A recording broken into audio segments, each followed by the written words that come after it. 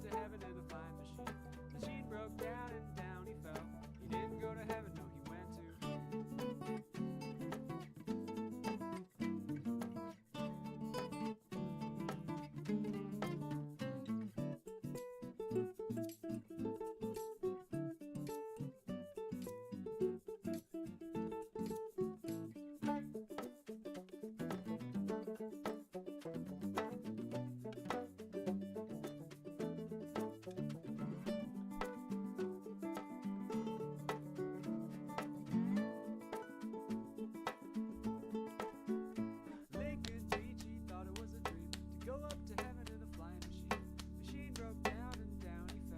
Instead of going to heaven, he went to.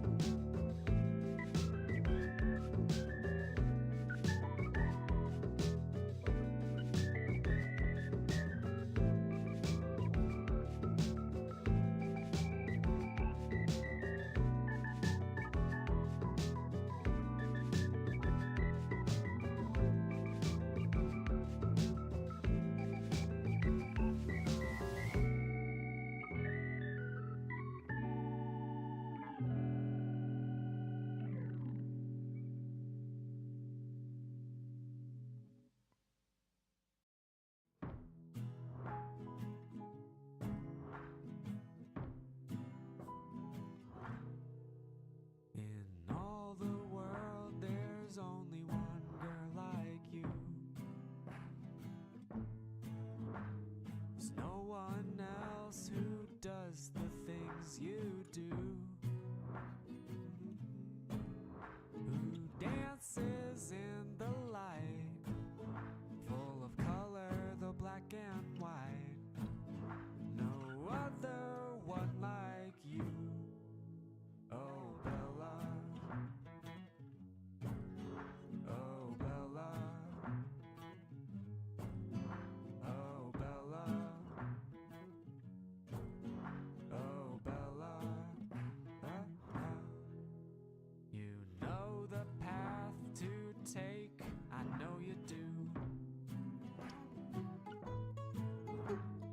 Piercing eyes of clearest crystal blue. A half moon for a face, not one spot out of place. A perfect sleepy muse. Oh Bella, oh Bella, oh Bella, oh Bella.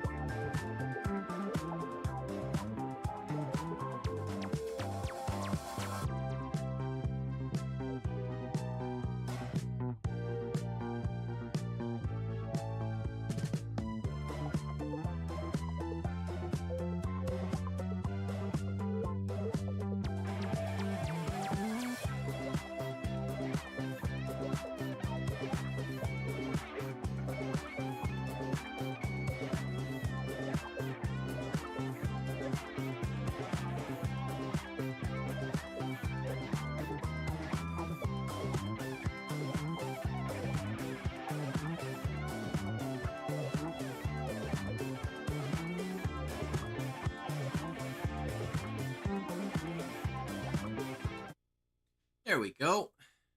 Should be. Wait. Hold on. Why isn't my thing? Why aren't you reacting?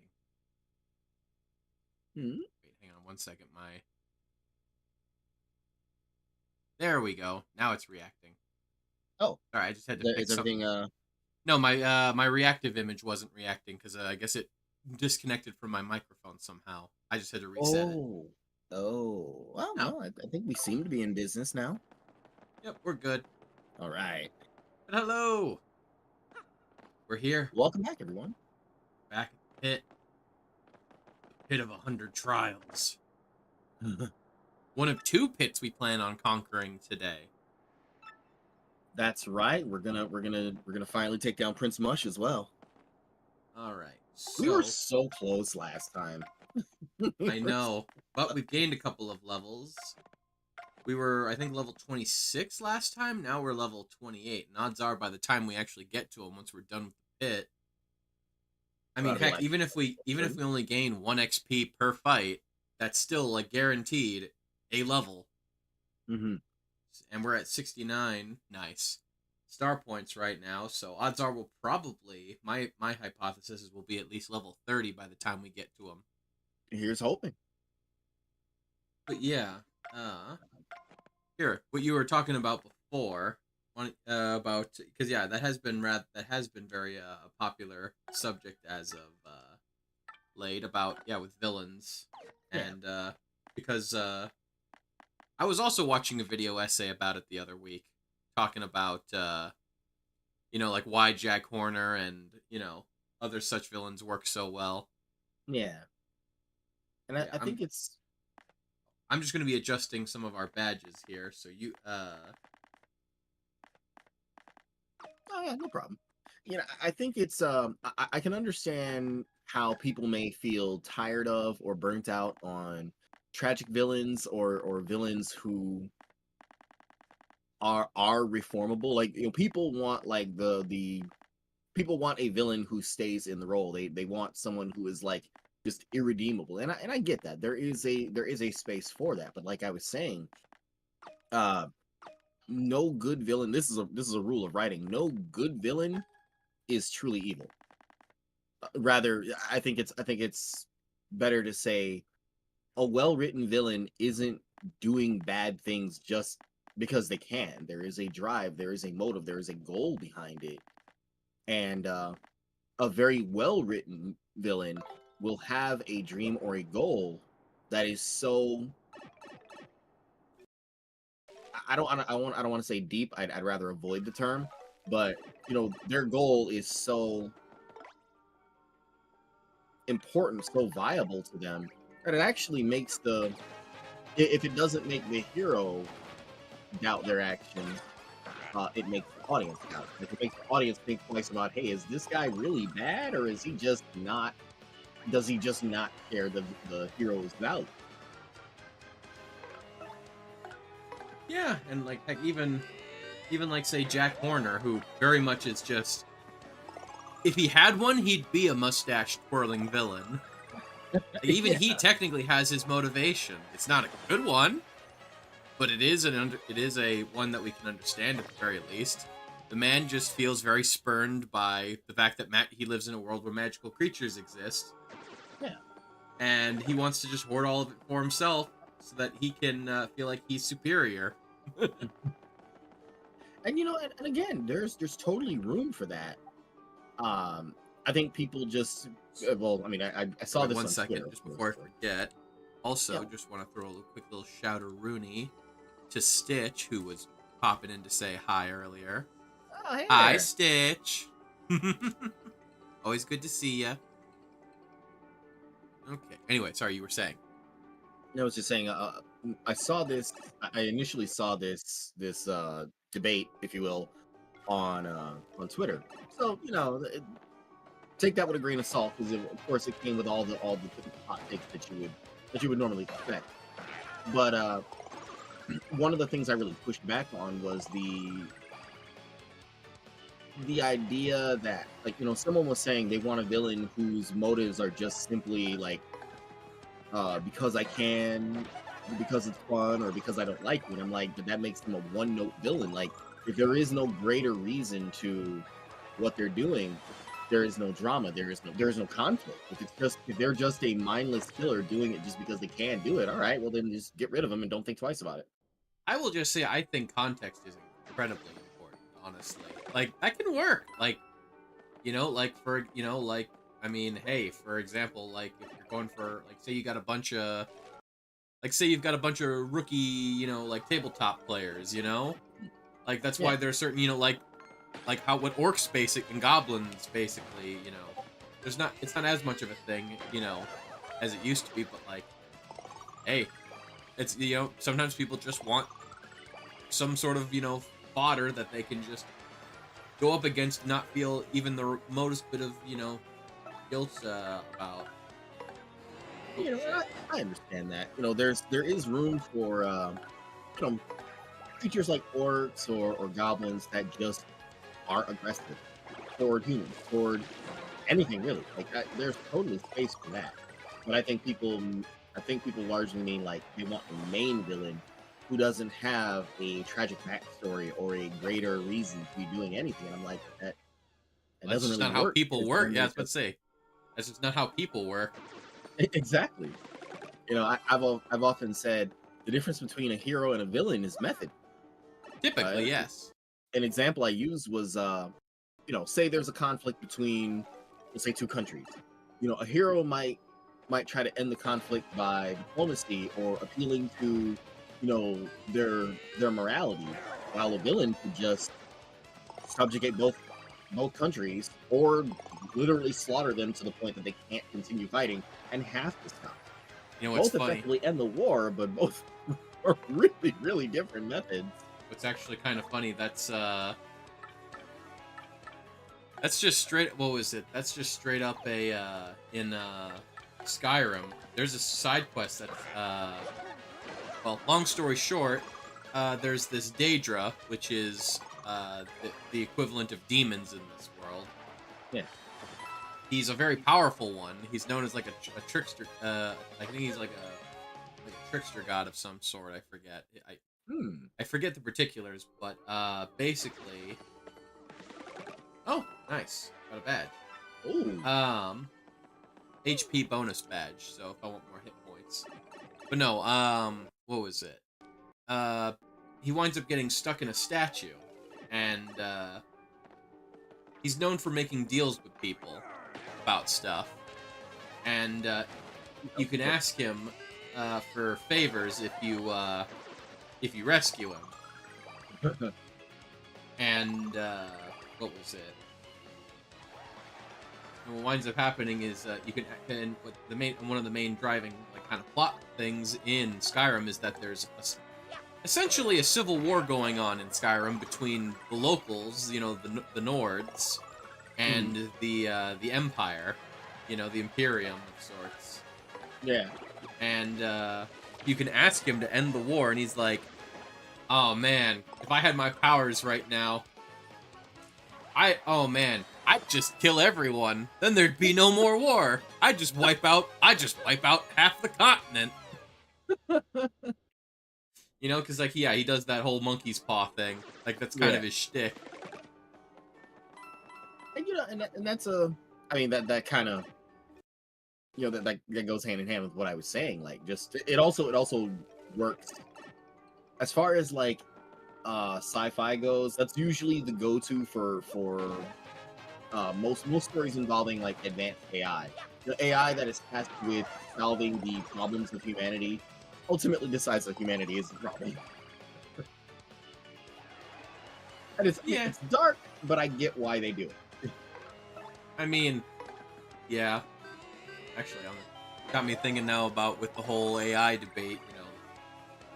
I mean, I will just say this: when it comes to like say AI and whatnot, computers and are machines, and machines only do what they're built to do. Exactly. So it doesn't matter how nicely or meanly or whatever have you about or anything, what have you, about, like, oh, they'll think that, like, the computer's not going to think it's superior to humans because we're, like, illogical, or they're not going to be like, oh, I don't like the way I'm being treated, I'm going to kill all the humans now. Yeah. Because, well, for one thing, machines, oh shit, I got hit. One sec. Mhm. Can I counter this? Nope. A bit too quick. Ow. But no, because yeah, well, one of the main thing that everyone forgets is machines don't have emotions. We like to personify things an awful lot because that's just kind of what what people do. Exactly. But if I punch my toaster, it's not gonna give a shit. Yeah. If I take my iPhone, if I take my freaking smartphone and I say, hey, you're a piece of shit, you're absolutely garbage, a TI-83 is better than you. Again, it's not going to care, even if it could understand me. You might type into them. They can only emulate emotion. They don't experience it.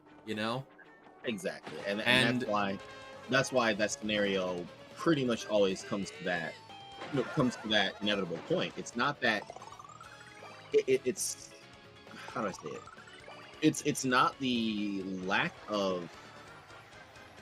It's not really the lack of emotion that leads it to that. It's just effective problem solving.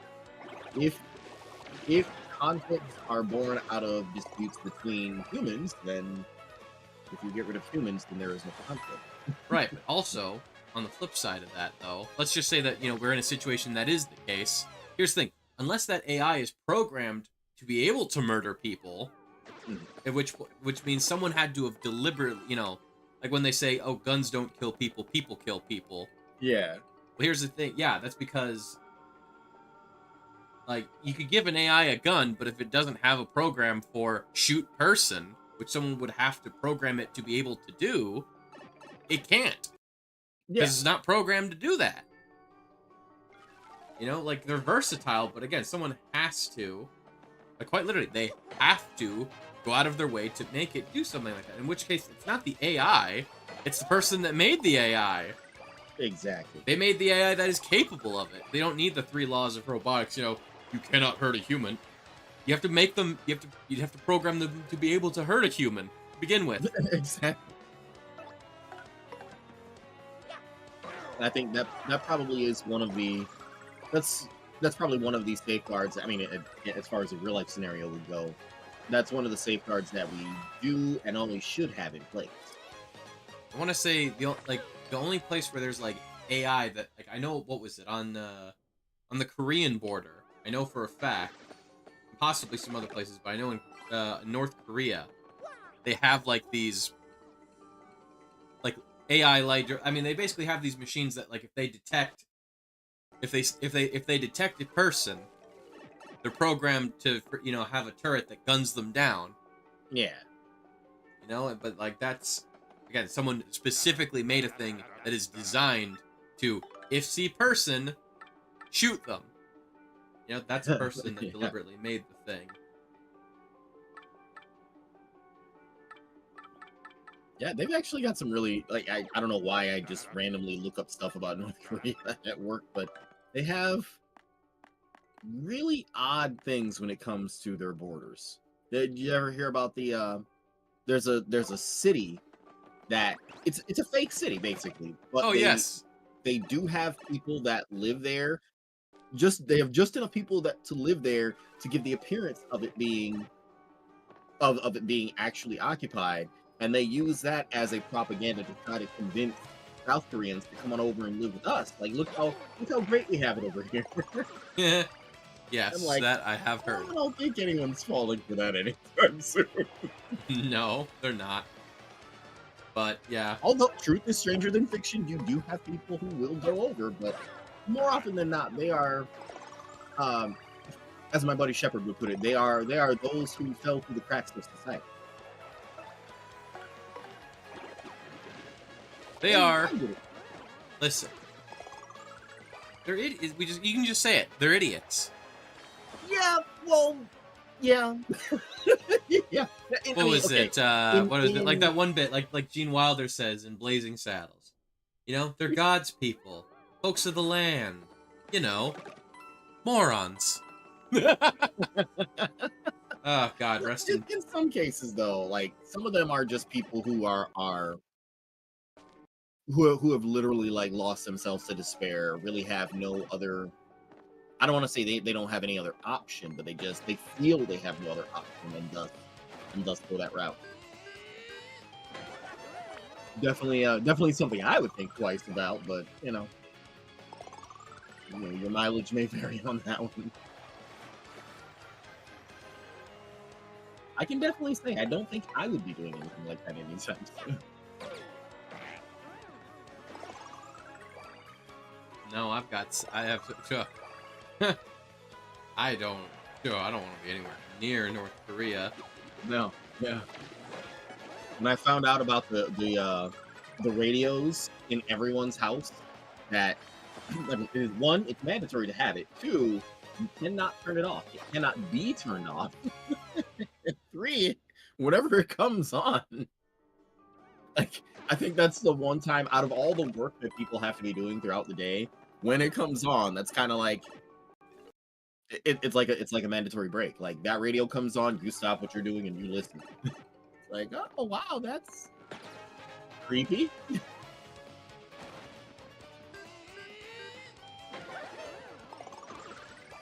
I mean, hey, mandatory propaganda. Yeah. Reminds me of that actually reminds me of you remember that game I was so excited about? It's actually coming out, Freedom Force or whatever. Freedom Wars. Yeah, it's actually coming out. Okay, Steam says tomorrow, but everyone else says Friday. So I'm kind of going with everybody else because I mean they're the only ones saying it comes out on the 9th. I'm like, that doesn't seem right. But anyways, the world of Freedom Wars is very very dystopian but organized. It's like, how do I say it? Like world resources are not depleted, but they're super low. So like people have gathered into the big cities have basically become like Citadel town, and I guess resources are so low. Being born itself is a crime, and yeah, exactly. Being born is a crime, and you work off your sentence. You work off your life sentence by being a productive member of society. So capitalism. Yeah, kind of. But like, in the prison cells, like one whole wall of your prison cell is a giant TV screen that only ever plays propaganda videos. I'm like, I can understand. I get this is how they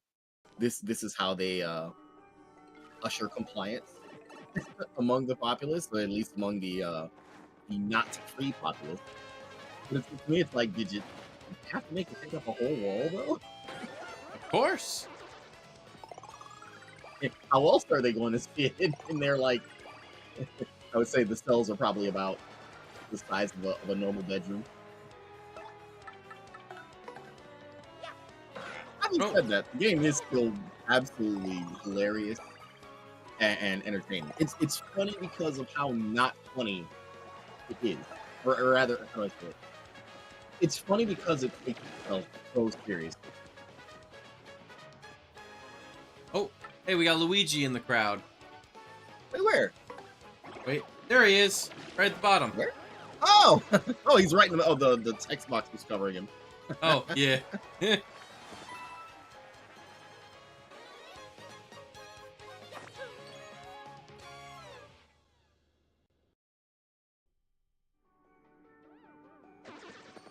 It looked like he was tipping his hat to the opponent at the end. Mario's nothing if not polite. True. I'll give him that. I will give him that. Gotcha. Oh, hey, Viv. Hey, how's it going? We got a posture check and a height. Oh, let me grab my water bottle. Just actually set up straight.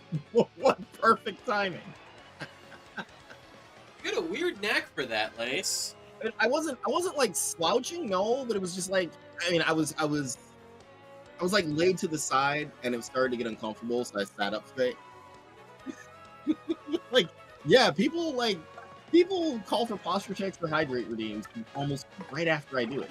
Well, hydrate I definitely will, but yeah, I'm already sitting up straight.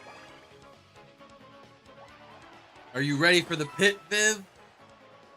Well, you better be, because we're already here. Sorry. I'm afraid if you're not ready, there's nothing I can do about that, unfortunately.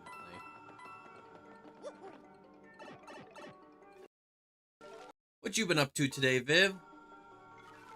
Preparation is not mandatory, but it does help.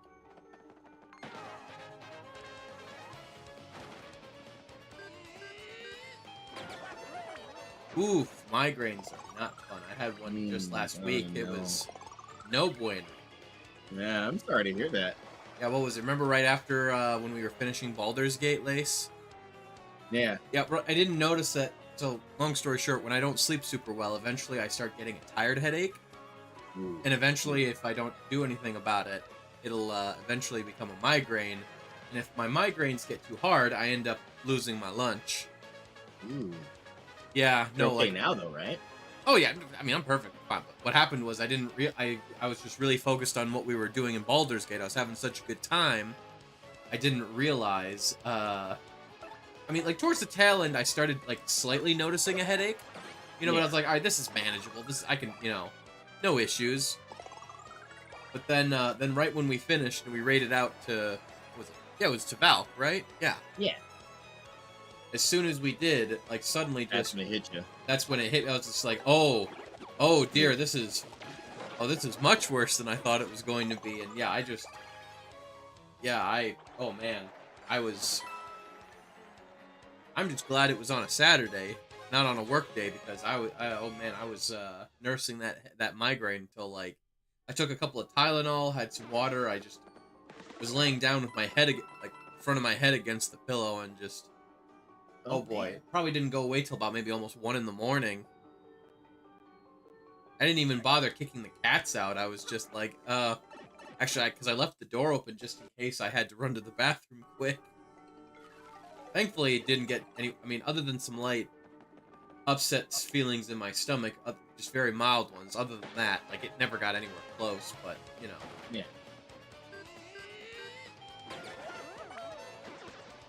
But yeah, oof. I'm glad you're okay now. Yeah, no, Man, that sounds just... One thing that was nice that came out of it, though, what was it? I was lying on my stomach for so long that, the lad actually climbed up. Ooh, a coin, thank you.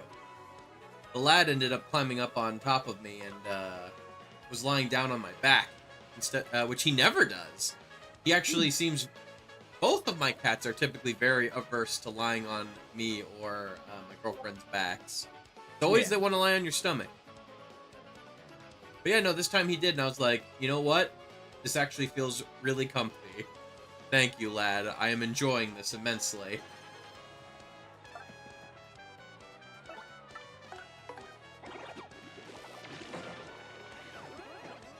Go.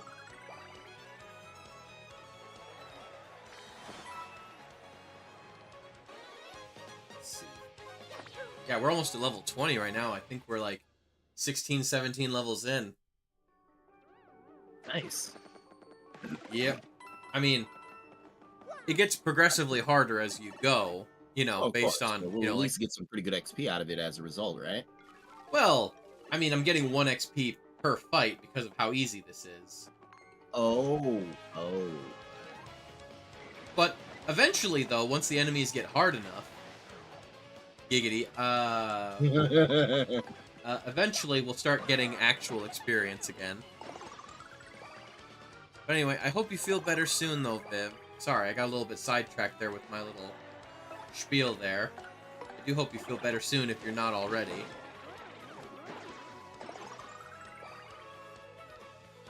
We love you, Viv.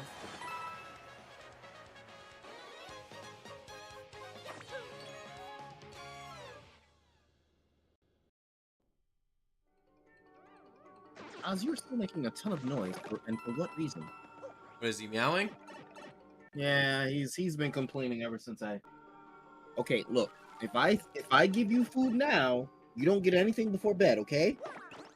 You can have it now, but then you can't have it before bed. So you got to choose which one you want. I know you like to eat before bed. You want it now? All right. All right. You made your choice, sir. Let's see. Ha! We've got new guys. Let's go.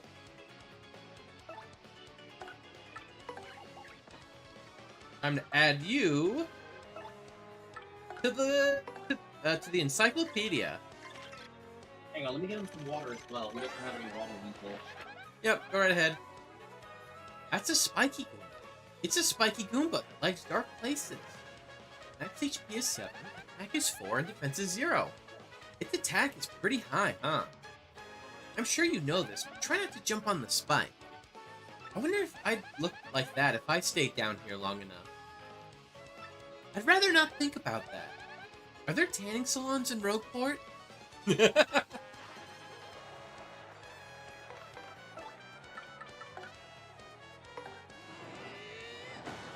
Oh shit.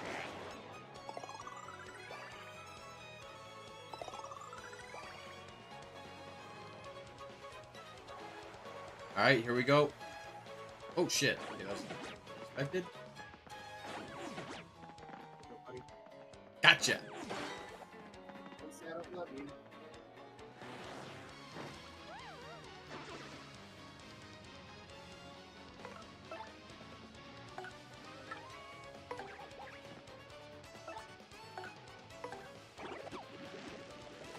There we go.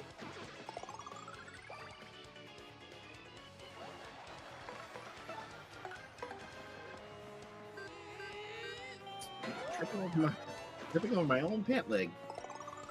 What happened? I was trying to get back to my seat, and I stepped on my own pant leg. Huh? That does not happen often. Thankfully, it doesn't happen.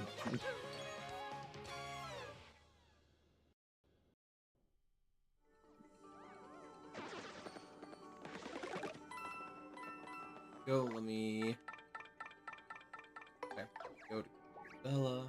Probably gonna start encountering newer enemies relatively, you know, around now. Alright, alright. Yeah, we already ran into the spiky Goombas. Gotcha. Spike Goombas? What? Yeah, that. Oh, like running up. Oh, okay. Yeah, but these Not are... what I Or sorry, imagined at all. spiky Gloombas, I should say.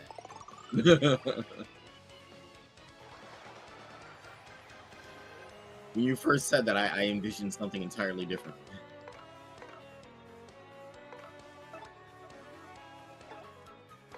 Second. Let me just top us up with just a smidgen.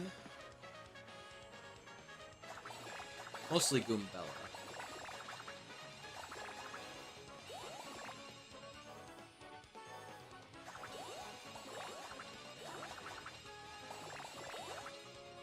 There we go.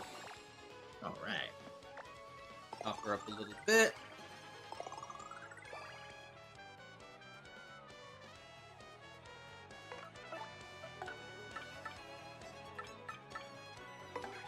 Let's send in Bobbery. Ah, not quite. Hoping that would be just enough to finish him. Good effort, though, old chap. Alright, let's see if I can get the super guard. Oof! No, not quite. Ah. That's fine.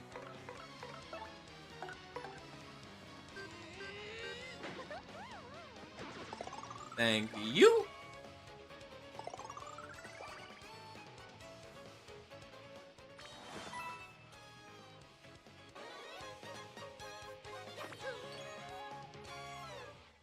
Ad break's almost over.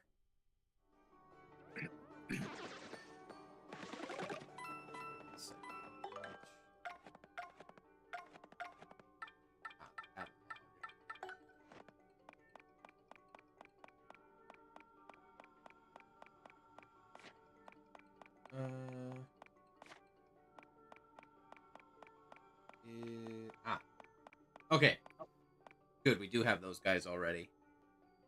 Oh, okay, cool. The red bandit. Yep. Mostly just checking that. Hey, never hurts to check.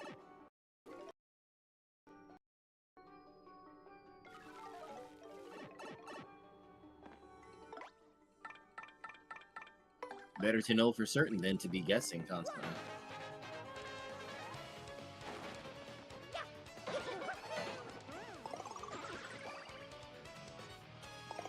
You can tell that's my coworker who loves trying to guess measurements. I'm like, just use a measuring tape. Like, use any of the tools we have for measuring things. Stop guessing.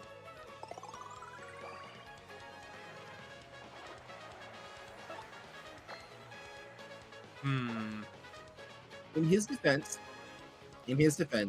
he has been doing the job for 20-something years. So,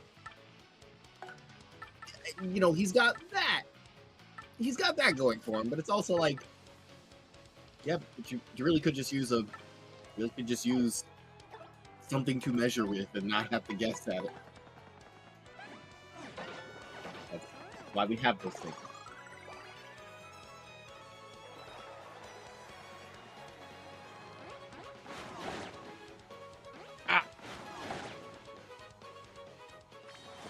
I was hoping to block that, but, well, what can you do? But hey, I am, especially this year now more than ever, I am very much subscribing to the "you pay me to do this and not that" mentality. So in other words, doing your actual damn job. Pretty much. Like, I'm here to guard a building. I'm not here to lift. I'm not here to assist in lifting. I'm not here to. I mean, obviously, I'll help out. I'll help out someone who I see clearly needs help. But you know, when it comes to any of the maintenance stuff, nah, I'm done. I'm done doing that. I don't get paid enough for what I do. I don't want to not get paid for what I know they get paid a lot to do. You, Lace, are doing what business people like to refer to as quiet quitting, or what us working class folk like to call doing the job we're paid to do. Exactly. Just, you know, I'm not being a jerk about it, but it's just, I realize, you know what? I always end up picking up the slack for others. I always end up carrying someone else's extra weight. And I don't, and then I only get like, I think the big wake up call for me was, you know, back when they had me at that apartment during COVID, one of the residents had a major problem with their with the toilet. Now, mind you, the apartment building had a lot of elderly and disabled, so if it was something like just unclogging a drain or helping out with, you know, something light, I could do that. But anything more than that, I had to call the on-call guy, and I did. And rather than coming in, he was trying to walk me through how to do it. And I'm like, no, like, come in and take care of it. I can't, you know, I can't spend all night on this. Like, I'm supposed to be in the office. You've got to take care of this. You are literally being paid to sit at home right now waiting for me to call you. Like, come on, man. Look, Lace, it's one of the most iconic enemies in all of Mario, aside from, like, the Goombas and Koopas. It's the Boo! It's everyone's favorite ghost. Well, most everyone. Max HP is 7, attack is 3, and defense is 0. It's nothing to write home about on the attack side, but it can turn itself or allies invisible.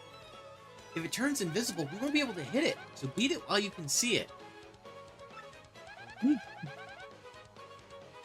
Boos are kinda cute, but I sure wouldn't want to meet one in a dark alley. Yeah, I'll second that. If I ran into one in the bathroom in the middle of the night, I'd... Well, never you mind what I'd do.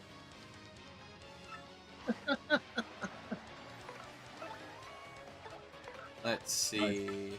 Reminds me of an Australian friend of mine. She tweeted a couple of weeks ago. She was complaining, like, can't I use the bathroom in peace? Like, she was complaining about how she was using the bathroom and Spider just kind of came down and like came down from the ceiling right into her hair. Ah, well, you see, Uh. I will just say, if I was your friend, my first response would have been, ah, you see, your first mistake was living in Australia and not I was assuming thinking spiders that. would want to harass you. Look, I'm not trying to victim blame. However, I'm just saying, you live in Australia. Yeah. The place where they had to ban an episode of Peppa Pig because it taught children not to be scared of spiders. Oh, wow. No, yeah, I mean, it was like literally the episode was just about, like, oh, the kids are scared of spiders, and the parents are like, oh, it's okay, spiders are fine. They they might look scary, but they can't hurt you. And they had to ban it in Australia because spiders there can very much hurt you, very much. That's putting it I mean, not all of them, but there are a number of very notable ones that Oh yeah, there are very, very harmful species of spider down there. Let there be no mistaking that. Funny story that this is my usual soapbox. We found that everything wrong with insert name of thing here video, and I watched one on Resident Evil, the remake. Oh, you mean Cinema Sins? Yeah, that's the one. And I'm glad he took the time to point out the part with Richard when he's talking about how he got bitten by a snake, and he said it just had to be poisonous, and the guy's like, it's venomous, not poisonous. I will just say, I thought Cinema Sins was pretty funny at first, but I'll be honest, a lot of the stuff that, I mean, I know some of it's supposed to be for comedy, but a lot of the stuff that he tends to bring up are honestly, I mean, if it's not just straight up a joke, a lot of the stuff that he tends to say are, like, problems with the movie are usually more just nitpicks than anything. Yeah, but he tends to... it became like that. Yeah, and it's just, a lot of it's just like, okay, but you're presenting a lot of it as if they're valid criticisms of, I think, actually, if you want a really fun video to watch Everything Wrong with Sherlock Holmes. It's a video where someone does a CinemaSins style video on a CinemaSins video about Robert Downey Jr.'s Sherlock Holmes. Like, just as a bit of an example, when it gets to the part of the movie where Sherlock Holmes is like, there's a guy that, like, he's in a water mill with a guy with a gun that's, like, looking for him, trying to shoot him. And before he jumps out the window to escape, he cracks wise at the guy to make fun of him. And CinemaSins dings him, saying, like, oh, calling out your enemy to make fun of them when they have a gun before you've escaped is a dumb thing to do. To which then CinemaSins gets dinged by the guy saying, yeah, that's like a major character flaw of Sherlock Holmes, is of how fucking just overconfident he is in himself. That, yeah, no, like, it is egregiously stupid because that's how the character is. Like, he would absolutely, that's how he's been.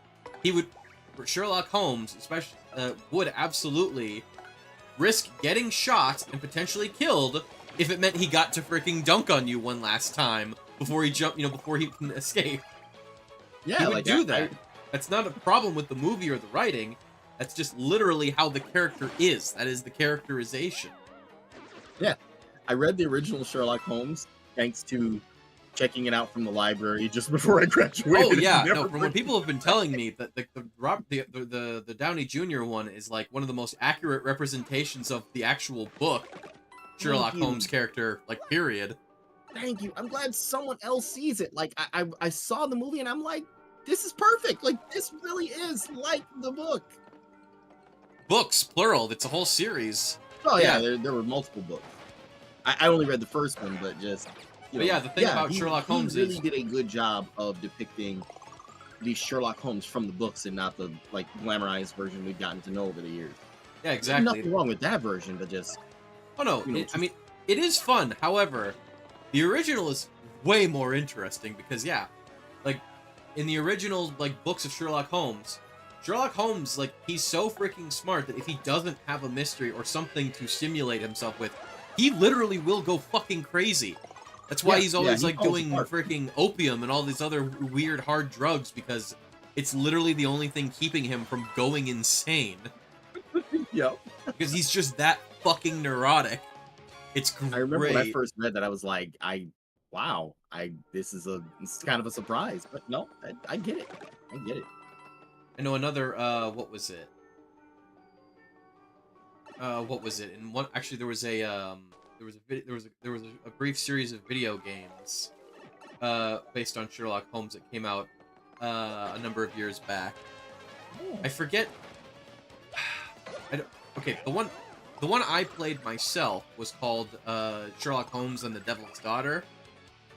But it was a sequel to, I can't remember the name of it, but another Sherlock Holmes game made by the same company. And what's funny is at the very beginning of it, you're playing as Watson, and the game literally starts with you're playing as Watson. And he's coming in and he's going into Sherlock's room because he wants to talk with him about something. And Sherlock is standing blindfolded on the other end of the room, just firing off shots at freaking basically a row of cans, and you're in the line of fire, and it's basically like a big QTE thing of you trying to not get shot. It's like, yes, no, yeah, and he's like, what the hell are you doing? He's like, oh, I wanted to try and see how good of a shot I was if I'm blind firing. Like, yeah, no, like, he did crazy shit like that all the freaking time. Maybe not, like, all the time, but, like... Yeah, he did it quite a bit, yeah. He did it enough where it was very much a problem.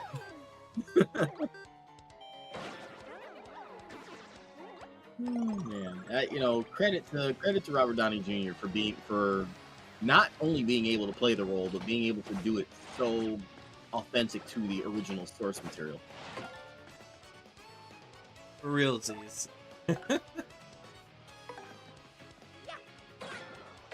Yes. Like, I mean, heck, even... Like, yeah, and even, like, parts during the movie, like, when he's getting stumped and trying to figure out, like, what's going on, and you see him having the freaking nervous breakdown, plucking the violin strings. Like, yes, that's Sherlock Holmes. Yeah. That is when he's not solving things, like, if he gets stumped or if he's got nothing to do, he fucking loses it. Yeah, he kind of just mentally unravels. Because he's too smart for his own good. Like, that's just kind of a thing. Like, the smarter you are, the more prone you are to mental illness. Yeah. Like, that's just literally a thing. It's a great example of art imitates life.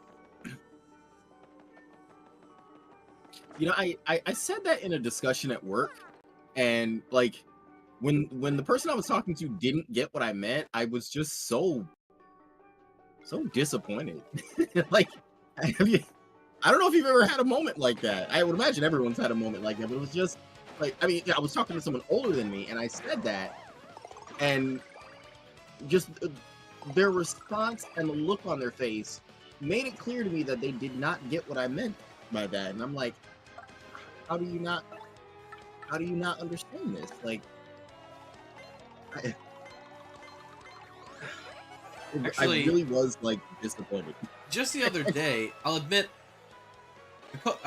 this coworker of mine in particular, I know he likes to try and fuck with me, so he might have just been saying it just to try and mess with me somehow, but, what was it? Just the other day, earlier this week, I forget if it was yesterday or the day before, I was out cleaning the lobby, and one of my coworkers comes out, he's stocking some of the mail supplies, and I forget what it was exactly, but, oh, hang on, let's see what we got. The Zap Tap badge. Mario is electrified in battle, dealing 1 damage to enemies that touch him. Ooh, that's not bad. How many? Ooh, only 3 badge points, and we're close to leveling up. I could just equip that once we level up here in a few fights. That's kind of cool if you like if you miss a what you call it? Super guard, yeah. Yeah. I wonder if that would stack with a super guard. I don't think it would stack with it, but yeah, probably not. I mean, if oh shit. Uh-oh. Ha! Bitch. We got a purple turtle. Alright, Goombella. What's this guy's social security? I want to know this motherfucker's Ashley Madison password. That's a Critical Role reference. Oh, Dark wow. Koopa. I haven't heard that name in years. Yes, as you should not have, because thank goodness that place went under after, you heard the story, right? How Yeah. a number of internet detectives just decided to frickin', they ended up, hacking into the website and just exposed all the user personal data. Which, good, yes, if you're on that website, you deserve to have, I'm gonna say, you deserve to have your personal information leaked. Yeah. Fuck you. You're literally going out of your. It's not like one thing led to another with somebody. No, you're going out of your way to cheat. That's deplorable. Yeah, it's pretty messed up. Like I don't know. I not to try and defend adultery, but it's like I know that sometimes in life shit happens. You might be in a bad situation, or maybe just one thing leads to another because you guys are not, your regular relationship might be failing, and like things happen. I mean, it still doesn't excuse it, but at the very least, where it's like, okay, I'm a little bit more sympathetic towards you. Whereas if you went to Ashley Madison, the website specifically for having affairs, no, fuck you, you're a piece of shit. That's inexcusable. Yeah, some of us are out here starving while they're being greedy. Yeah, exactly. Anyway, that's a dark Koopa. It lives in dark places that the light never reaches. Max HP is 8, attack is 4, and defense is 2. It's a bit tougher than a regular Koopa, so you won't be able to beat it easily. But it does have the same weakness as a regular Koopa. Flip it over and it's helpless. Why do you think it needs sunglasses down here anyway? What's the point? To prove that he's from the wrong side of the tracks. Yeah, they must be American, don't you know? Americans always wear sunglasses, even indoors. It's like how street punks stereotypically always have the jean jacket with the cut off sleeves.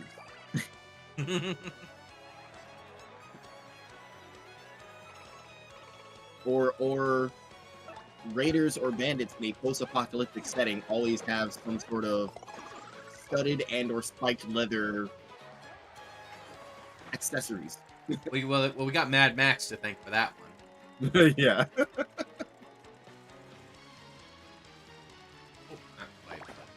It's fine. It's not like I needed that Well, one. that's what I should watch this weekend at work. I should watch like Mad Max movies. Just because. Sure. I've never actually seen the pass original the time. myself. Maybe order a pizza and watch all of them. I'll admit I've never actually seen the originals. I've only seen Fury Road is the only one I've gotten the chance to see. Oh, I've seen a scene or two from Thunderdome, but that's it. Oh, hey Blake, how you doing? Hey, Blake's what's up, been man? looking for you. You've been looking for me. I'm here, like I always am. He's got to make sure you're not acting sus. Actually, in the guidelines that I listed in the channel Discord, collabs don't count. Plus, I'm on your channel. So when in Rome. Now, to be fair, I mean you generally are very well behaved, so I don't really have to worry about that. So it's fine. Yes, you actually managed to catch us on the finale, Blake. We've made it through the whole story. We beat the 1,000-year door.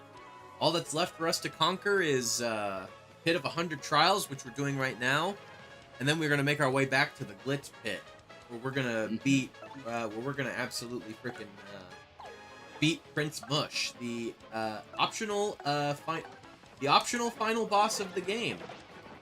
God damn it! I was hoping that would kill you. Should have went for the multiple. Well, I know how to solve this. Wait, no, that might not work. Okay, hang on. Let's try this. Yeah. Still not quite enough. Damn. I was hoping that would get him. But no, yeah, so yeah, they added an extra like secret hardest boss. Ha, you fool! Your death is sealed. Well, Yeah, Prince Mush was not fightable in the first game. Apparently they added him as a little bonus for the remake. Blake wants to know why you've been ghosting him. Answer your phone. Because you didn't call me.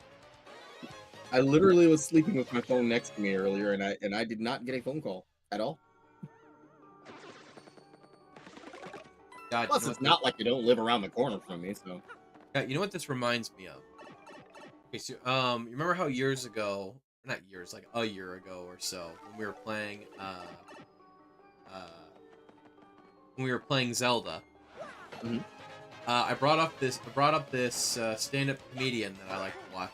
His name is Steve Hofstetter. Uh-huh. I remember I was watching on one of his comedy specials. He talks about how he brings up his dad, and what was it? He talks about how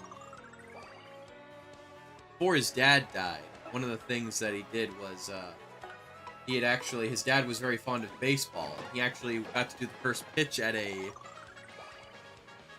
think was it a Dodgers? I forget. It was some baseball team. I forget what exactly. Oh dear. Well then. Okay. Get fucked. Fool me once, shame on you. But anyway. Nice. So his dad, yeah, he called. So he had to go to and what happened was he pitched at the game. He called his dad afterwards, to and he left him a voicemail asking him, if he saw it and what he thought and yada yada yada. Yeah. But then he had to make what was it? He ended up having to drive like a solid. Like, I think it said it was like a 2-hour drive to get to the airport that he needed to go to because he had a thing that he needed to. There was something he had to attend, and he had to get to the airport. Yeah. And the airport was like a 2-hour drive right after the game. Oof. And what winded up happening was his brother ended up calling him while he was on the car ride, and he didn't get it till he arrived at the airport. And his brother had called to tell him that their dad had literally just died, like within the last couple hours. Oh no.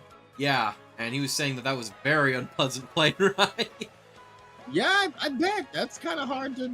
That's kind of hard to get before you go, before you do anything. But what winded up happening though was so a few days later, he winds up going to his dad's house. And him and his siblings are like, going through his stuff, like getting his affairs in order, Yeah. And what he winds up doing is he checks his voicemail because he just wants to make sure, if there were any, just make sure that there weren't any like appointments he needed to cancel or anyone that might need, like, hey, you left this guy a voicemail. I just want to let you know you're not gonna hear back from him. And he winds up he winds up hearing under the listened, and it's like. First, there's like you have no new messages, but it's like first saved message, and he winds up hearing the voicemail that he had left his father after the game, right before he died. Oh. So his dad actually heard the message before he passed away. To which he looks over at his brother, And he tells them this, and he goes, "Do you realize what just happened?" And his brother's like, "What?" "Dad literally fucking ghosted me." Quite literally. The first recorded instance of a literal ghosting to ever occur. Well played. I mean, the man's a stand-up comedian. Come on now, you know he's got to make the joke. Yeah, everyone knows comedy equals tragedy plus time. But also, as terrible as that is to say that, there is some truth to it. There we go. It says, I've been anime grinding, just finished Delicious in Dungeon. Oh, you know what? I never did finish that. Like, I watched almost all of it, and I think just whatever... Oh, yeah, Dungeon Meshi's great. I think there were maybe, like, 2 or 3 more episodes to go where I last left off. I might, you know what? Once I order dinner tonight, I might finish watching that. Yeah, what was it? Yeah, my girlfriend loves Dungeon Meshi. It was a fun one. It was definitely a fun one. I do gotta say, one of my favorite characters definitely gotta be Chilcha. Yeah. one of my favorite things, especially about him, though, is he's essentially a union leader. He started up a halfling guild to help make sure that halflings get paid, because apparently it's not uncommon for halflings to be disparaged as far as wages go. Oh wow. In regards to like adventuring, well, you know, because they're not as big and strong as everybody else, you know. So he's just making sure they get their fair share. Yeah, exactly. And he's basically started the halfling union. I like that. Which, as a union man myself, I 120% condone. Right? But yeah, don't get mad at me, Blake. I'll just say, hey, Steve's the one who made the joke about his own dad. Yeah.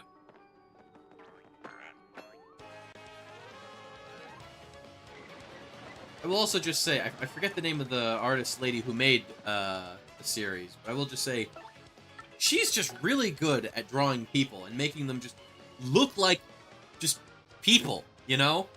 Like, yeah, they're anime people, but like when I look at these people, like they look like actual quote unquote human beings, you know? Like they don't look like just like, you know, usually in anime, unless they're like a villain or they're intentionally supposed to be ugly, you know, everyone just looks very idealized, you know? Yeah. And whereas with this, like when I look at the people, it's like, yeah, no, this feels like I'm looking at actual like people who would exist in the world. And also just a lot of the expressions too are just very fun. Yeah, that was probably one of the best parts.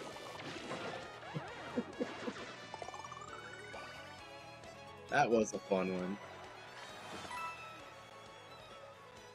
I finished. I was happy with, but also disappointed with where they stopped the new Gun Gale Online season. I didn't think they were going to do. How do I say this? They did the third squad jam, which was one of my favorite parts of the story, and then there was like in the books there was like this test play session that many of the main characters were invited to, where they were tasked with a not capture the flag. What is that? What's the game mode where like one team has to like defend a base while the others have to try to break in? I forget the name for it. But like base, King of the Hill, is that? Well, there's usually a point that everyone's trying to contest for. Yeah.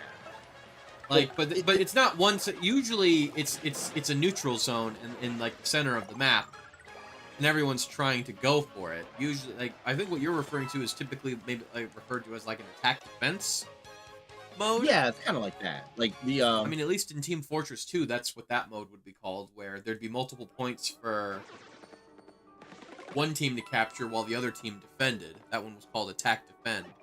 Oh, in this case, it was just a single point on the map that all the teams were initially competing with each other, but then when they realized that they were like very, very outmatched, they decided to work together to be able to they were supposed to get into a castle and stop the NPCs from arming or stealing a bomb that they had. But they didn't realize, mild spoilers, they didn't realize that the NPCs they were playing against were actual people also playing the game. They were playing against actual soldiers in a test play session. And it was I mean, for them, for the main cast, they were never any wiser that, you know, they were playing against real people, but it was being used as therapy for the soldiers. I'll admit, I can't say I'm particularly sure what this game mode you're referring to is. I know there's a name for it, and I can't think of it right now. Like any other time, like if I were playing a game that had a mode like that, it would come to me immediately. But it's just not coming to me right now. But I would say think of it like capture the flag. Just there's only one flag. It feels like some weird offshoot of King of the Hill, I will just say. Yeah. King of the Hill probably is a better way of putting it, because like only the real life only the real life soldiers were like they got the start in the castle, and they were just they just had to guard it against anybody else trying to break in. But then Alright. they also weren't aware. I How don't about think it's they land? realized they were playing against real people as well. Oh wait, no. I think the soldiers were aware, but the regular cast weren't aware that they were lied to and told that they were playing against really, really advanced NPC AI.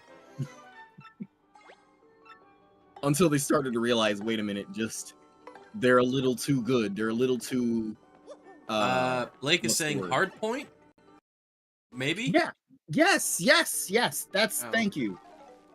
That's I'll be honest, I fell off with a lot of like, you know, like COD and other types of military shooters like that back in like right around 2010-ish. I kind of fell off decently hard. Black Ops original was honestly the original Black Ops was around the time when I started pivoting away from those kinds of shooters, you know, so the only two of them I played was Black Ops 3, and that was just because, like, you know, a friend at the time just gifted it to me and was like, "Hey, play this with me," and then they stopped playing it a week later. And then I was curious about 4, and it was okay, but it just didn't really hook me. There's nothing against it at all, but it just didn't hook me. I'll be honest, the main thing I was interested in with well, I'll admit, I had Modern Warfare 2 was the game that came with my Xbox 360. Oh. And I had Black Ops 2.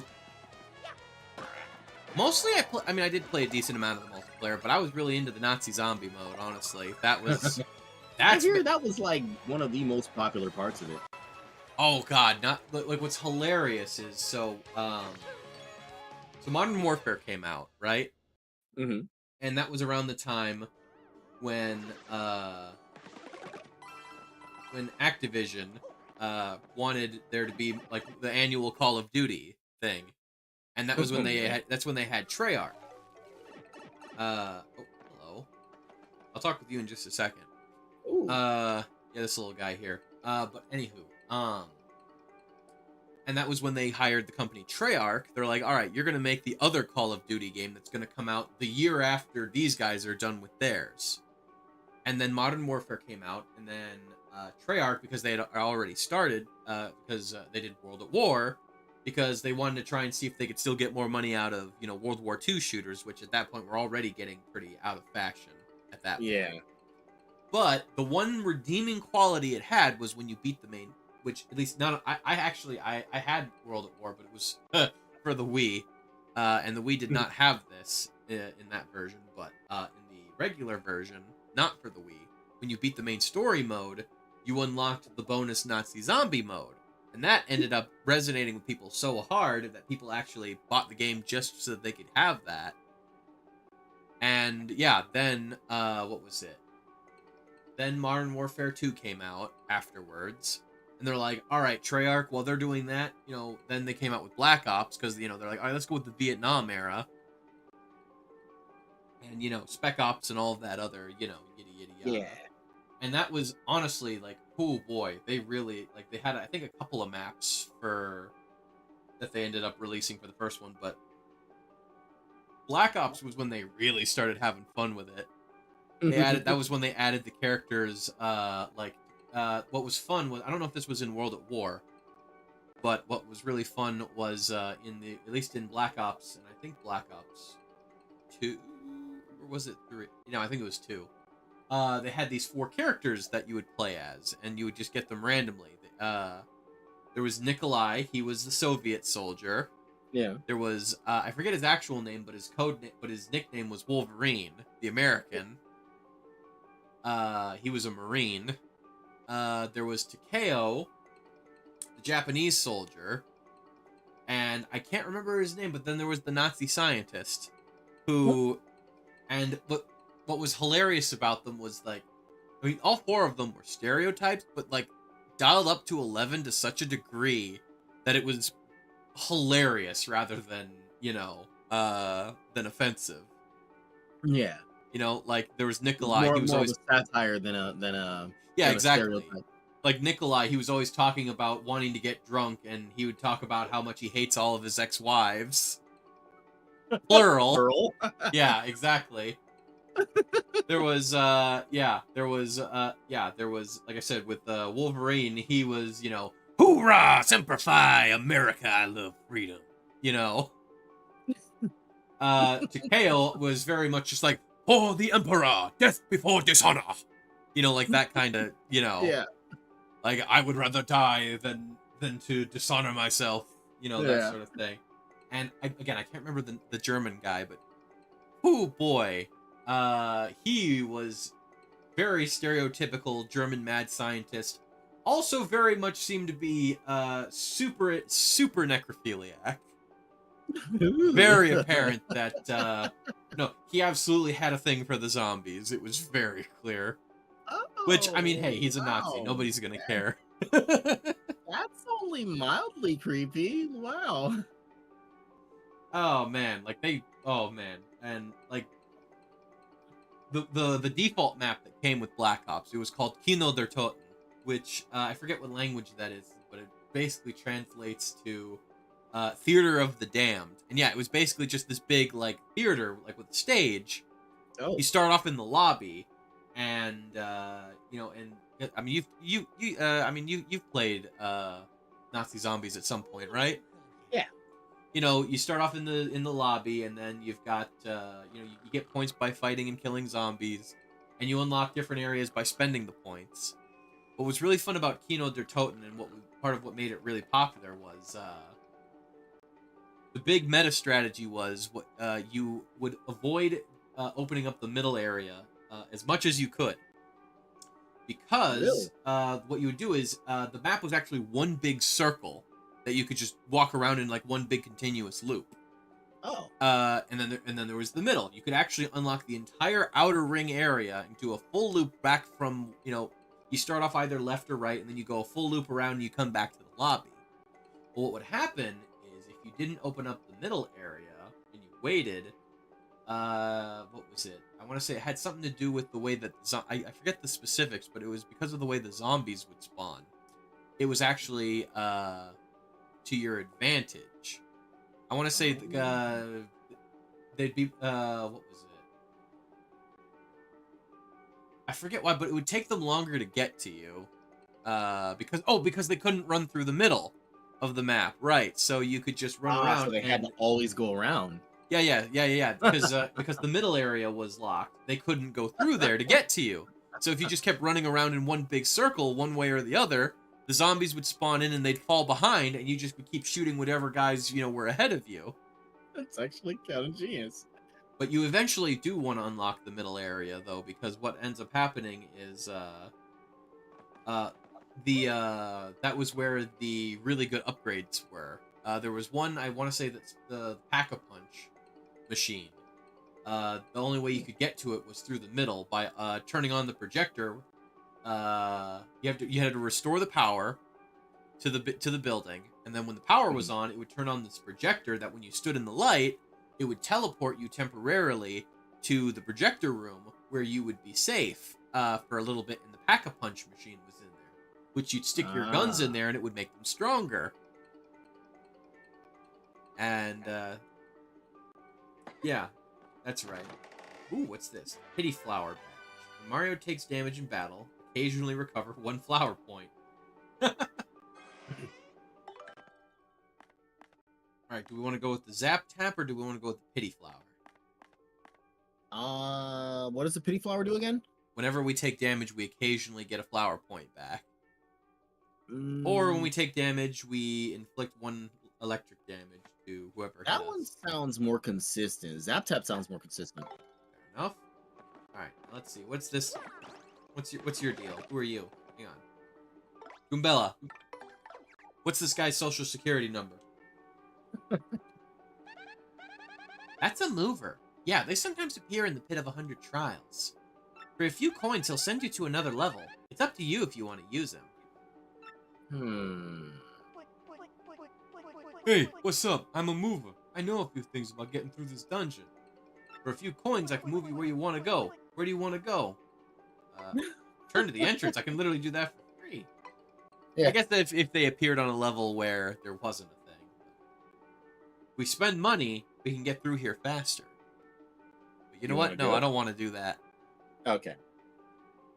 We're here to go through the full pit. Yeah. And also, I want to say, I think this is the only place left where we have enemies that we can find Oh, okay. that aren't in the catalog yet. While we appreciate his offer, we do not wish to take it at this time. Oh yeah. Zappity zap zap.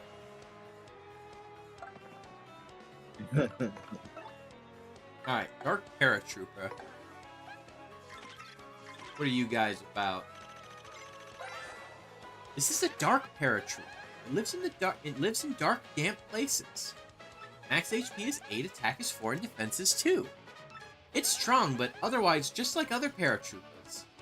It's airborne, so try to ground it first. Okay, you know what? Because these guys have got a decent amount of... I say we hit him with an art attack. Yeah. Take him out in one fell swoop.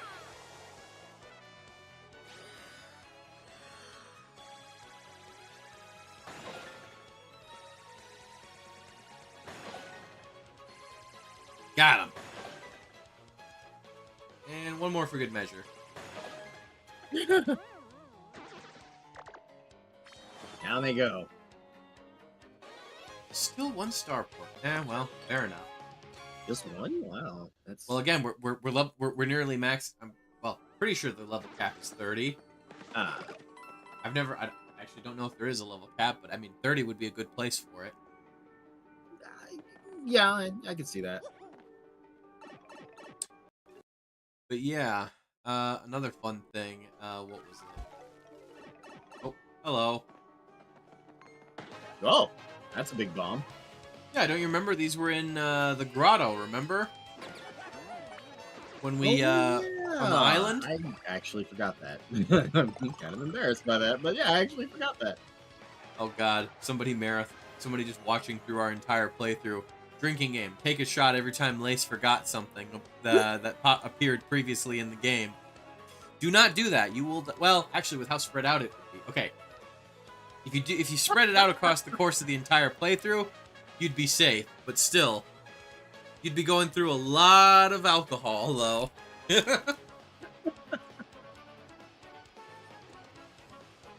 Oh Lord. Let's see. As far as with Black Ops, another fun thing about it was so in the original Black Ops, Nazi zombie mode actually was unlocked by default.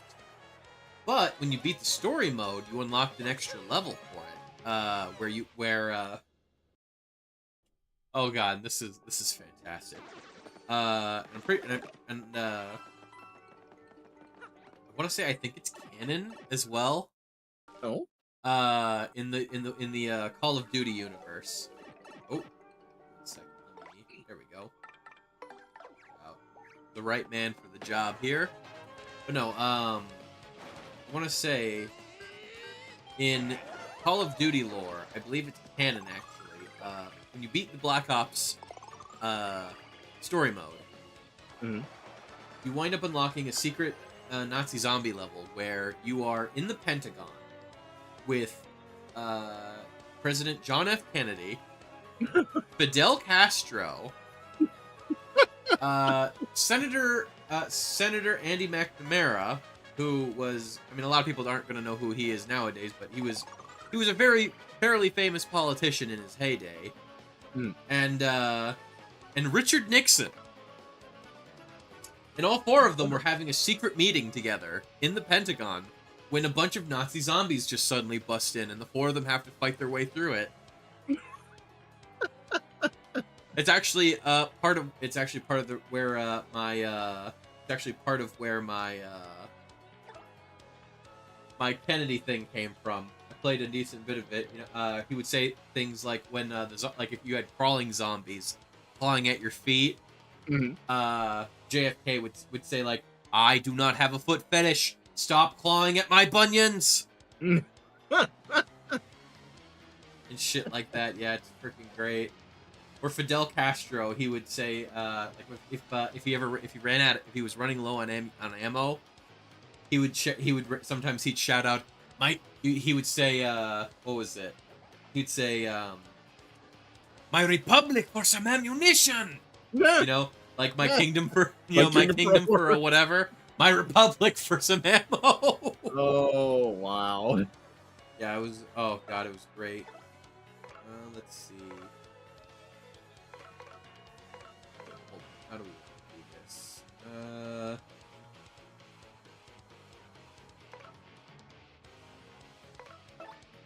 Gonna be able. You know what? All right. This is a bit too prickly of a situation, pun intended. I'm gonna have to spend a few more star points here. We're gonna hit him with the with old reliable. Yeah, let's do the thing.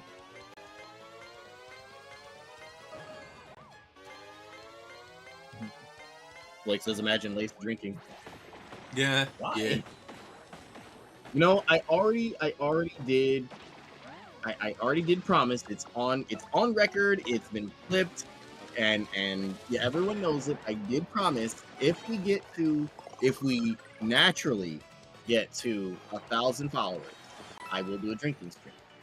As opposed to unnaturally getting there. Well, you know, like I don't want people like botting or making like duplicate accounts or whatever. Like just if it naturally happens, then yeah, we'll do the thing. I mean, if you keep streaming, eventually it will. But just by True. virtue of how that works. True, and that's actually why I set the goal that high. I forget, what are you at right now? Like 600 something? Yeah, little about 650. Yeah, about 650. I did also say sometime after that. I did also say once we hit 800, I would do a cooking stream. I forgot how that came about, but I did promise that. Ooh, what do you plan on cooking? I don't know yet. Once we get closer, I'd like to cook something that is how do I say it? Whatever I end up cooking, I want it to be something. If it's not like a cultural dish, I'd like it to be something that is like significant to me or like memories I have or something like that. Well, if you stick around at Mr. KVP channel, we've already done a cooking stream. For my birthday, It was made actually cake. great too. I remember I was there for it. It was fantastic. So yes, for anyone who wasn't there, definitely be there. If he does it again, if you do it again, be there for the next one. You won't be sorry.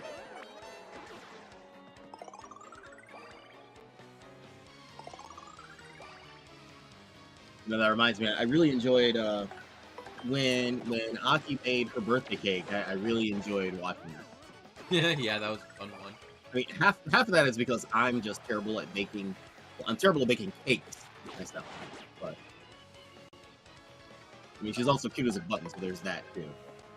Absolutely adorable. Although, this does remind me of something, actually. Relating both to Aki and her being a cutie. I do remember one time, I want to say, I think it might have been on Twitter or something. I do remember she made a tweet one. I don't even remember. This was like, God, maybe like a year ago at least at this point. Or maybe, I don't know. This just reminds me. She made a tweet once. She was talking about pretty privilege and the notion of it. Well, I will just say, I don't remember verbatim what she said. Mhm. What I do remember her saying, though, was basically... And again, I don't want to be, like, trying to misrepresent, but at least my interpretation of from what I remember, anyway, it seemed like she was positing the notion that it wasn't really a thing because, like, you know, especially as an attractive woman, you know, obviously, you know, she probably faces a lot of, you know, untoward remarks and other such things, and, you know, yada yada yada. Which I will say, no, that is very much true. There is a downside to being in a, you know, being, you know, what people would consider very conventionally attractive.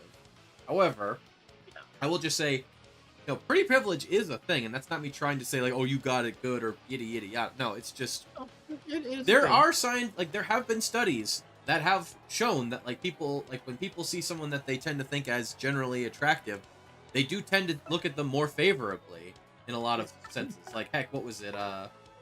If they found they ran tests where they had people who would you know like they not actually but you know apply for job positions, and if they would submit photos, then they found that even with the exact same qualifications, like same like you know background, same you know like nothing's different, like essentially like on paper two identical people, but they would submit photos, and they found that I think it was like the people who would be considered generally more good looking would I think they were like 20 to 30% more likely to get the job, as opposed to you know not even an ugly person, but you know just like a you know like a more standard or average looking person, sort of thing.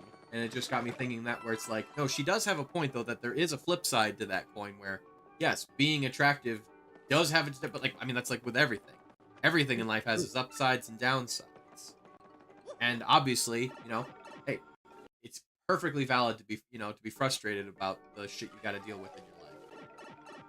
Oh But, yeah, I agree. I totally agree. It's I'm sorry, go on. oh, and I was gonna say, and again, I don't remember exactly what she said, but you know, but I will say that for the most part, I do agree with her, just with a couple of exceptions. I think she was mostly right. It was just like I said, the one thing in particular that I somewhat disagree on. No, I totally feel that. Lace is good looking. I mean, I've seen the pictures. He do be pretty handsome. You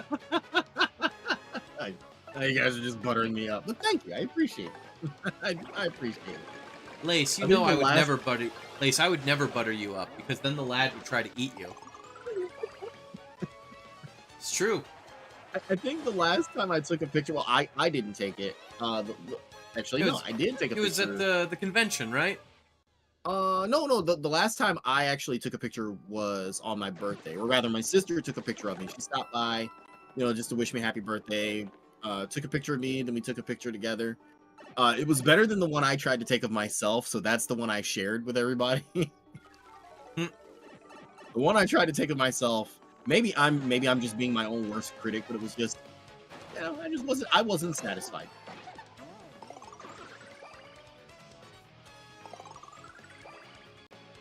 I forget. Have I told you the story about with the lad and butter? No, what's? So yeah, me and sometimes we like to call lad the butter boy because one time when I came home from work,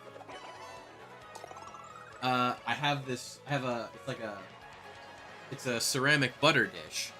So it's like it's not like super light like a plastic one. It's also not like super heavy, but it would be somewhat heavy for a cat.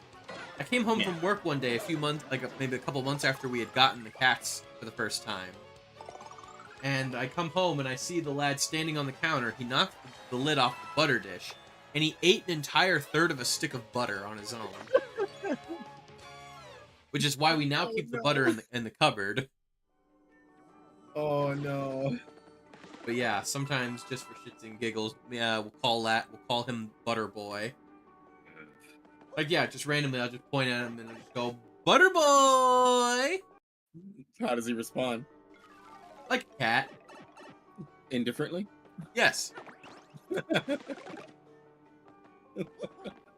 But yeah, so what was it? Yeah,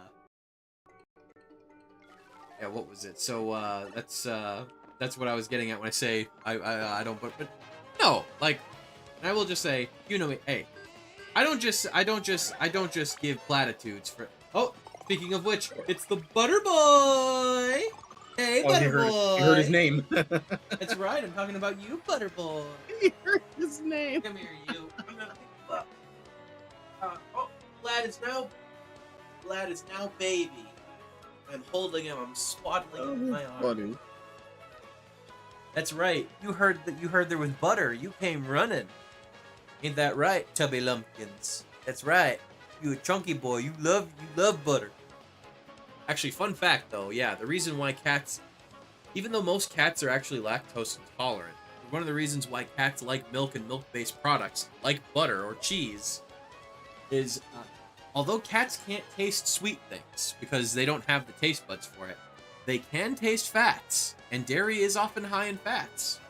Ah, you know, I actually hadn't considered that. That's why they like it. Huh. That's why the lad went for the butter. But yeah. He's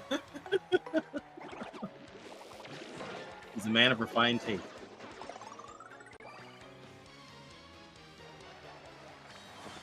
Yeah, no, oh my goodness gracious.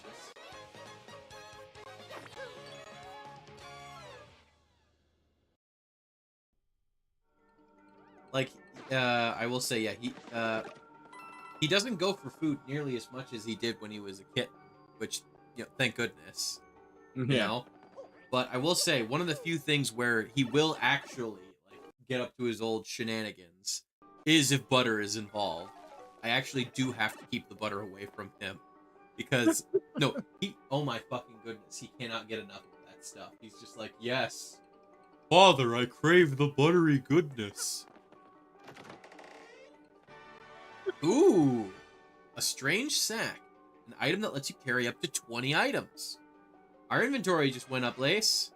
From 15 to 20. Let's go. Nice. We're at level 50. Oh. There's graffiti on the wall here.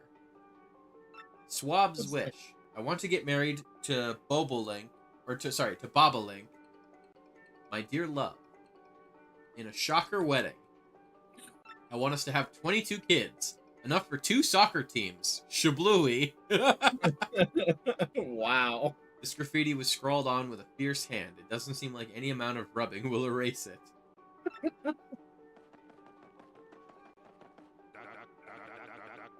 Let's see. Anything worth buying?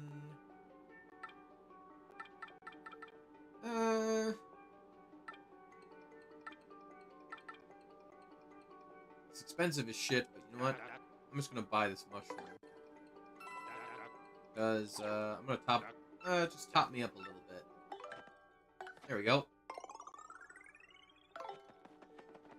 Alright, we're halfway there. Halfway there. Halfway there. Right.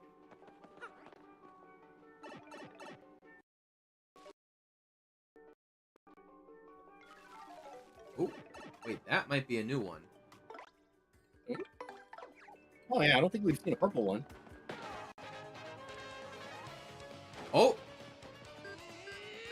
Oh yeah, we got a couple of new guys here. Let's go. Oh yeah, I haven't seen a purple boo yet. Not that I remember. No, I'm pretty sure I haven't seen one. Oh, no, we have seen a purple boo, apparently. That's a dark boo. I guess apparently we have seen one. Was it after we went through the 1,000-year door, or was it in the creep? No, it wasn't in the creeple. That was like way earlier in the game.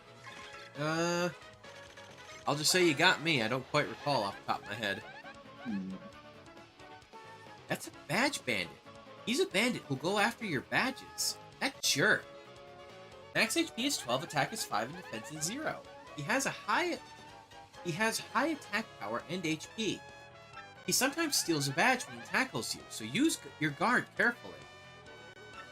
And even if he gets one, keep your cool, okay? If he runs from the battle, you can always find him and re-engage. Okay, so good. It's just the game letting you know that they're not gonna... oh my god, imagine if they took a badge that you couldn't get back. They could just take the stuff like that, man. Oh man, that's like some old school... That's some freaking, like... That's like some 2nd edition D&D shit right there. Right. 1 second. Let me find the joke. Poshly Sanctum. Ah, yes. Okay, that's where we ran into them. Oh, wow. Yeah. When we were inside the the museum that the penguin was running. Now I remember. Yeah. I mean, we were there. We were there so briefly. So. Yep, that's where. All right. Well, I'm just gonna say I'm just gonna say no. I reject this combat.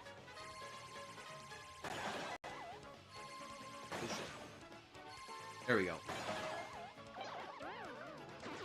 I cast Yeetus Deletus. I want to get back to playing that soon. I think I accidentally got the best ending, but You talking about Dragon Dogma? yeah, I accidentally got the best ending, but there were a lot of things I didn't know. When I got to the true second half of the game, there was a lot of things I didn't know, and I ended up really really missing out on a lot of the really cool stuff that part had to offer. Like basically, time stops passing normally, and it only progresses when you rest at like an inn or something. And I didn't know that, but of course, there's like how do I say it?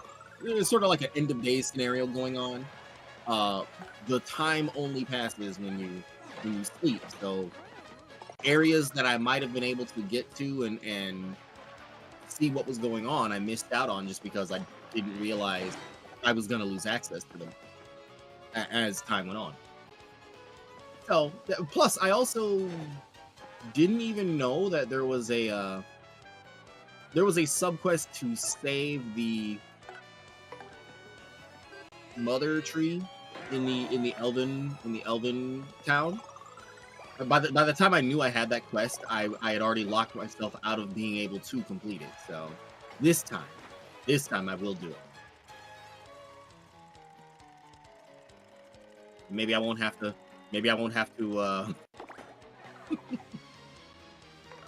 I was told in order to convince the elven leader to leave, like when you're trying to get everybody to safety because of the situation, he doesn't want to go. He's of that stubborn, old-fashioned mindset. Well, if the tree is destined to wither, then we're gonna go with it. And I'm like, dude, just no. Like, we're all going to this safe place. You can come too. You are more than invited. Death Everyone before else wants to dishonor, go, stop being Lace. stubborn. Death before dishonor. Right? It's like all the young people want to go. All the other old people want to go. You're literally the only guy here who's like, nope, we're staying. Come on, man. I was told that if you throw him around a bit, he will be persuaded to go. That didn't really work, so I must have did something wrong. Counterpoint: I got to throw around an old elven man. Something like a little Without bit of casual elderly abuse. Yeah. Oh fuck, he's still alive. I was hoping that would kill you. How dare you still be alive? I am insulted. The dumbest thing about it too, I found it out right after. The dumbest thing is right before I went to go see him to try to convince him to leave. I went to there's a dwarven blacksmith in one of the other the other major kingdom of the game. I went to see him, just to see what weapons he had, and I didn't know that talking to him would help me translate whatever was the item that I needed to save the tree. Because I don't know how, but he knows Elvish language. Talking to him would have told me what I needed, but I never initiated that conversation. I just went to check his shop and then went to go throw around an old elven man. So, see, I think we've seen these red guys before. I totally missed out.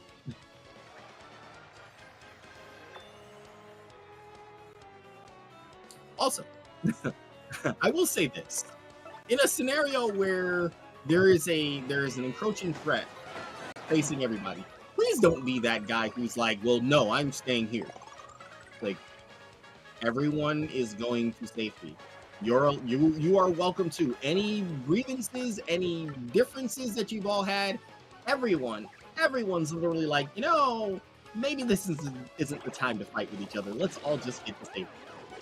Like, everyone's invited. Please don't be that guy who's like, no, I don't want to go. Makes me think of those stories you hear about those guys during hurricane season.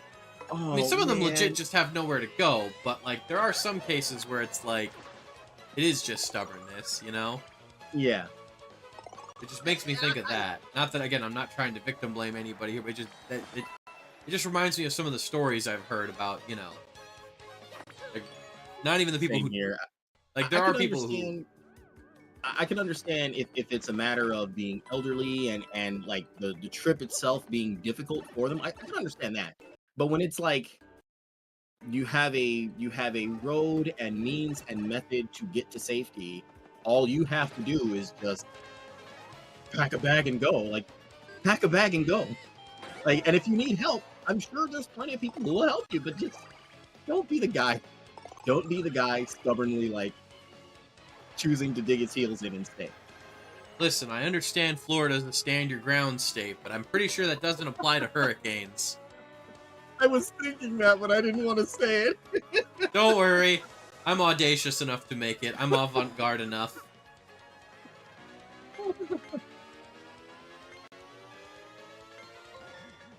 Oh, that's great. That's made only funnier by the fact that Florida is generally a place that has a large elderly population. So they do tend to, not all of them, but some of them do tend to be very stubborn about things like that. You know what's funny? The game, I think it's Mafia 2. Or is it Mafia 3? One of the, for the Xbox 360.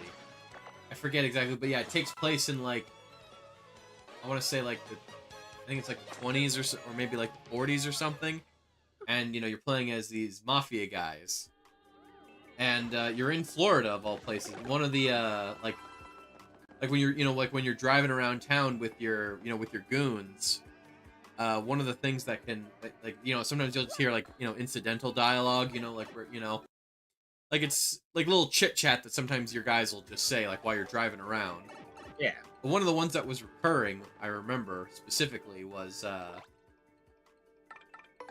I distinctly recall was, a line that one of your guys could say was talking about, like, man, you ever realize just how, because, again, you're in Florida, I want to say, I think that you might be in Miami, I don't quote me on that one, I think it might be Miami or a similarly large city, but I do remember one of your guys will just say, like, hey, guys, you ever notice how many old people there are around here? No, like, I mean, like, there seems like a lot more than in most places, right? He's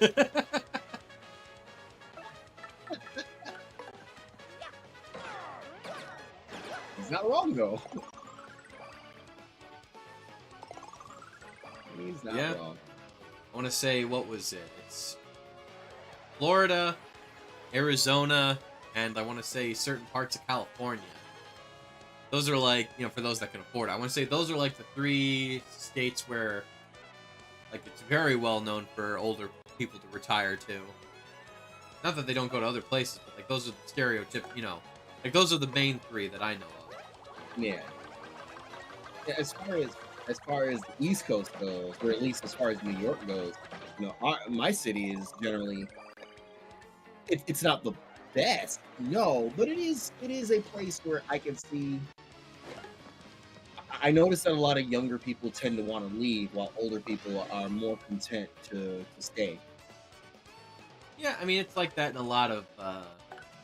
It's like that in a lot of places that are. True. I think it's one of those things where, like, if you grow up in a certain place, there's just that natural desire to want to get out and see what else is there. Yeah, and I mean, also, like I said, you're from upstate New York, which, Yeah. I mean, that's where probably a lot of folks, like it's within proximity of the action, but like far enough away where it's calm. You know what I mean? Exactly. There's Like we're not as crazy busy as New York City, no, but you know we are a taste of New York State life.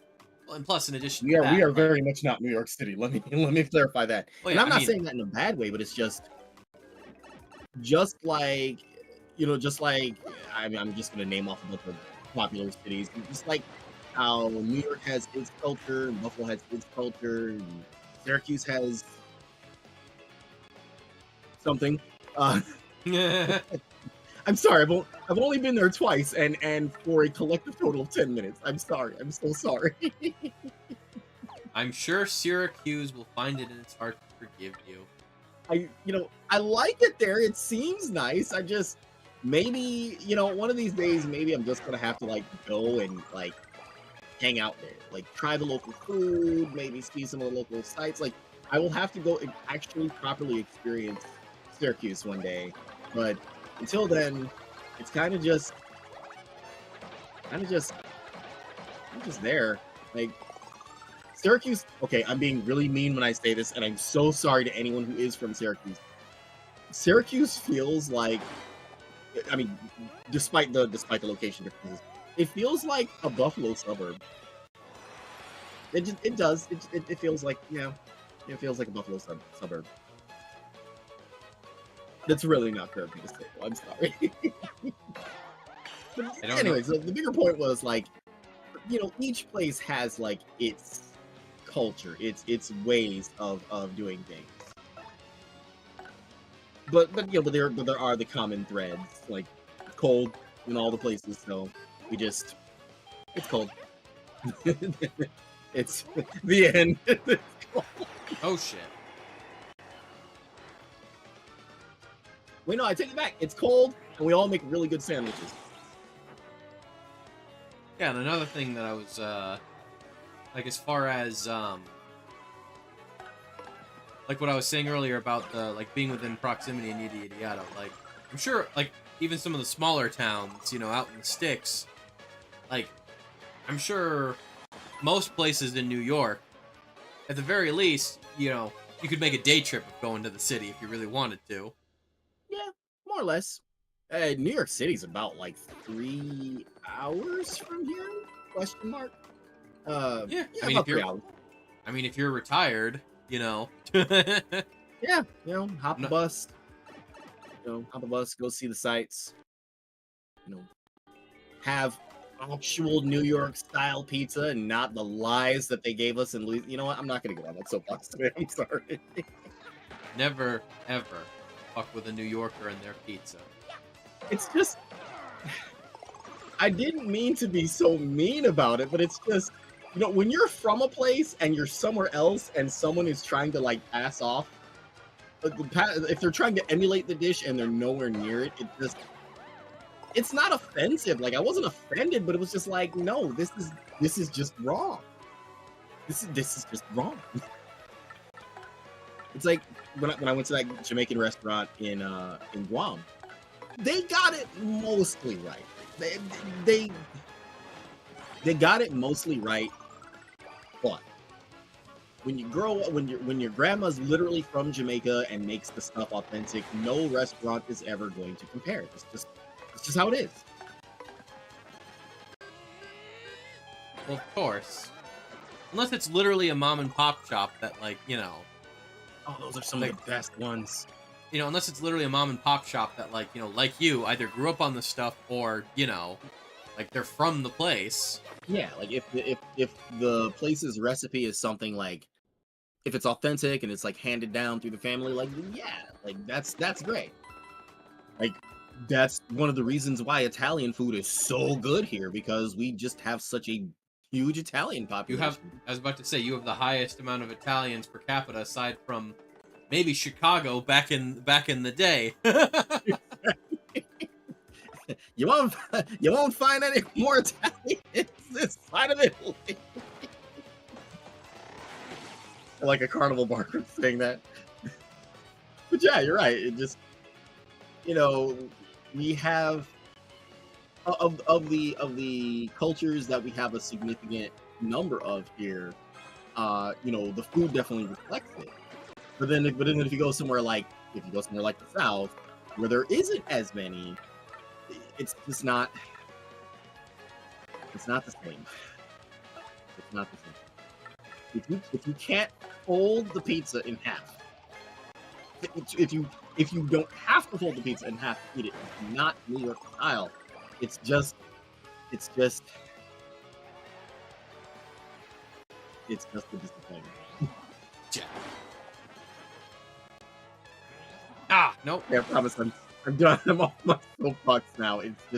It's an unhealed wound. I'm sorry. It is an unhealed wound. Look, it's okay, Lace.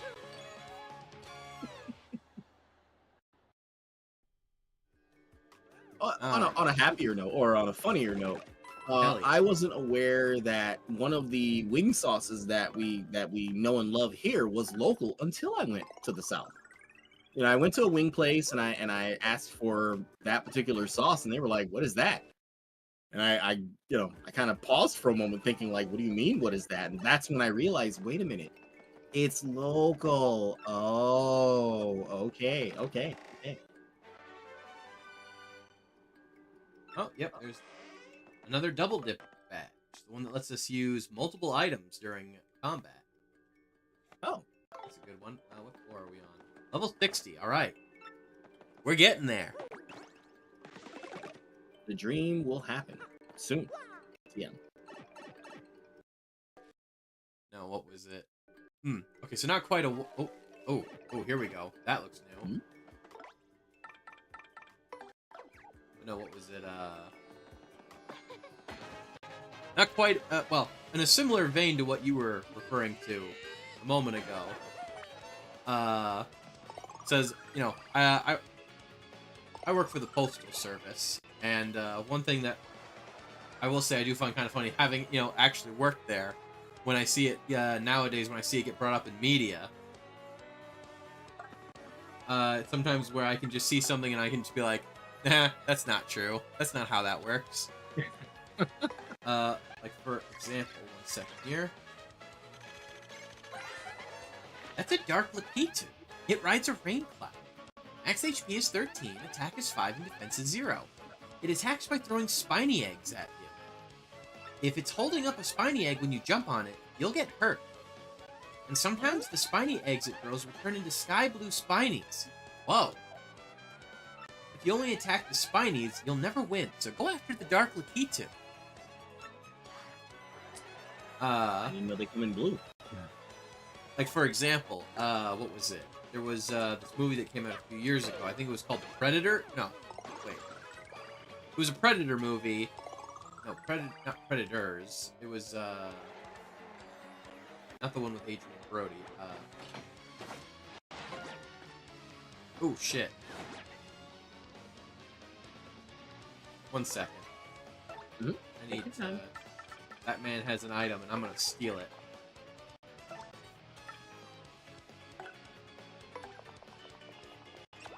Oh! I futzed it! I thought I was supposed to hold! Alright, it's fine. Uh-oh. But no, I forget which one. It was like the most recent Predator movie. Not the one starring with the Native American. Oh yeah, not takes that place... one. I saw that at the corner store recently. No, I heard that one's They were actually just really mocking fucking him. good. No, the one that came out before it. The one that had...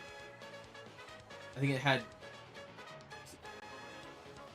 it was Jordan Peele, the actor, as well as... Who else was in there? Had a few people who... Anyway. It takes place in modern times, and what happens is the main character is this mercenary guy, who he's got a wife and a son, and at the beginning of the movie, while he's on a mission, a predator winds up crash landing on Earth, right by where he's doing shit, and he's able to get his hands on some predator equipment off of his corpse, and he mails it to his P.O. box back in the States, because he's in Mexico at the time. And he winds up getting arrested because, the shit he was doing was illegal. Yeah. Anywho,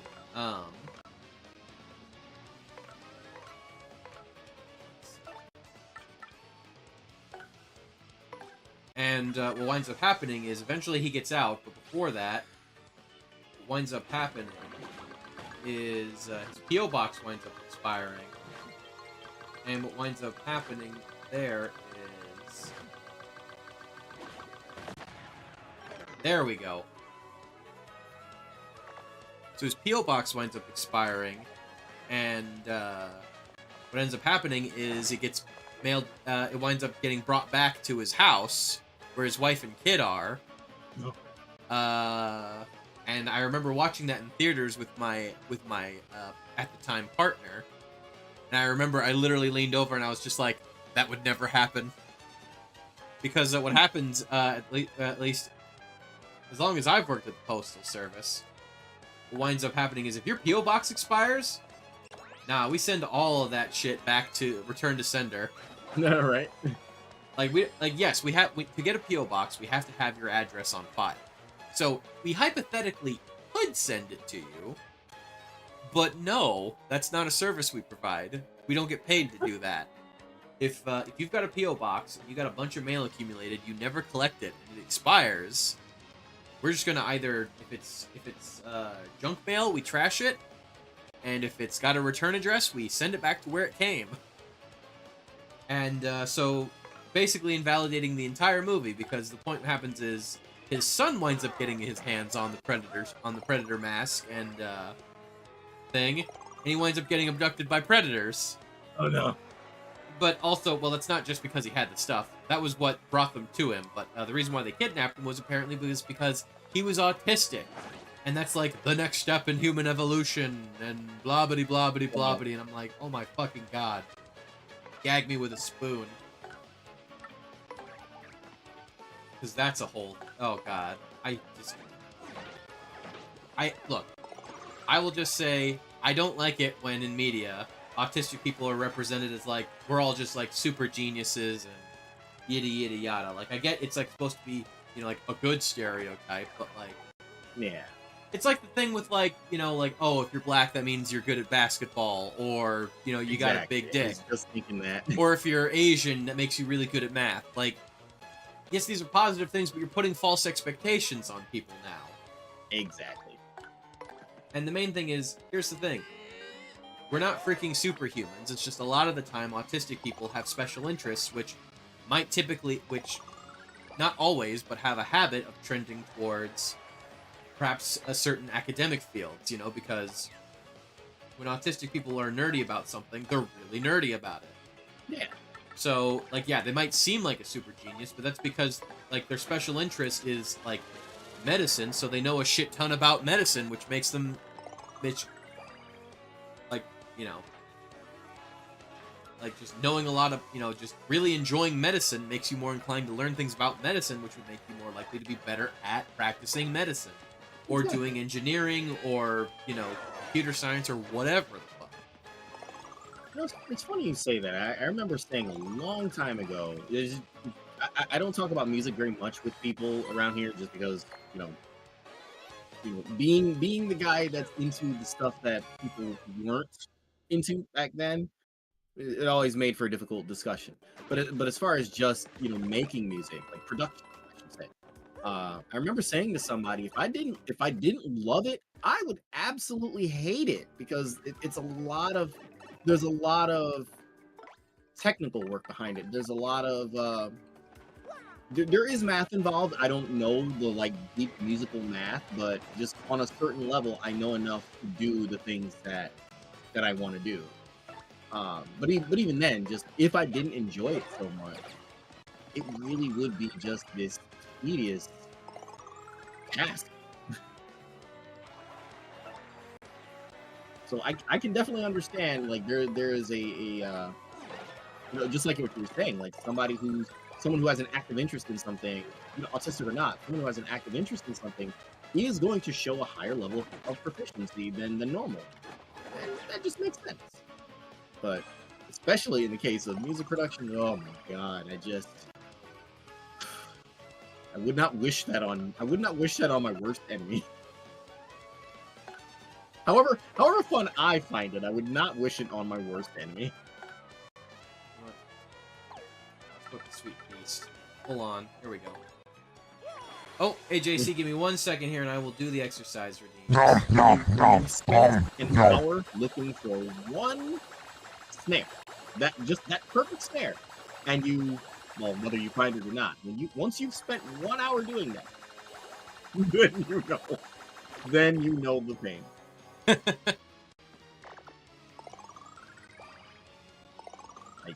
I'm pretty sure finding a needle in a haystack probably would actually be easier.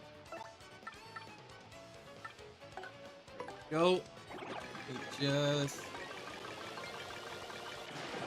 Ah, damn! I thought that'd be just enough to get him. No. All right. Ha! Gotcha. Oh, not gotcha. That's. Ha! Double gotcha. All right, real quick. Let me get those exercises out of the way. How you doing, JC? How are you and the missus? Oh, hey, what's up? It's been a while. I hope you've been well. JC is here. That means the Tristiana's probably not that far away. Well, hello to you both. All right, let's start with the jumping jacks. 1, 2, 3, 4, 5, 6, 7, 8, 9, 10. Next, the squats. 1, 2, 3, 4, 5, 6, 7, 8, 9, 10. Then the push-ups. 1, 2, 3, 4, 5, 6, 7, 8, 9. You'll be okay. 10. That's good to hear. Whew. Why, hello, sweet pet. Yes, I did just do a bunch of weird movements.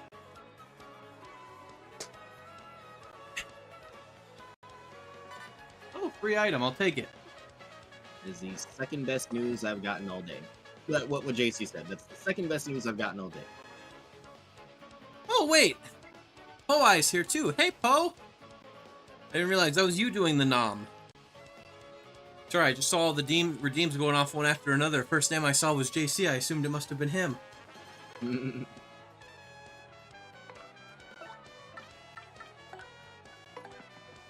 For any curious, the first best news I got today was there would be free coffee and donuts on the 3rd floor tomorrow.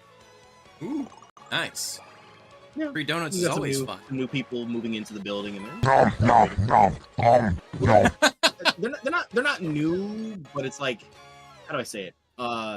They needed more space. They're in the building across the street, which we also do security for, and they needed more office space, so they rented out space on the 3rd floor in my building. Maple syrup. Now you're talking. But yeah, Actually- now that they're up and running, they're gonna have themselves a little party, and they were just like, hey, if you want to come up and get some free coffee or donuts tomorrow, be my guest. Yes, yes, I will partake in your free food and beverage. Actually, I just, what was it? I was just talking to Ina the other day. What was it? They said they were, getting back into the swing of things. Oh, So, good, hopefully good. they'll start... I mean, I didn't ask about them streaming specifically, but I would hope with getting back into the swing of things, that means that, they're feeling alright to potentially stream again, because... Yeah, honestly, I always enjoy their zany antics. Yeah, she's always fun to watch. Oh, dang. A Although I large suppose fort? this means the threat of me in that butterfly dress is significantly increased now, which Butterfly I greatly dress. regret telling my community about that. What butterfly dress? She showed me this this dress. It's a butterfly themed dress that she at first it was just a joke. It actually is a nice design. At first it was just a joke that she was gonna rig it on my model at some point. But then I think I went and blabbed about it, and everyone was like, "Whoa, we want to see, we want to see," and I'm like, no, maybe no. Ha! Dingus. You played yourself. I did. No, sorry, I was talking about the enemy on the screen. But I mean, But you I still have also- the picture? Can I see the butterfly dress? I think you know. Hang on, I will go find it. I think she might have shared it in the channel once. If not, I can always go find it from her. It's not bad. It's a very nice looking dress, but I mean, come on, you're literally your whole thing is butterfly squad. yeah, but still, it just you know, I don't really know how to explain that one. It's not bad. It's just I don't think I'm ready for the chat's reaction if I were to wear that. What is it? A bit like on the saucy side, or Quite. It definitely would have to be adjusted for my model's proportions. It is a very nice looking dress, I will say that.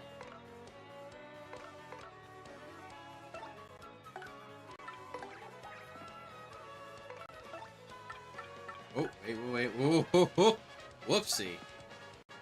I almost made a big ol' oopsie poopsie there. It doesn't look like it's gonna blow up. Because it is gonna blow. Oh yeah, there it goes. What's blowing up where? That was playing PSO2, Ah, and the giant bug creature suddenly made an area of the ground start flashing red, and I'm like, that looks explosive. Flashing red in video games usually does mean explosive or low health, but usually explosive. oh god, one thing I don't miss from back in the old days. Remember when being low on health, you always heard the freaking, you know, like the wee woo wee woo wee woo wee Oh, woo. yeah, Would I never don't miss stop. that. I'm so glad that they finally just like, you know, either you hear it like, you know, just like when it happens and then never again, or it's one of those things where like it makes the little blippy noise at you, but like only once like every like minute or so, you know. Yeah. So When it's just like a sudden alert, but it's not persistent, yeah. yeah, it's not either it's not persistent or it's infrequent enough, like where it'll remind you so you don't forget, but it's not super obnoxious. Yeah, that used to drive me crazy in Kingdom Hearts, especially in those really hard fights. Oh god, yeah. Oh, because that one's like more like a high pitched siren too, Yeah, like the whoop whoop whoop whoop whoop it's whoop. like I get it. I can see my health is low. I'm trying. I'm trying. You know, when you really think about it, it's kind of astonishing just how long it took them to, you know, stop doing that. Like, for realsies, that was, I want to say it wasn't until maybe like around the early to mid-ish 2010s when they finally, you know, stopped doing that. Yeah, I wonder if it's because they realize like it actually ends up being more distracting to the player than like informative. Yeah, and it's all, I mean, distracting, and again, it's just obnoxious. Yeah. That's actually one of the issues I've had with FF14 lately. Don't get me wrong, love the game, and I appreciate that they are becoming less afraid to throw greater challenge at the players. But this also comes at the cost of there being just a lot of visual noise.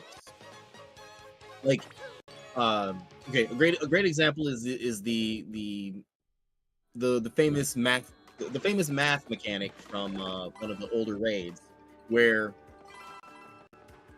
at the end it's like in the end it is just a simple addition problem, mild multiplication, but it's a simple addition problem. But they throw so many different numbers and things at you visually to throw you off. It's like just you can tune out all of this, and all you need to look at is two things on screen, and then do basic math. That's just it. So, in other words, you needed someone with autism on your team if you wanted to get it.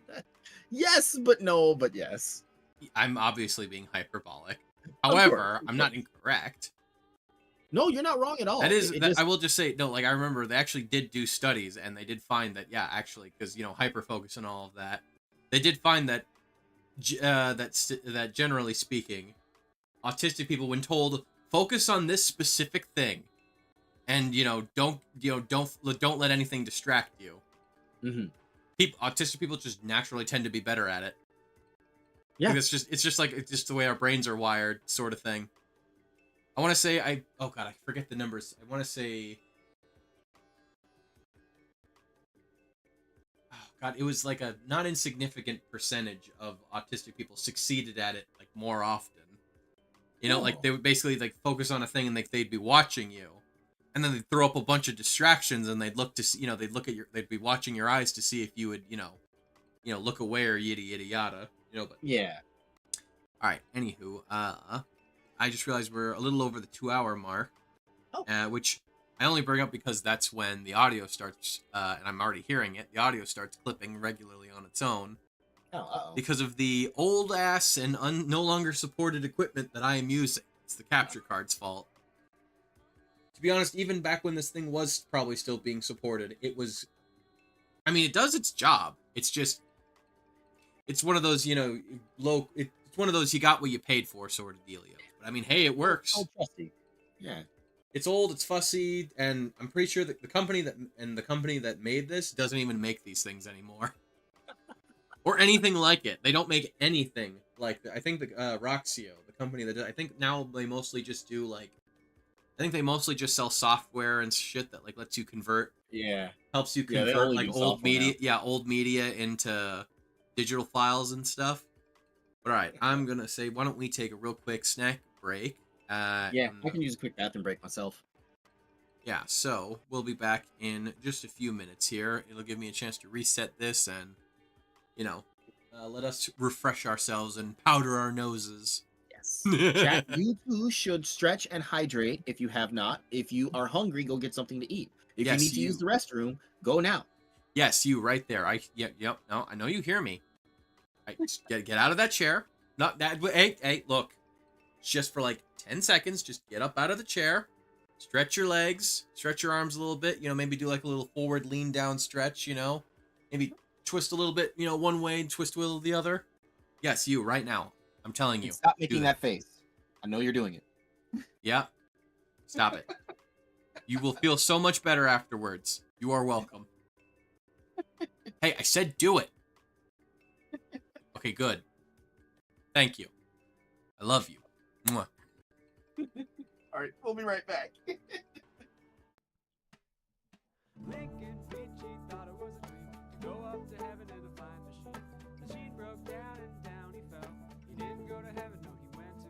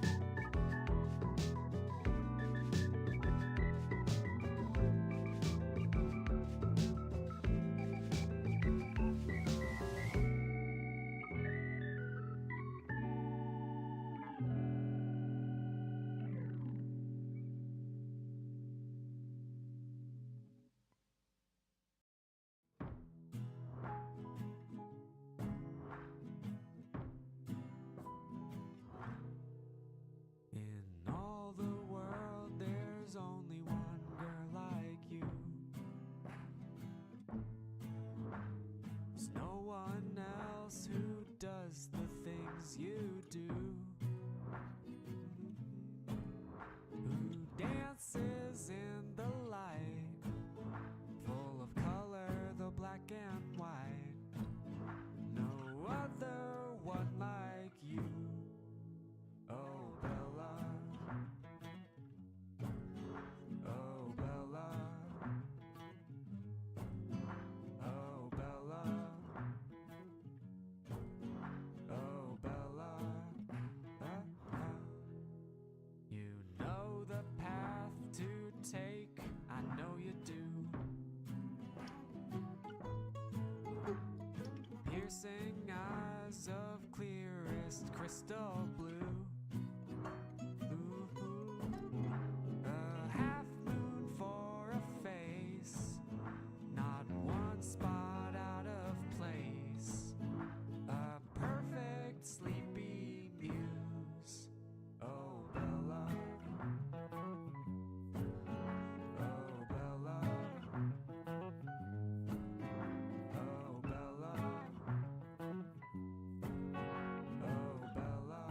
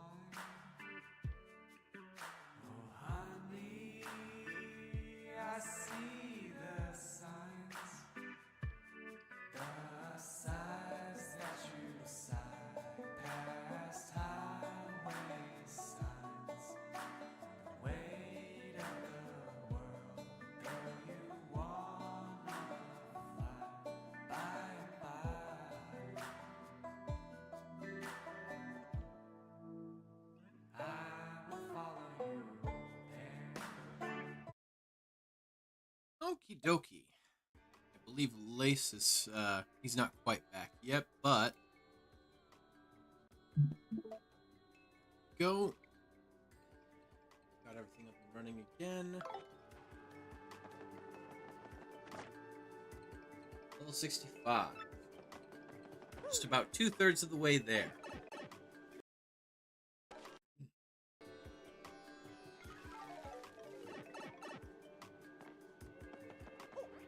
Damn it. I was hoping to get the jump on him. Slightly intense.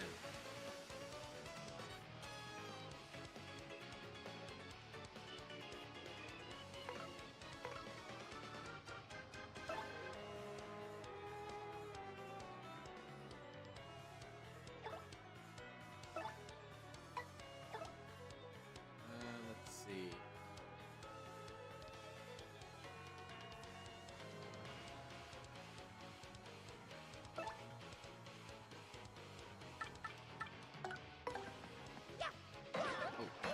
Shit. That thing's got a lot more defense than I thought. Okay. That's...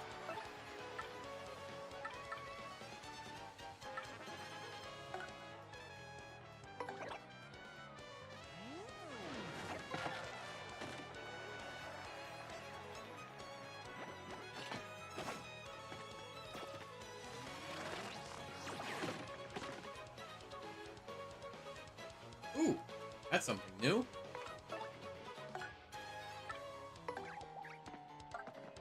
There we go. Goombella, what is that? Tell me. That's a sky blue Spiny.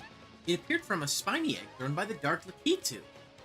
Max HP is 6, attack is 6, and defense is 4. It'll totally charge you. Sometimes it balls up to defend and store energy for an attack. If you can, beat it in any buddies it may have with a special move.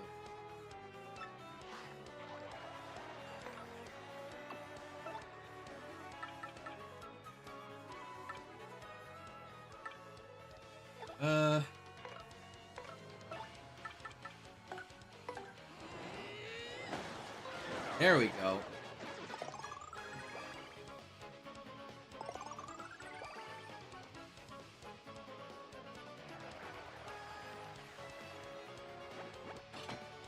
Nope.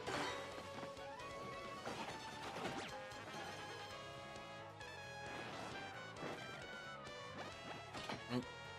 Damn it. Have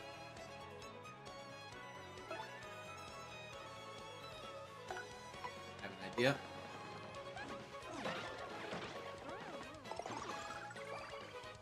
I think if I go with the tornado jump. No.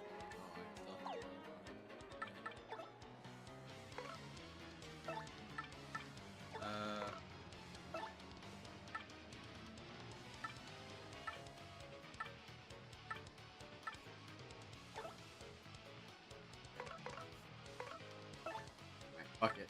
Let's just appeal to the crowd.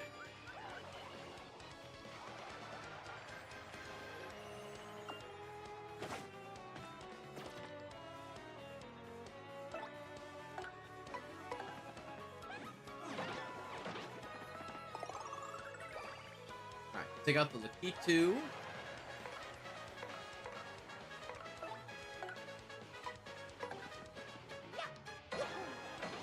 There we go. Now we'll deal with the Spiny.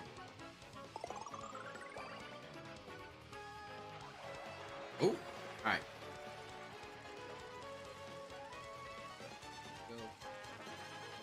Go. Yes, there we go. And bingo was his name up.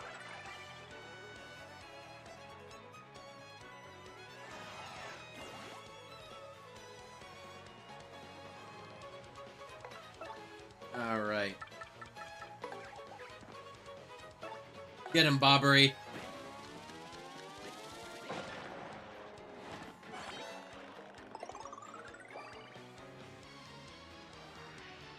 Alright, covering the fog. Ah, not quite enough. Damn it.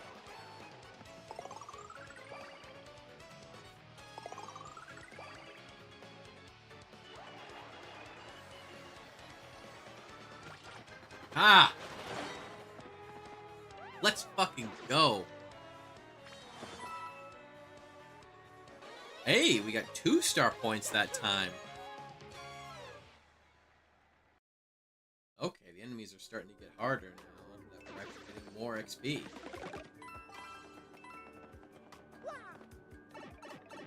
I can dig that. Okay.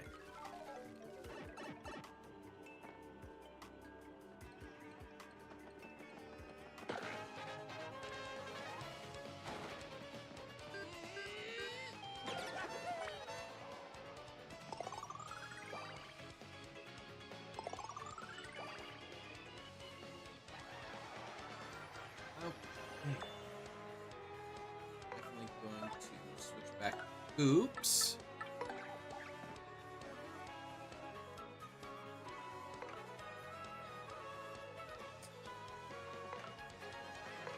You know what? Alright. Hoops, you go in.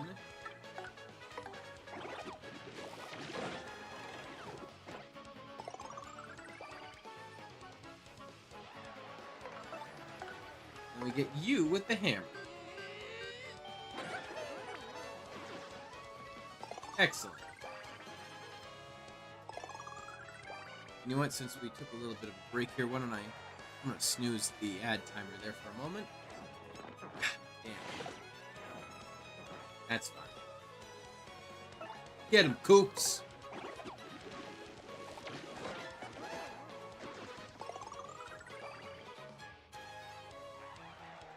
Hell yeah.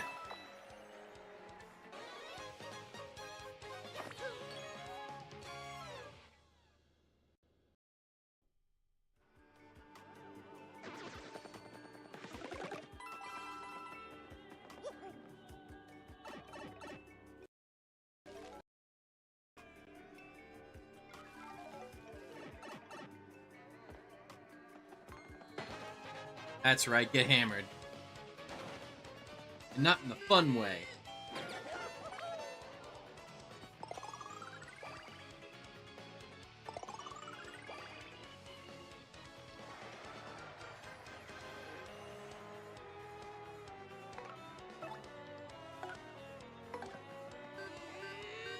There we go. There's one guy down.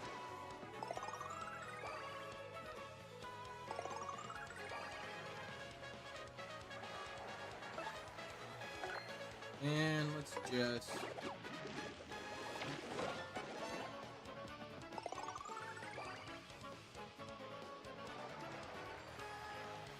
Go. Nope. Oh. Oh. You cheeky little bitch. Alright, alright. Let's see how you like this.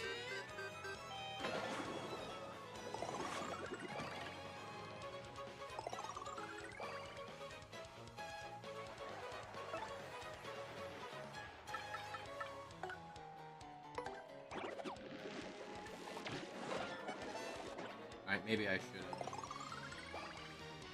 done something slightly different. That's fine.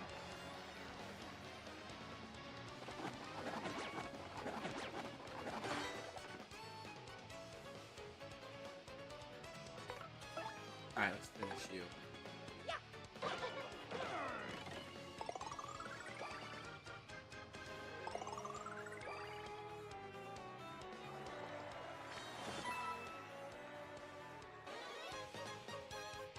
Hell yes.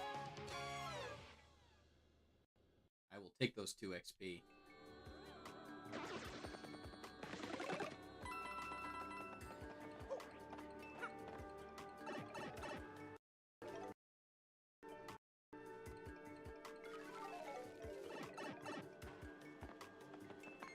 Gotcha. Sucker almost got me. Not today, bitch.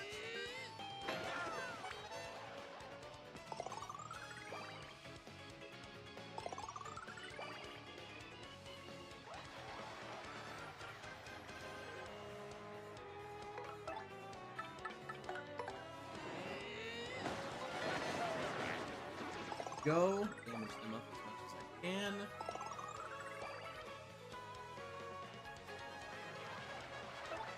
Poop should be able to take out most of them.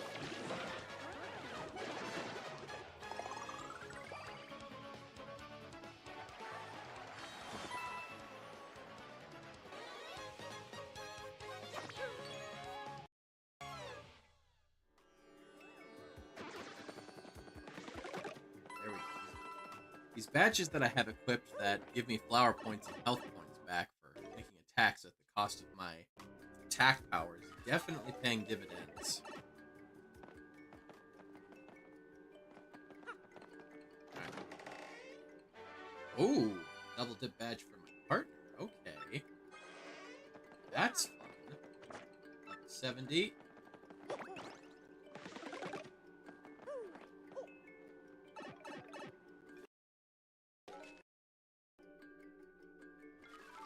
Oh, that I don't think I've seen before.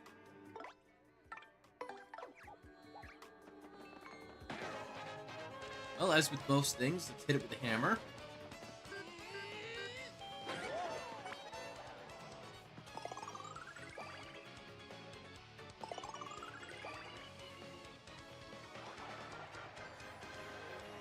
Okay, so we've got the one guy.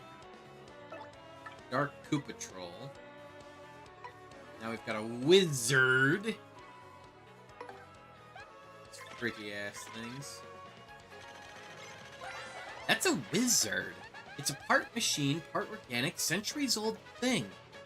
Max HP is 10, attack is 6, and defense is 3. It uses magic to attack, heal, and alter your condition, so stay on guard. Its defense is high, but we can totally take this thing. Alright. I'm gonna hit him with the art attack. At least take out these two goobers in the front and back. Now, at least I've done a sizable chunk for the guy in the middle.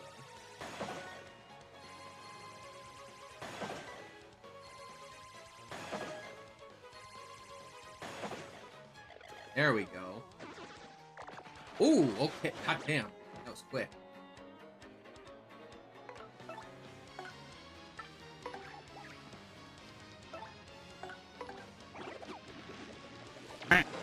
There we go. Hey, welcome back, Viv. Posture check. You got it, buddy.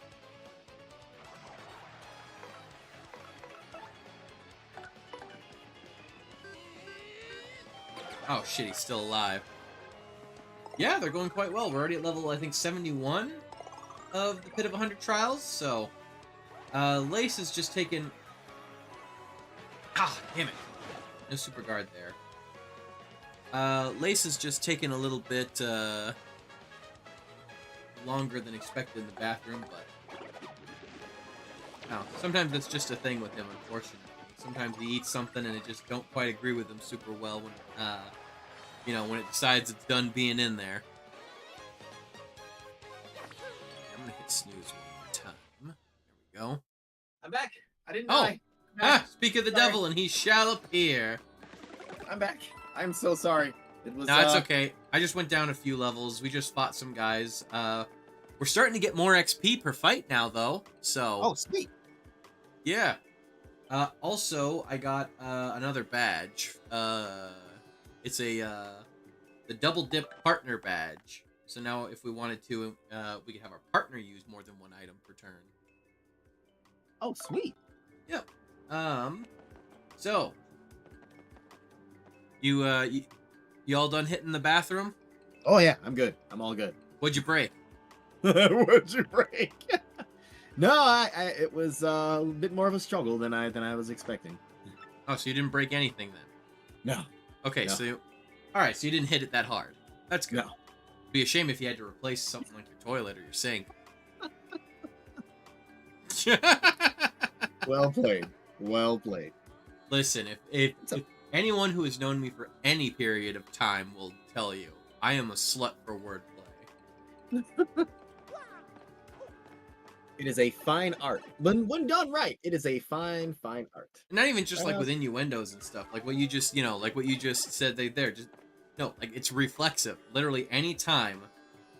I don't even have to consciously think of it. Just anytime I'm talking with people, at times my brain will just like reflexively, like they'll hear a sentence, and it'll just be like, if I deliberately choose to interpret one of the words in this sentence in the other meaning that it has, how funny will it be?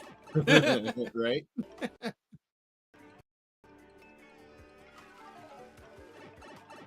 Hello, green fire. Do we have that one? We might. Oh, I hello. think You got we've seen that before? No, we haven't. oh, you got some friends.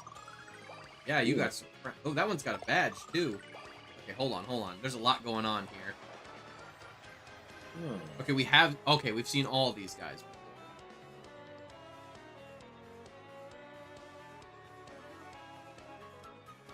That one guy in the back, he was a guy that we had to fight in the Glitz Pit. He was one of the... I want to say he was the guy we fought right before the fight with Rockhawk. I want to say he was like one of the big That's dudes. right. Okay, you know what? Okay, I know what I'm going to do here. Alright, first things first. I'll hit him with an Earth Tremor that'll kill one of them and almost kill the other, two of the others. There we go.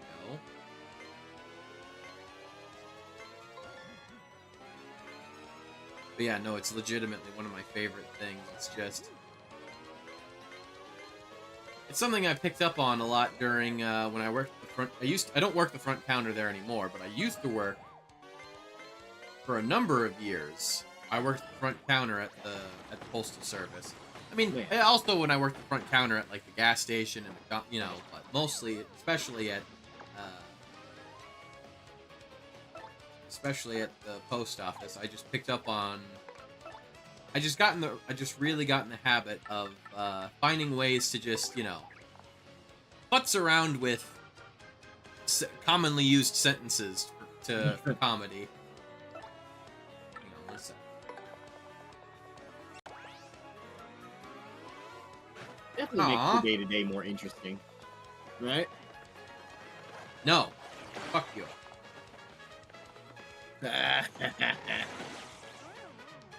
Uh-oh. Oh, shit. Well, there goes that. Alright, No pause, buddy. No pause.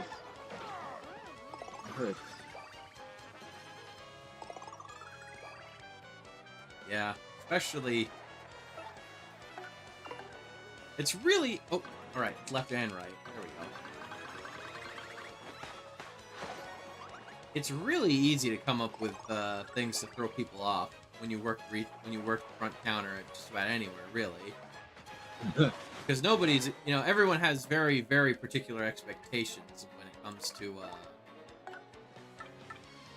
you know, like whenever you go up to a cash register,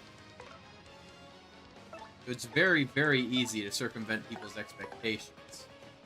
It's very, especially when you work for the government. Yeah. People have even more Yeah. rigid ideas about what they expect to happen. Yeah, it's great because I'm just saying, imagine you go up to your local, you know, whether it's post office, the DMV, just imagine you go to any sort of place like that, and suddenly the cashier starts talking to you like this. I'm just saying, it would throw you for a loop.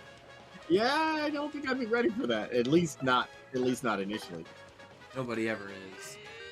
Or like another fun one that I'd like to do, like a lot of times, like if like a mom or a dad was coming in, like they had like a 3-year-old or something with them, you know, and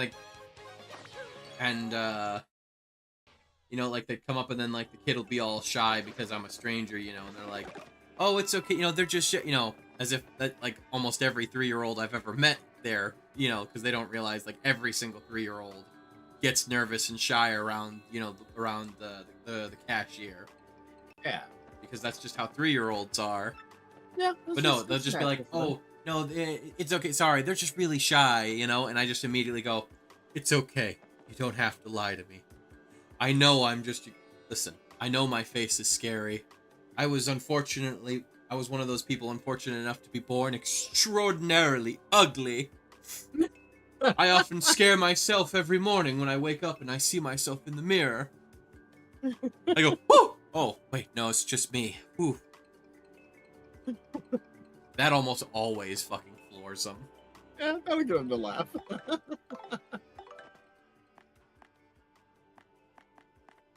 I love it.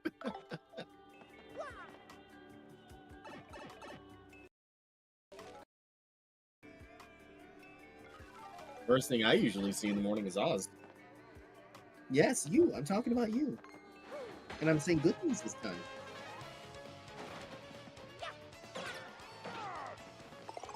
Frankly, I can't think of a better sight, buddy. Come here, bring it in. He's being all lovey-dovey with me right now. Let's see.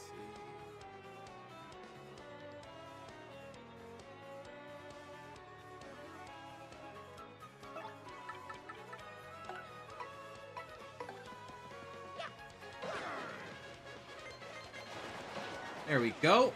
The old 2-for-1 special.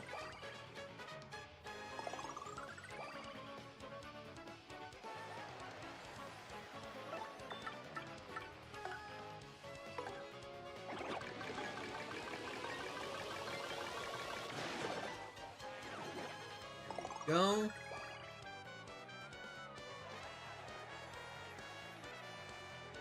Ah, come on. There we go.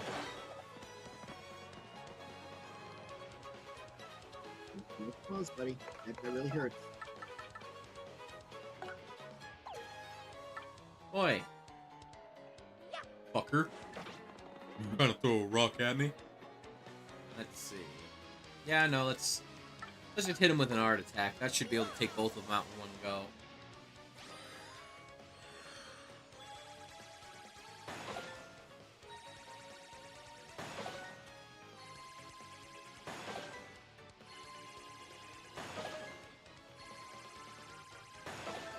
Alright. Coop's gonna finish him off then. I got him weak enough. Nice. I love how whenever I manage to get off the stylish bonus with Koops, it's always him breakdancing because he's always spinning around in his shell. That just makes it make sense. My favorite is with the shell slam right there because he does a spinning handstand, which honestly is rad as fuck.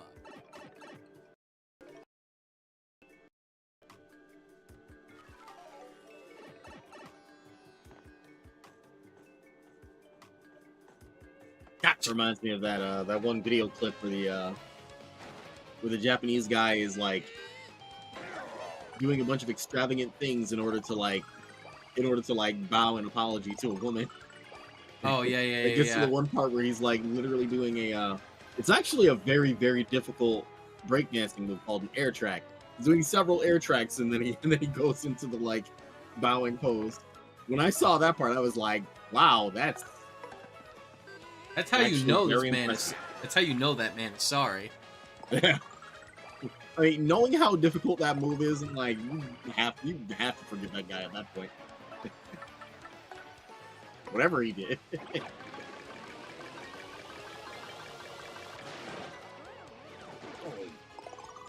was one of them. There we go. Ha ha ha! 2 for 2, chumps! Alright, let's see.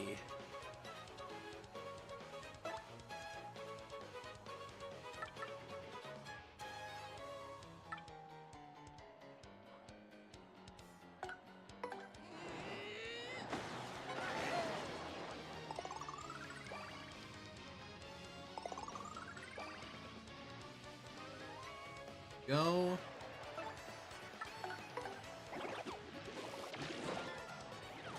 Yeah, there we go. Like, see there, he's doing the handstand.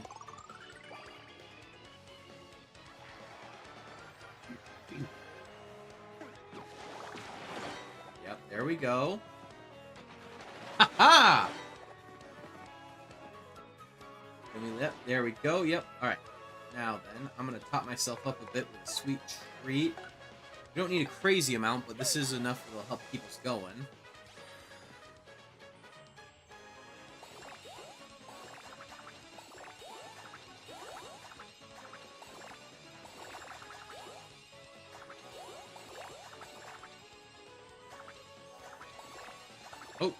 Well. Alright, works for me. Yeah, no, that was actually a pretty darn productive one. Yeah.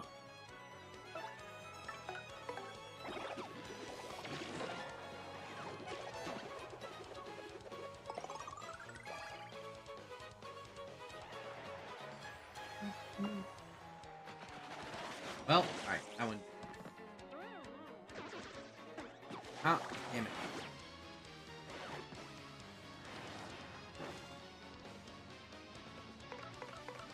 Alright, now to finish you off with a normal hammer attack. How embarrassing for you.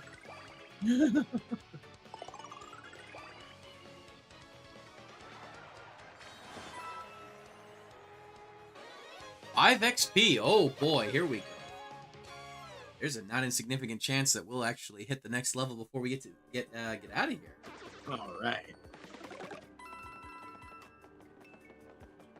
Yeah, we're at level 75, so there's 25 more to go. Wow. I didn't realize we were that far down already. Nice. Yeah, what was it? I managed to snag a few floors while you were still away. Cool, cool, cool. We are doing the thing. We are making it happen. Or as Gothic would say, we're doing fantastic.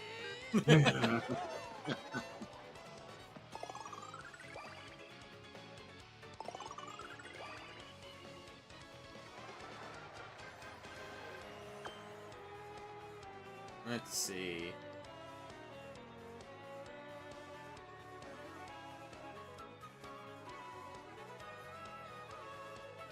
Alright, I know what to do. I'm gonna hit us up with another sweet treat, top us up, and then Koops' Super Slam should be, or Shell Slam should be enough. Kill all three of them.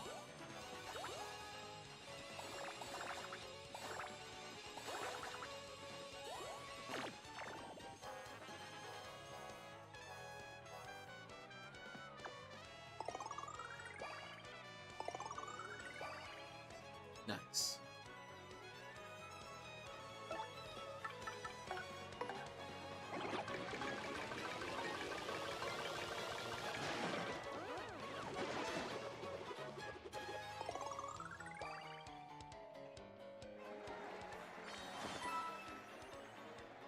Whew, 7. Oh, we're definitely leveling before we get out of here. Nice.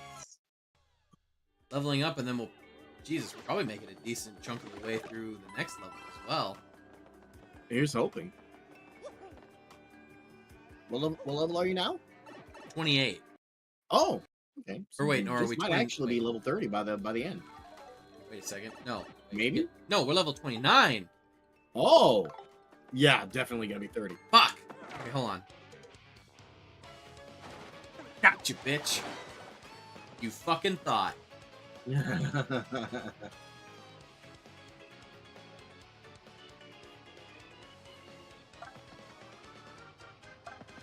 I know what we're gonna do here. Oh, I do have enough for an heart attack. No. I'm gonna hit them. I'm gonna do something better. Woohoo!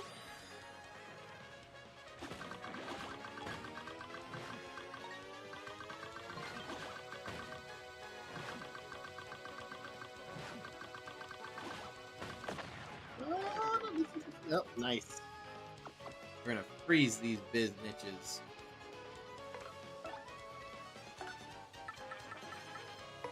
Then...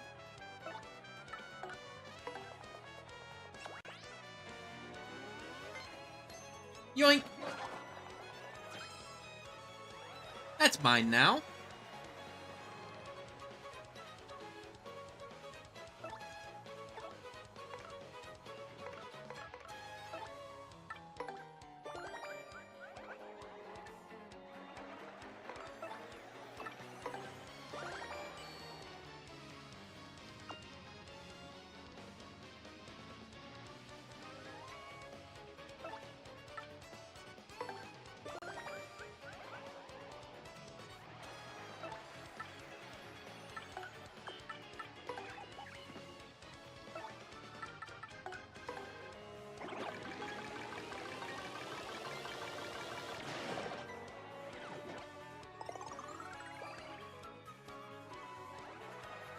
There we go.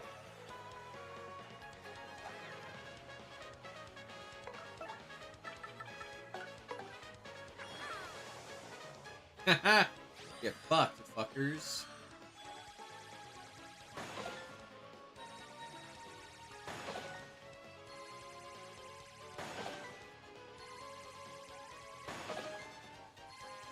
Ah, shit. Alright, it's fine. Another shell slam will take him out.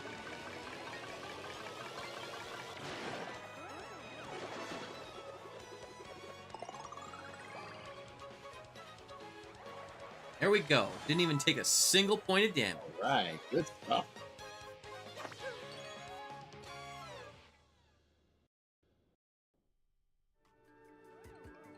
And we got a boo sheet. That's boo sheet. Alright, I'm gonna eat the maple syrup, get us some of those flower points back.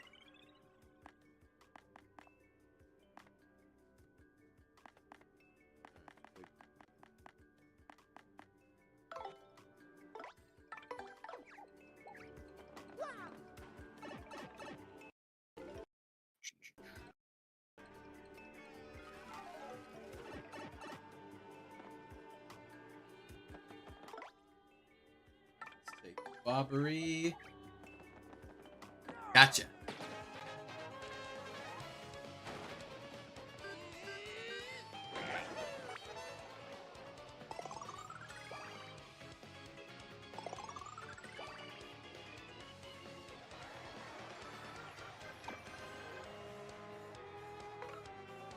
Let's see.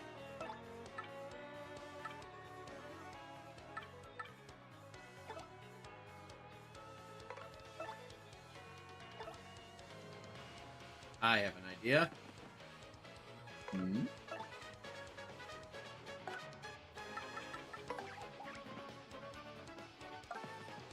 I recently swiped this.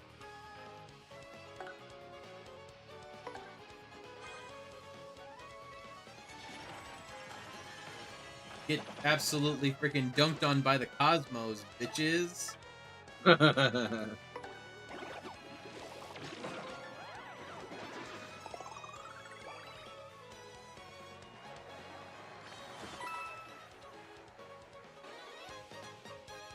I'd say that was a pretty good use of item there. Yeah, I think that was good.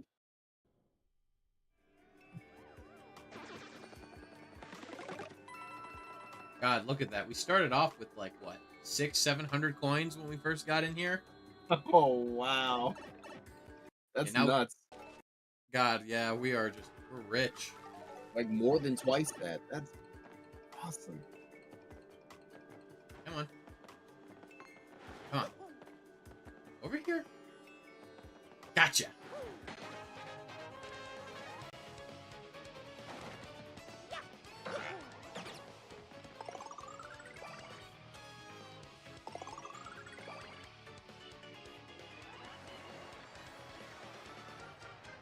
Huh. Okay. Let's see. Whoops, wrong folder. That's not what I'm looking for. What's the what was it called again? What? I was looking for a folder and I got the wrong one. Now I don't remember what it, if it's not that one, then I don't remember what it was called. Oh, nice. I actually got those guys, too. I didn't think that would hit. I'll take it.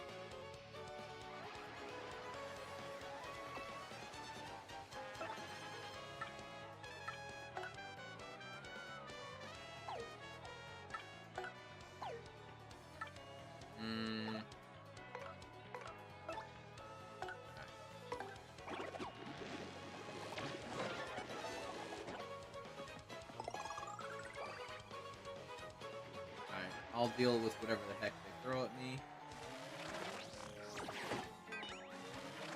Ooh.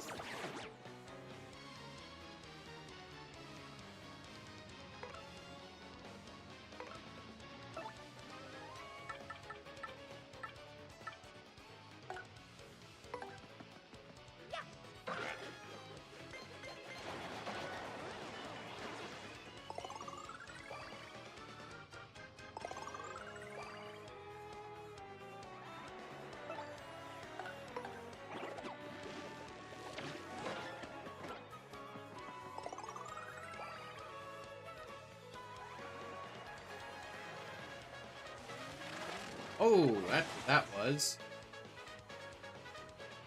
Alright, let's finish this guy off.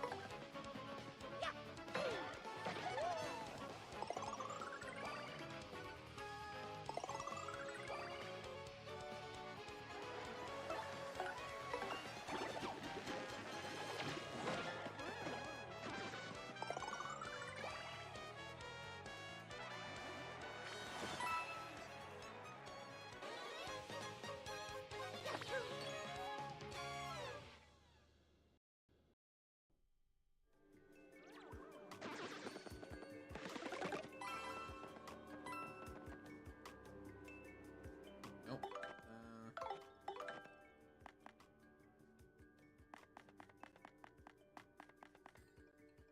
Alright, there we go. Definitely need a little bit of topping up here.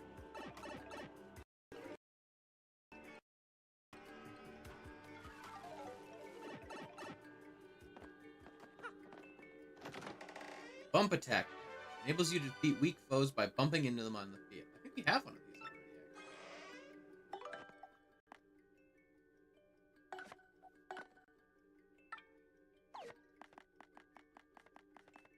What? Wait, where is...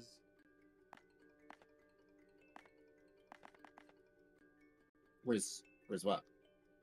the bump attack? Don't we already do this? I thought Enables so. you to defeat weak foes by bumping them into the field.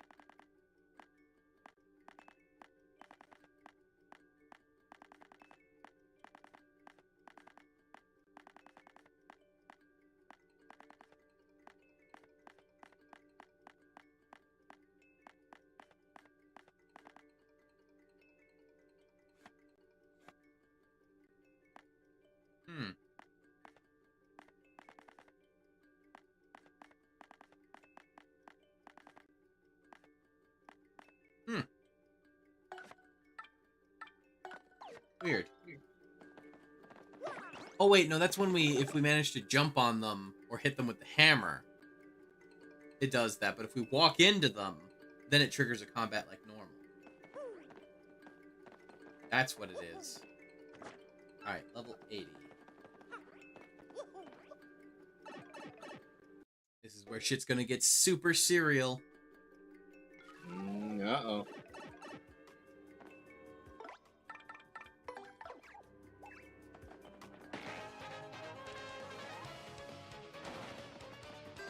Oh, these definitely are new. Hello.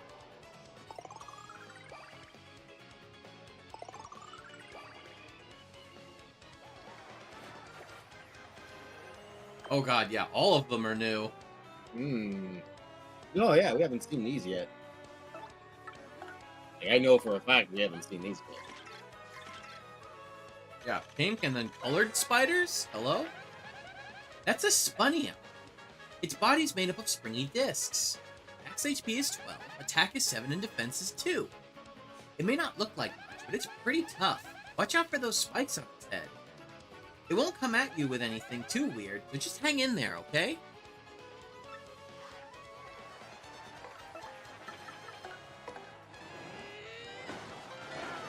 There we go.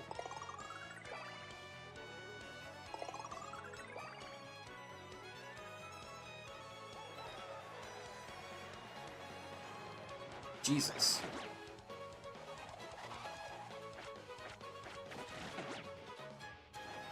Oh dear.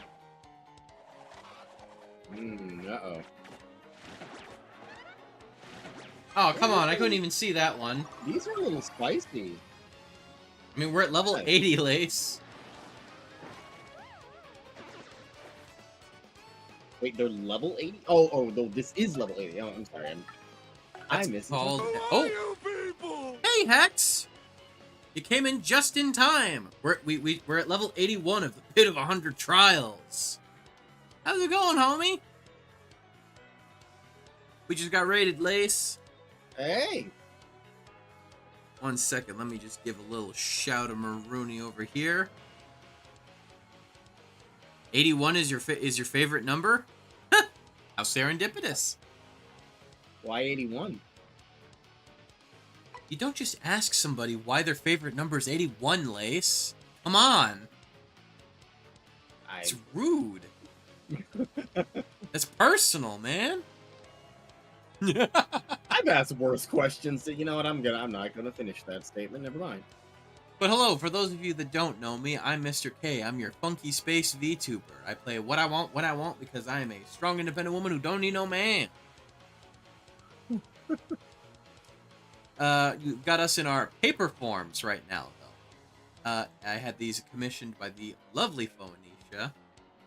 Normally, usually I'd be using my VTuber model, but I commissioned us these ones specifically for Paper Mario because we thought it would be fun and thematic as fuck. And it was. Right beside me, I've got Lace in the place, in your face, without a trace. Hey. You want to just say hi, introduce yourself, feel free. Hello, everyone. I'm going to trip over my words right from the start. There we go. Hello, everyone. I am Lace Valerio, the multiversal Ojo Soldier, and I am riding shotgun with the eclectic electric Mr. K. As we challenge the pit of 1,000 trials. 100. Oh God! If it was the pit of 1,000 trials, my bad.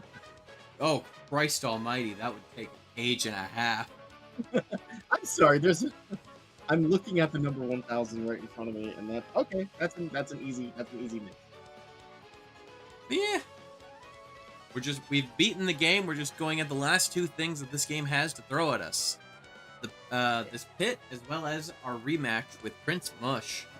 Now this is about establishing dominance. Yes, exactly. We lost to him. We almost beat him before. I'll admit I couldn't. It was because of the super guard. I wasn't able to. Close. We were so close.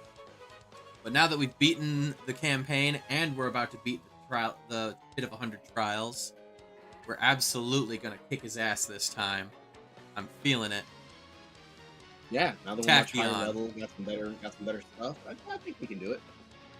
As long as he doesn't try any like weird stuff. I mean, he's not going to do anything different than before, Lace. The main thing, true, the main reason why I couldn't beat him was because I was having too hard of a time super guarding his crazy attacks. Oh yeah, that was the main thing. But anyway, we've got a couple of new critters here. That's an Arantula. It's a spider-like creature that lives deep underground. Max HP is 16, attack is 7, and defense is 0. Yeah, it's pretty tough. It looks a bit web-wads at you. Sometimes it even attacks several times in a row. Coloring freaks me out. I'm kind of scared of spiders. Let's do this quickly.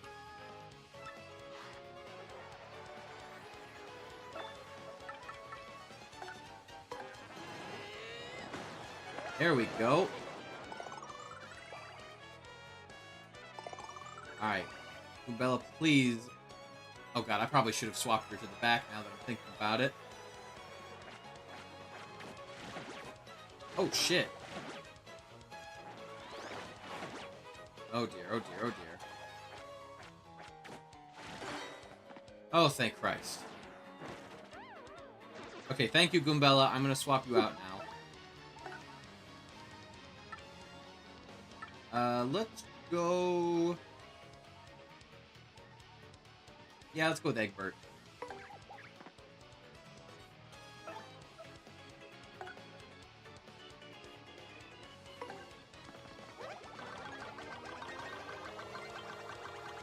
There we go.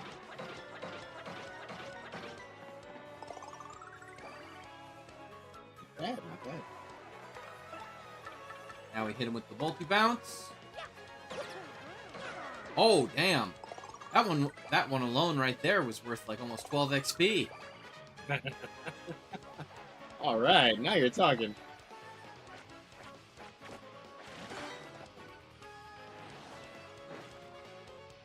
Oh, you know what I'm gonna do? Swap back to Goombella. Throw out the sweet treat. Then I'll have her finish it off. Or maybe somebody else if I don't think she can hit it enough damage. Oh shit. Double shit. Uh-oh. Alright, not bad, not bad.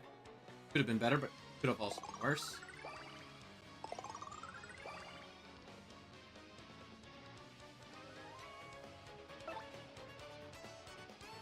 Alright, finish it, Goombella.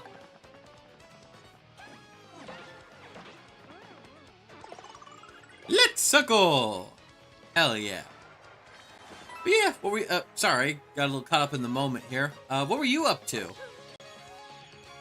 Unfortunately, I wanted to do the little thing, but Twitch Guru just has not been working properly for anybody the last couple of weeks, really honestly. hasn't. Like, everybody I know has been having issues with it. Like, everyone. Yeah.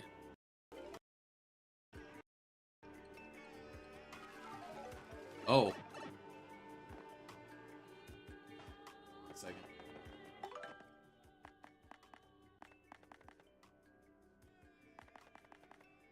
Ah, go. Here. Chop yourself up, Goombella. Oh, shit. Oh, fuck. Oh, fuck. Oh, fuck. Oh, right, because... Son of a bitch. Okay. Battle on what? A dark bristle. Oh, boy. That's a foreboding name. That's a dark bristle. Like a dangerous fellow. It's an ancient creature made of rock. Max HP is 8, attack is 8, and defense is 4. You can't jump on it because of its spike, and you can't approach due to its spears. And its defense is high. You'd better take it out with special moves or items. Yeah, no shit. Okay.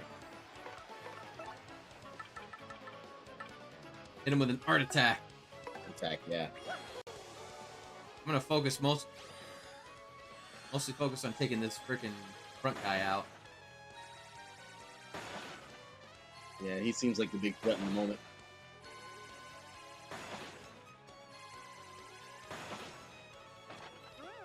Okay.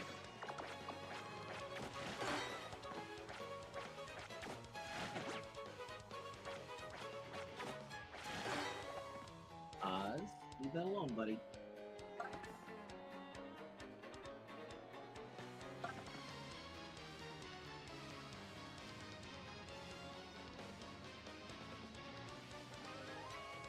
Ah, okay.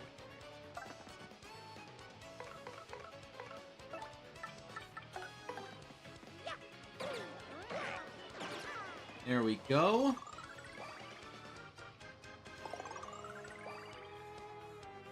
Ooh, this could be very beneficial, actually.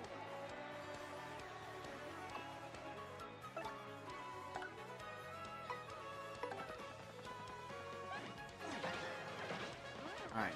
Can't super guard. Please miss.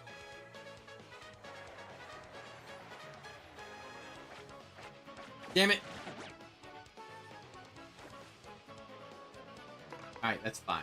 I'm gonna hit myself with another sweet treat to try and top myself up a little bit. And I'll have Goombella finish him off. Come on!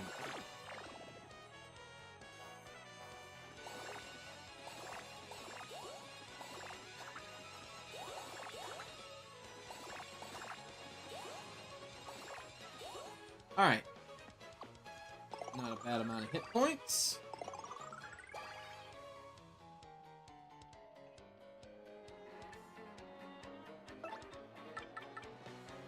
Actually, what?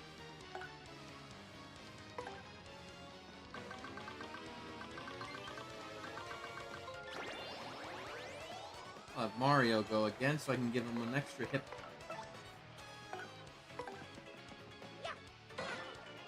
There we go.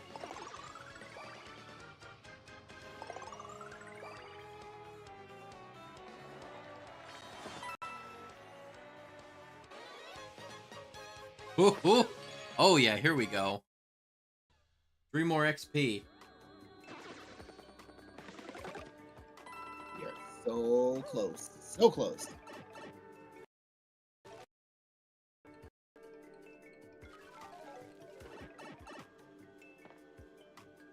Bitch.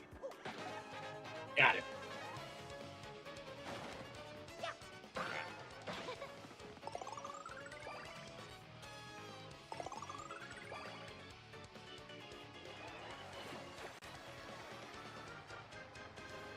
Alright. How do I want to deal with this? Alright. Mario in the back. Ah! God damn. Okay. Butts that up. That's fine. That's fine. I'll just hit him with the multi-bounce.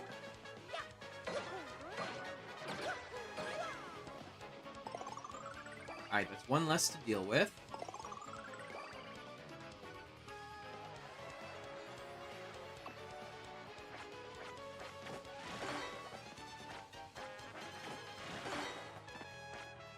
There we go.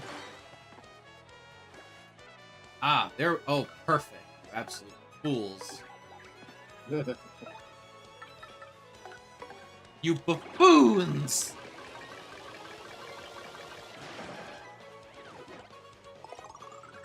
With this, you now have the upper hand. Okay, unfortunately, I can't quite do enough damage to take them all out with a multi-bounce. So I'll just have to hit him with a normal jump.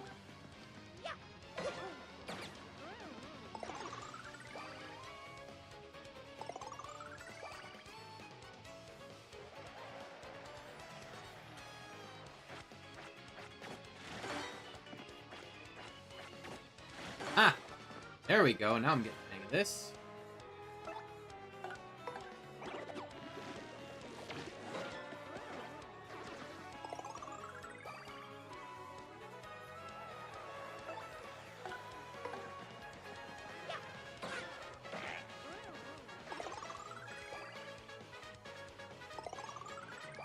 Alright, now we're about to find out. Is level 30 the cap?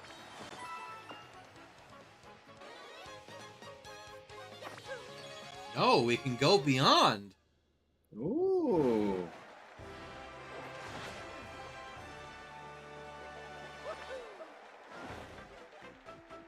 Now you're talking. Give me them badge points. Yeah.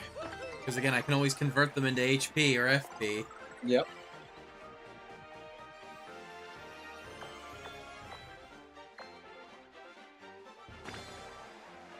Oh! Mario has become a superstar.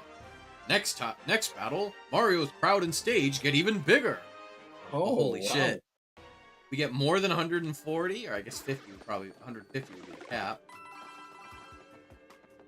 Oh man, do we get up to like 200 people? Oh man, our star power is going to go up like crazy fast. Oh, this is going to be good. I mean, maybe not that much faster than what we're, getting now, but... Still, it'll definitely be something to see. Gotcha!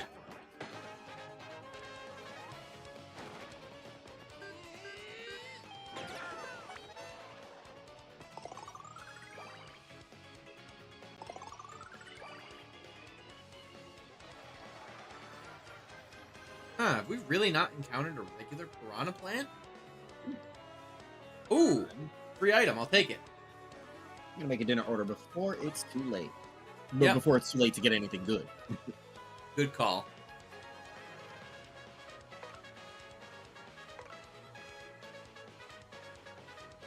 Alright, first things first. Goombella. That's right. Man, this thing must be tough if it's all the way down to level 84.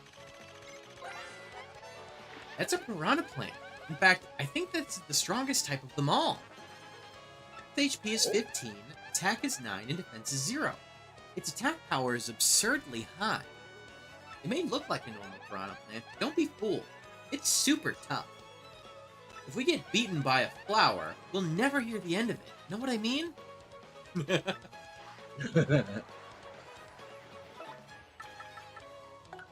Okay, these guys all do a lot of damage, so I'm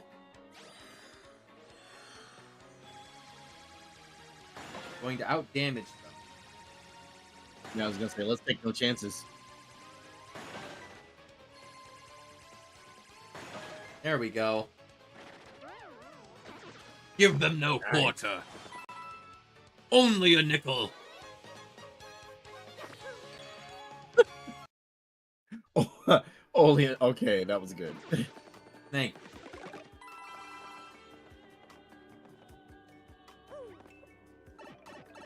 Let's see, how many things do we have left on the thing? quite a few baddies on here. Let's see. Ooh.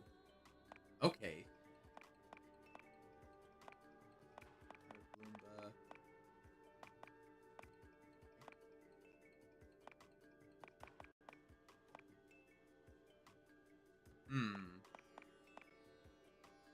Maybe a Hyper Gloomba?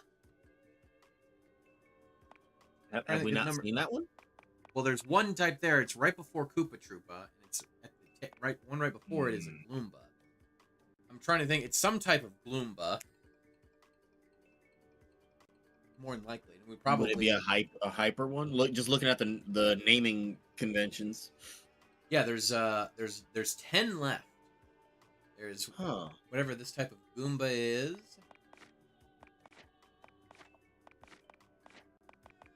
Let's see. Piranha Plant. There's different ones. Crazy Daisy. Spider and maybe it's a type of. Maybe it's a stronger type of this flower. Maybe. Dark Puff, Rough Puff, Ice Puff. Maybe another type of boo, I'm guessing? Because they do like to categorize them by type, usually.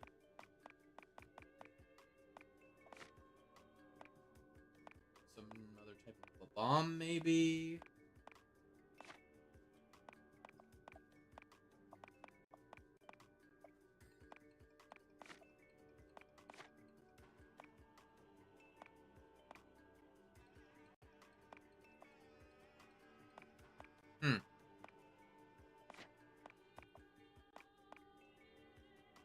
Well, guess we'll find out.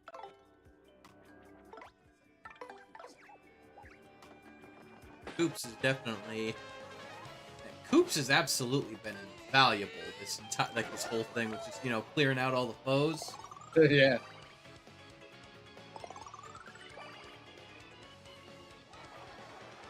He's become the hero he wanted to be. Precisely. Oh, shit. I whiffed it! Oh, God. Instead of the hammer, I grabbed the Whipple Bat by mistake.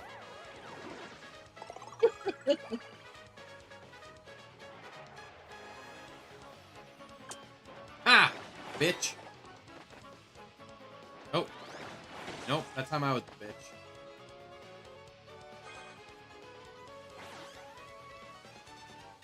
What was that?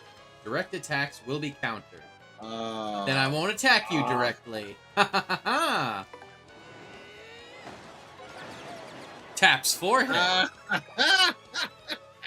Nice workaround. Nice. Alright, Koops.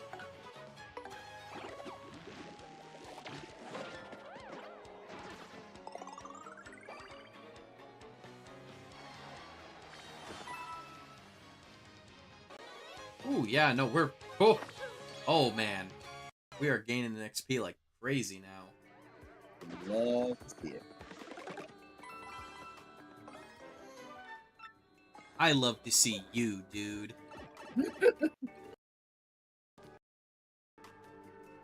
Likewise.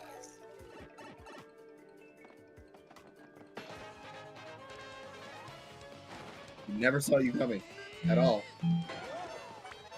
Precisely. I'm like the Spanish Inquisition. Nobody expects me. Oh, we got a posture check and a hydrate from Viv. Alright, great.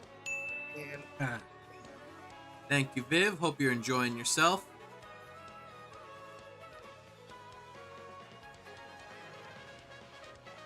What's been the latest Oh, wait, no, I already asked you what. I already asked you about that.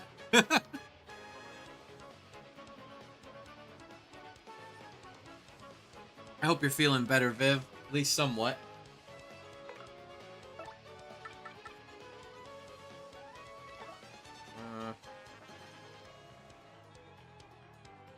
Well, that's good. You keep nursing that migraine.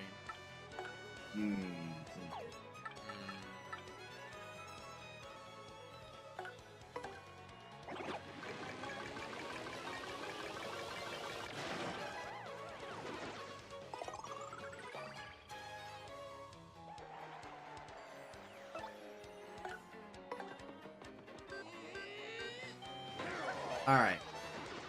Need to play a little more conservatively with my flower points here.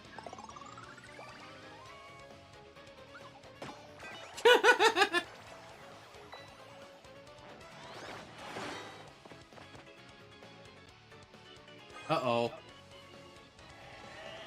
Oh, that's not good. Oh. Oh no.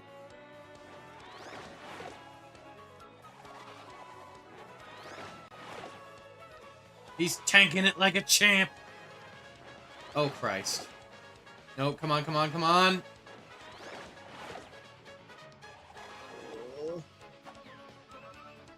Whew.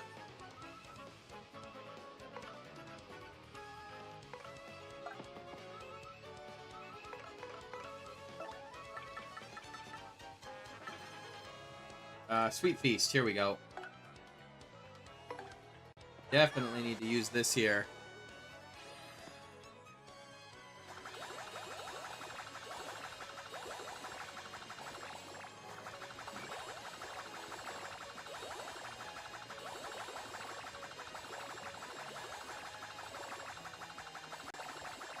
There we go. All right.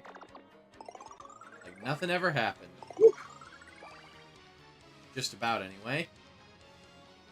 Ooh, yes, yes, give that to Coops. No! Coops, you fool!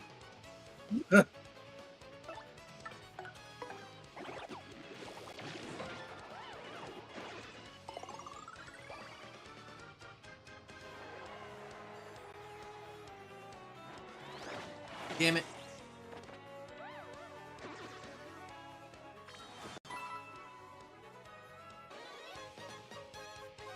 Alright, I've got extra badge points I should spend real quick. 1 second.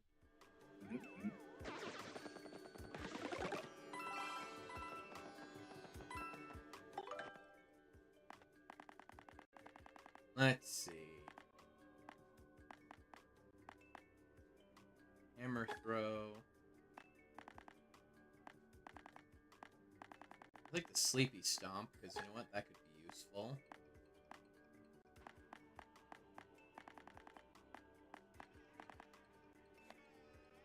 We'll take the ice smash. There we go. Now we've got a ways to potentially incapacitate some of our enemies.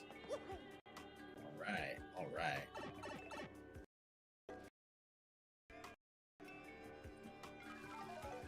Oh shit. We have a plan, we have a method. Alright, hold on. Wait, I know what to do. Wait, no. I send Bobbery at it. Okay, there we go.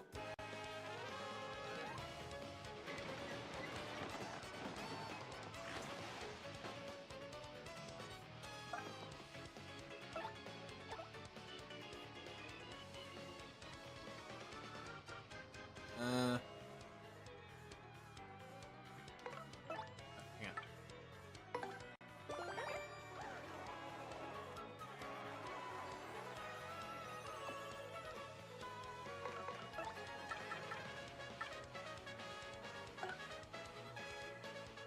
Alright, I'll stun him for a few turns.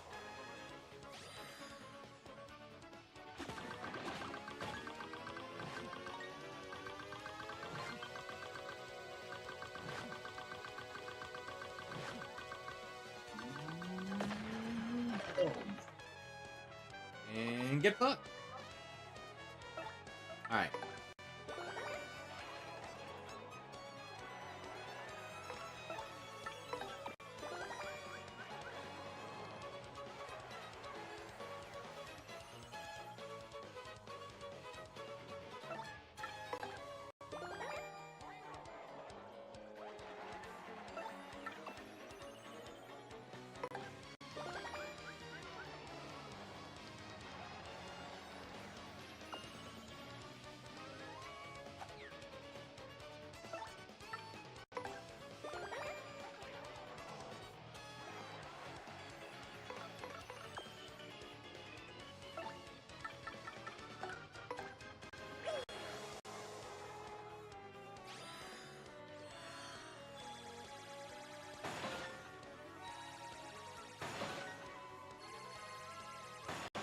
Okay, there we go.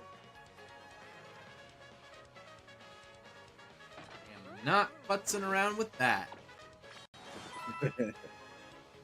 Like that one news reporter when he was at Yellowstone, he saw those buffalo coming towards him. He was like, "Nope, I ain't messing with you."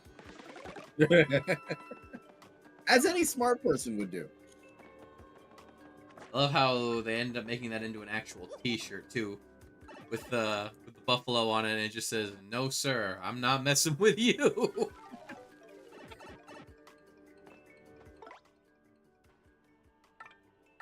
Let's... Gotcha.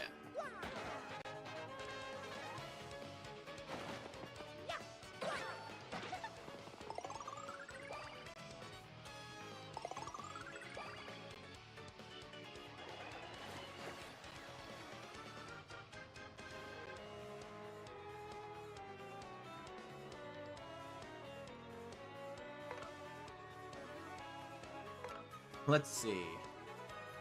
I'm definitely needing to be a lot more strategic with how I'm going about these fights now. Yeah. Because these guys are freaking tough as shit.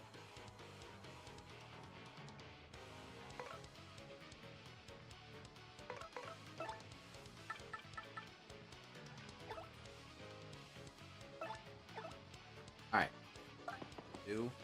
Start off with the shell slam.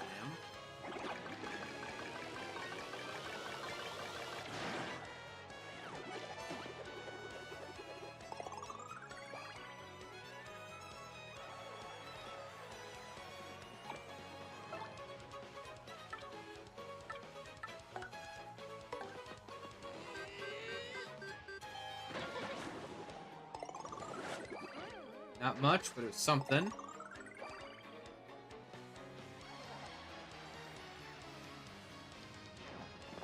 Ah, damn it.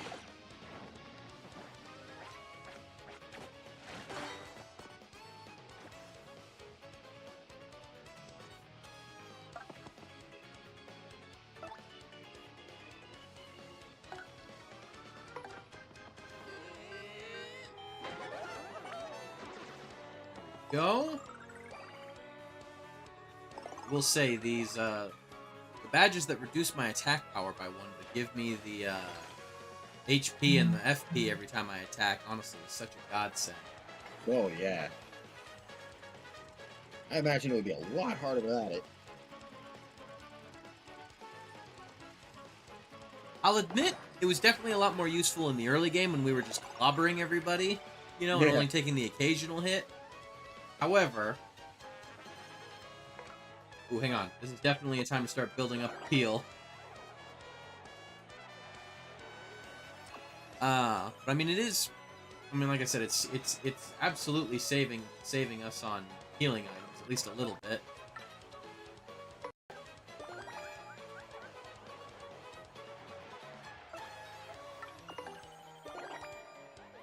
Woohoo! Oh yeah, I'll definitely take some free star power.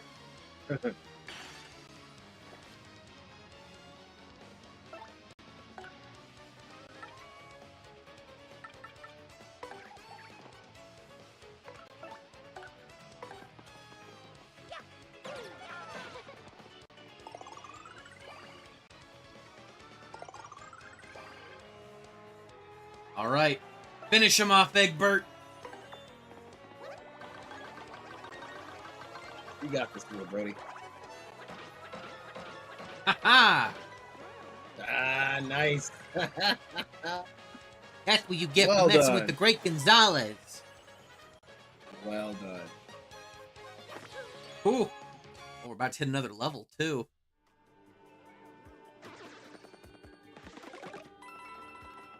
Where are we at now? About to hit level 89.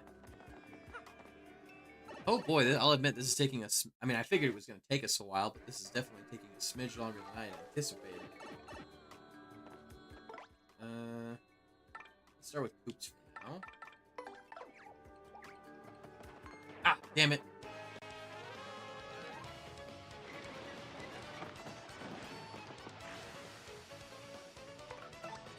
Well,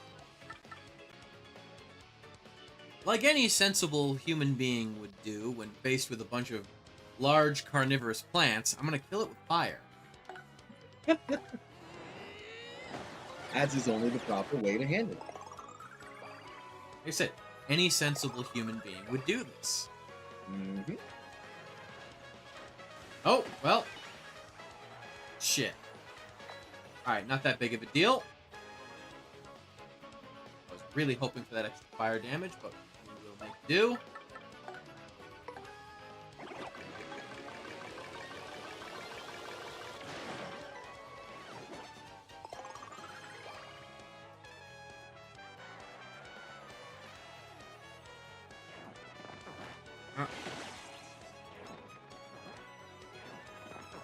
Come on.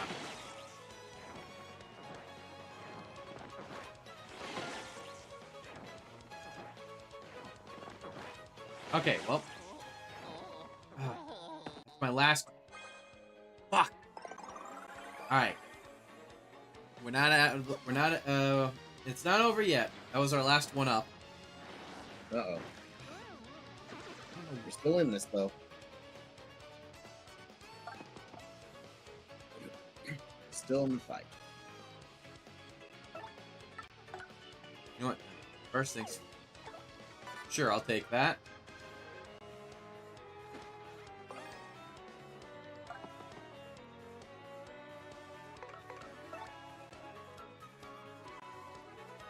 Yeah. Hit it with a sweet treat.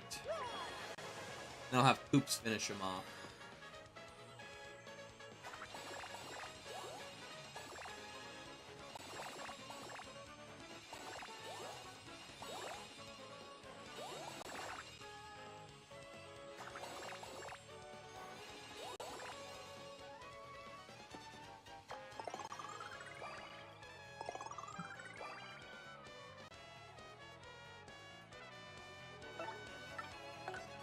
Here we go.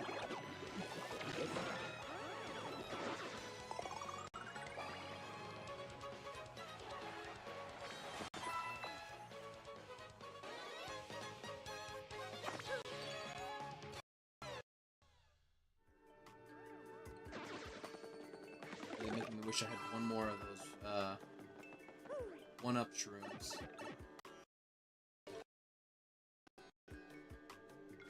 Yeah, they're starting to get a little spicy. Just a little. Lucky Day Badge. During battle, enemies will often miss while trying to attack Mario. Oh, be right back. My food is here.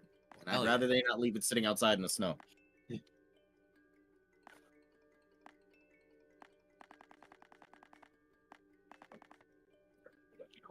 Because it is cold outside and I don't want to freeze.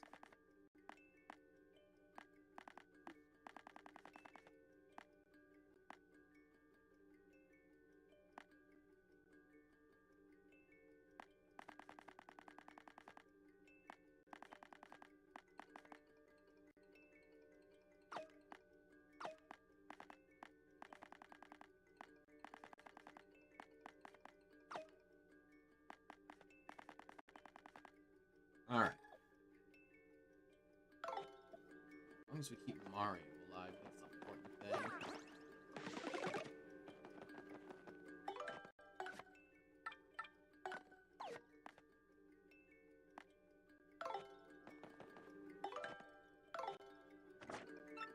Alright.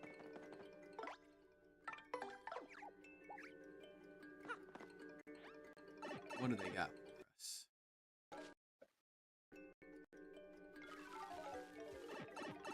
Oh, lordy. I have no idea what you... Wow, I mean, a variation. Oh, fuck.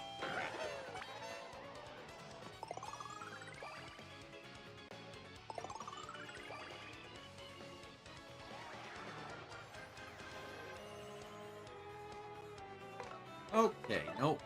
Nope, nope, ain't having none of this. Y'all are gonna freeze.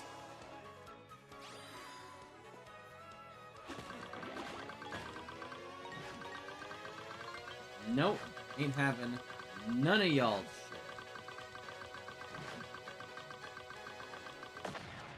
Fuck.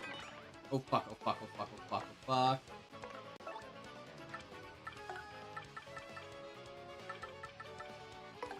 Nope, first things first. Alright, I'm back. Ooh, okay, that almost got nasty.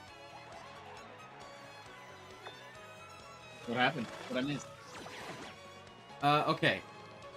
Some new enemies, and one of them had a stopwatch, which, if that had gone off, we would, oh boy. Uh-oh. Okay. But don't worry, I stole it from him, so he can't use it. Still in okay shape? Yeah. Alright. I tried freezing them first, but apparently this fucker resisted it. So I said, nope, and I sent Miss Mouse in to swipe it from him. Because thankfully he was in the front. Nice. Alright, so that's apparently an elite wizard. That's an elite wizard. This is the top of the heap for half-machine organisms. Max HP is 12, attack is 8, and defense is 5. You can probably guess this, but it uses various magic moves in battle. And if it's alone, it'll create illusions of itself. It has no real weakness. So just use whatever you've got to beat it, okay? Let's go, Mario. Alright.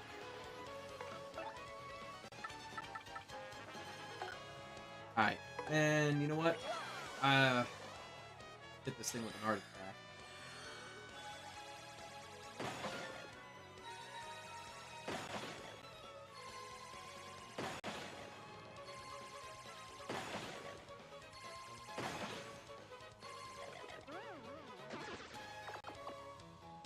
Alright, now what are these things? Poison Puff, of course. Poison Puffs! Poison Puffs! Eat 'em up, eat 'em up, eat 'em up! Ah! That's a Poison Puff. Basically just a puff of poisonous air. Max HP is 15, attack is 8, and defense is 0. Its poison gas attack is 10. These things charge you, but they also save up toxins and poison you with them. Scum. Plus, you can't touch them when they're saving up toxins or you'll get hurt. So annoying. Ugh, oh, makes me glad I froze them. Oh. Yeah. That could have been pretty bad. Oh, not quite. That's that.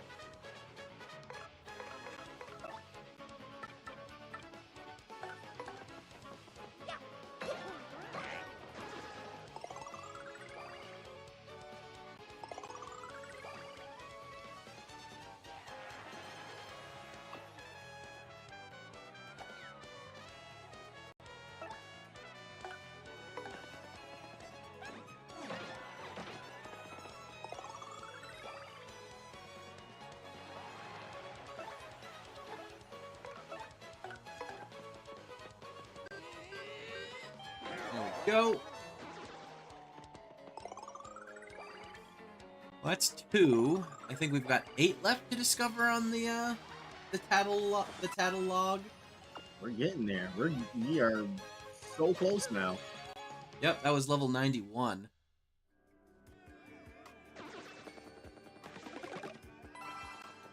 It's getting spicy though. About to hit another level, so as long as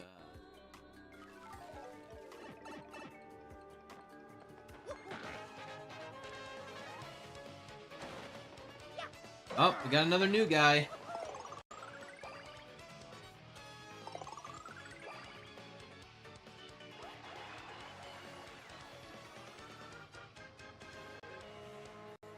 Okay. Now, first things first. A bobble.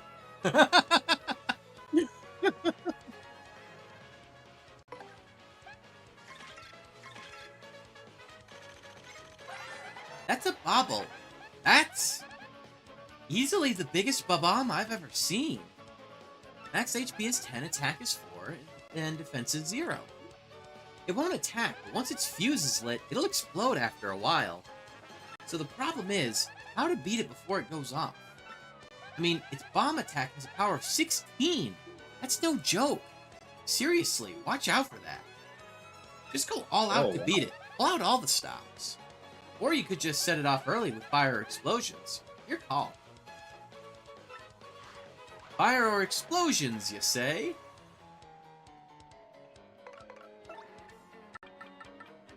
Hmm.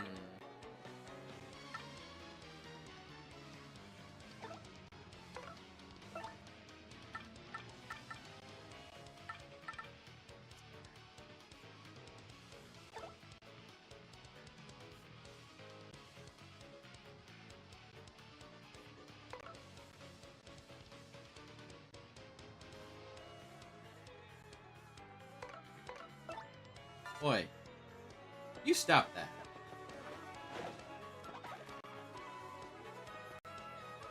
Alright, fuck it. I'm gonna go with the art attack. Finish these.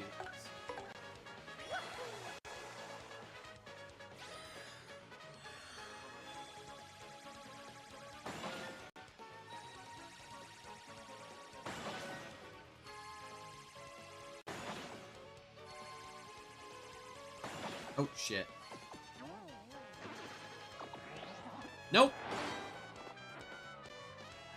Ah, fuck.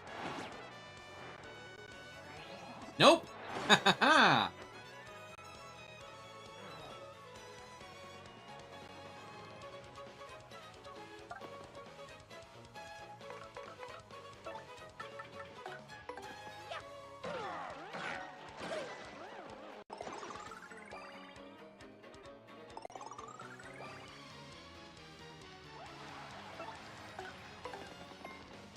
Nice try, fucker. But not today.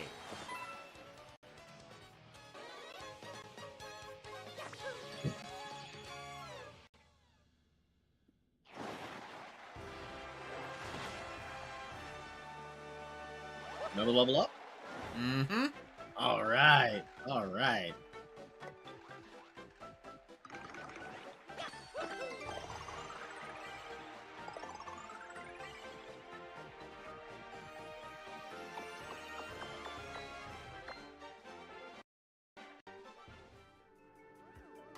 Prince Mush, more like we're gonna kick his tush. I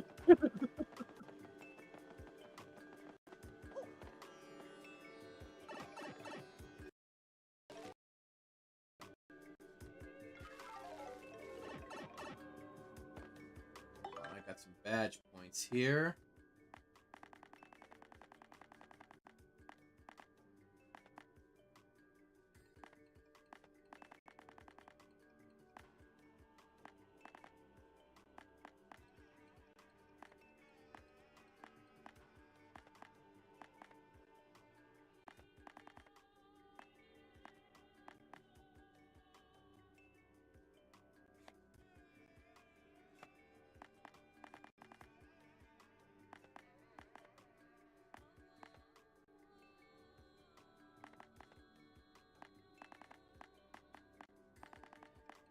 You know what?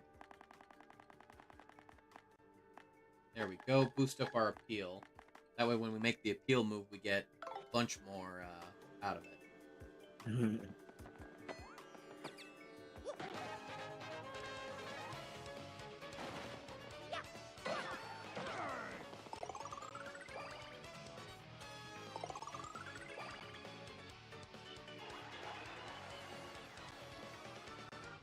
Set it off early with fire, she says.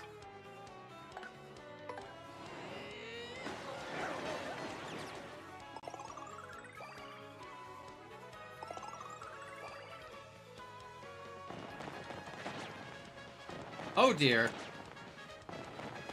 Oh, that was painful. Oh no. I didn't think that would hurt us. Okay, noted.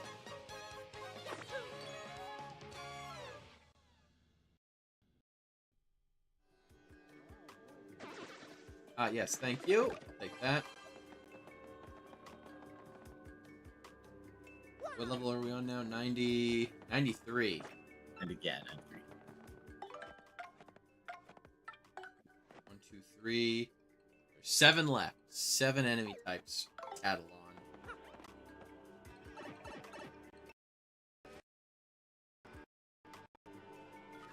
Oh, that looks like one. Ah. Nice.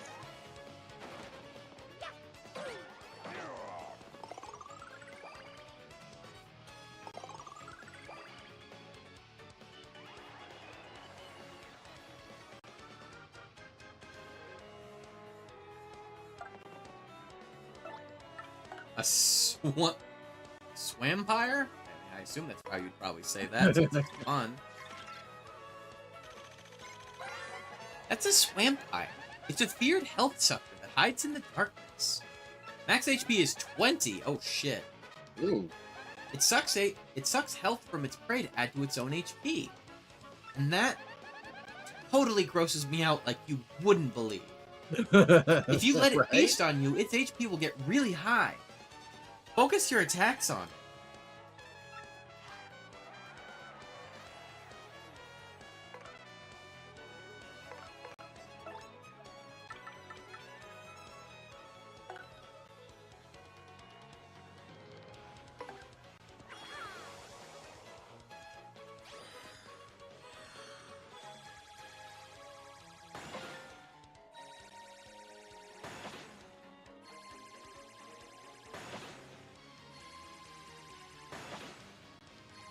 Okay, at least got the one with the item, so you can't use it. Woo! Nope.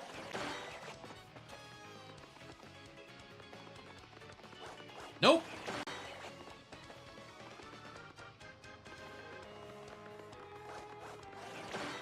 Denied.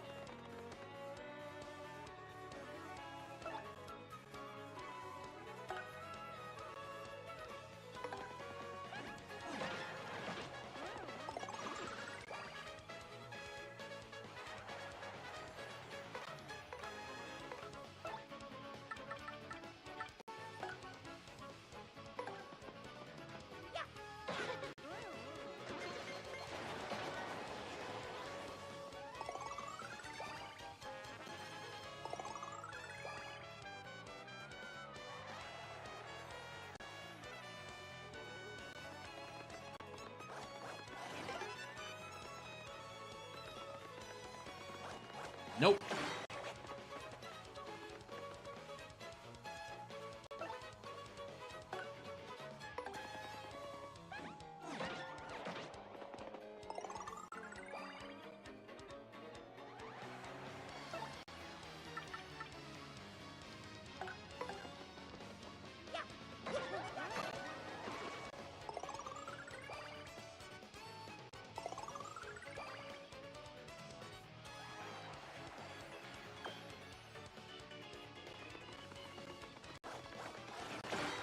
Right.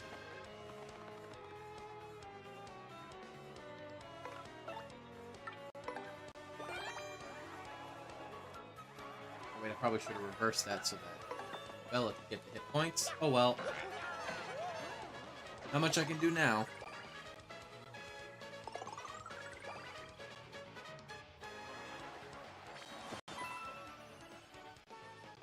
$25 XP and only 6 enemies to tattle on left.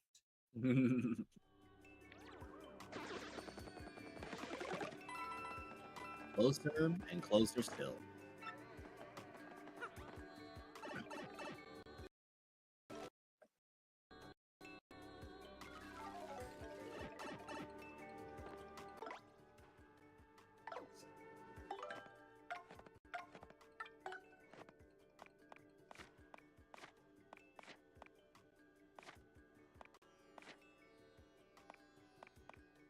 Ah, yes.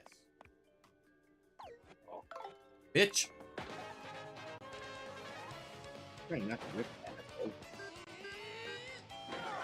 well.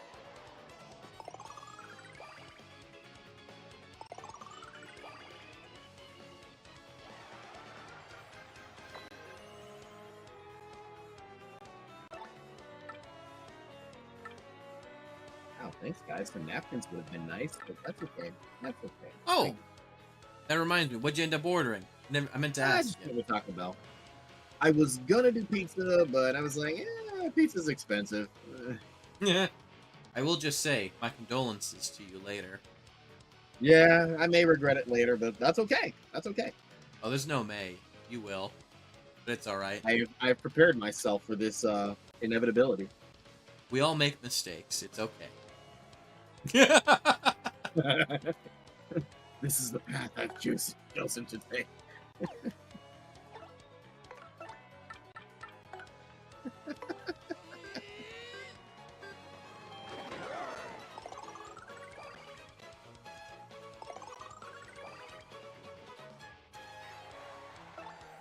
Shit. You know what?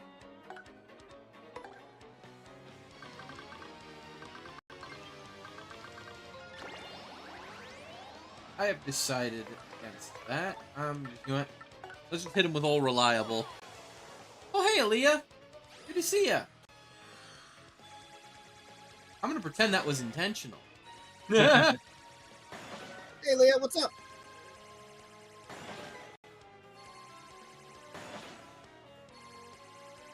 Ooh, I almost managed to get all of them with that. God damn.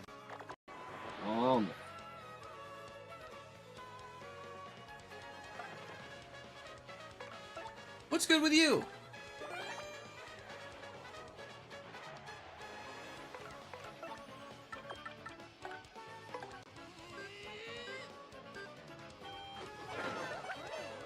There we go.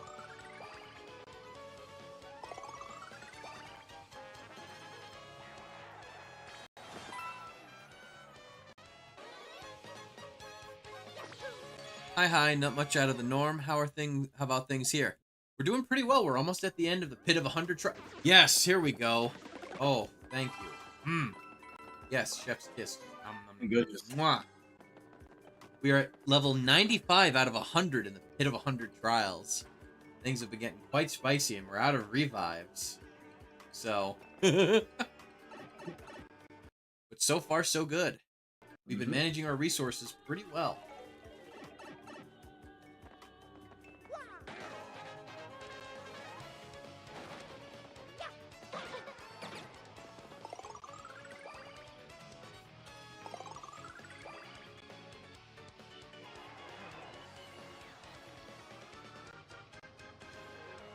Let's see.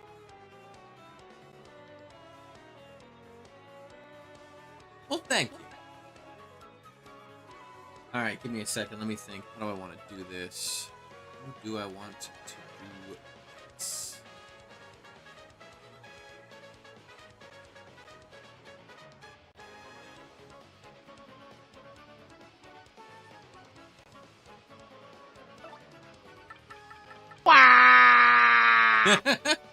Yo, what up, Zaf? Yeah, we got the whole crew showing up here, Lace. Let's go. Yeah, everybody's coming through. Hey, guys.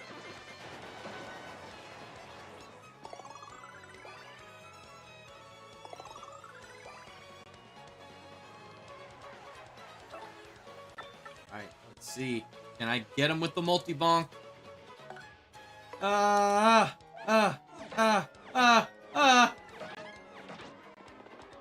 damn, I think that's the most I've ever landed with Goombella with that one. I'm usually so terrible at it.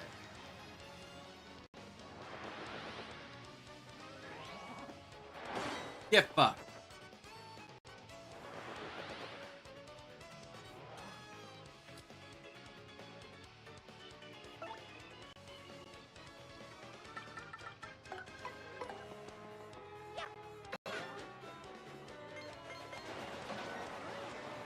Oh, wow.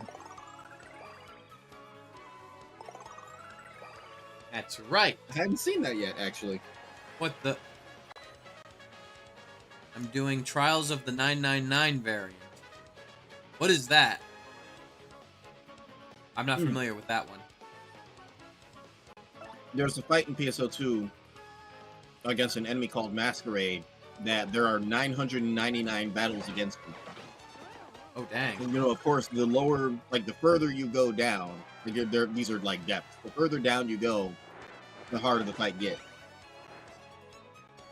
And he begins to do more damage. He begins to add in little delays to his attacks to throw off your timing.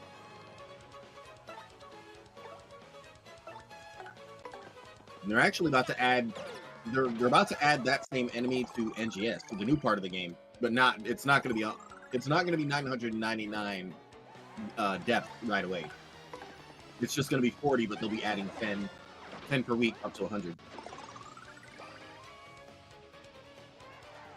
See, what you're saying is you've got 999 problems, and every single one of them is this fuck. Yeah, pretty much.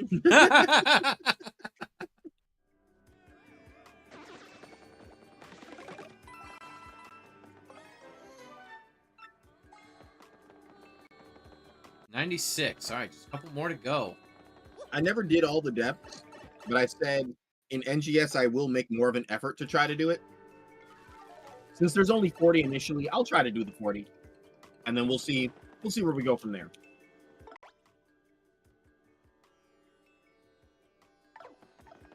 All right, fuck it. I'm just gonna hit him with a hammer.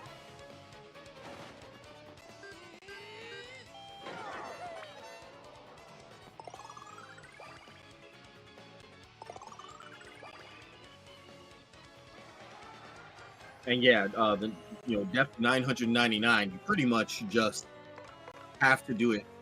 It pretty much has to be a flawless execution. But if you made it that far, you probably know what you're doing already. Yeah. Most likely.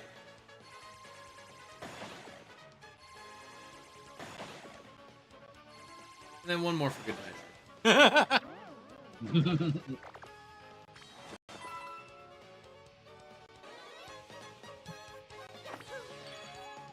I'll be right back. They didn't give me napkins at all. I'll be right back. Fair enough. Whew. We're so close.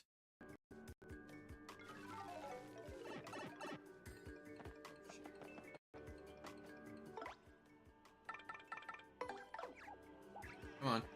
Gotcha.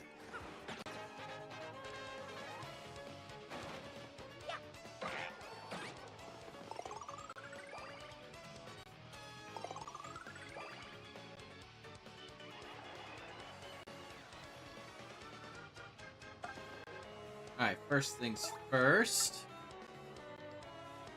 Oh, damn, 700. That's... No, that ain't nothing. Good job.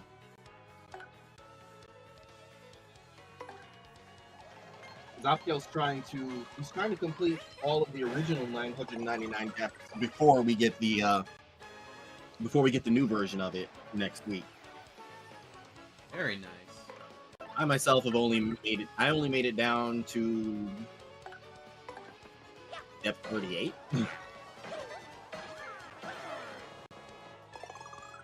I've had plenty of time to fix that, but no desire to do so.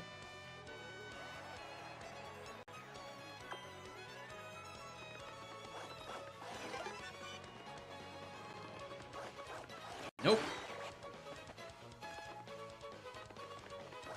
Denied. Ask again later. Was there ever any doubt? I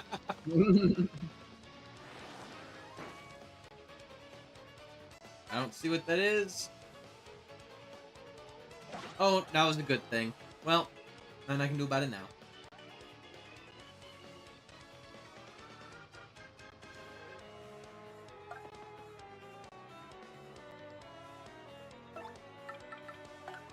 Boing, boing, boing, boing, boing.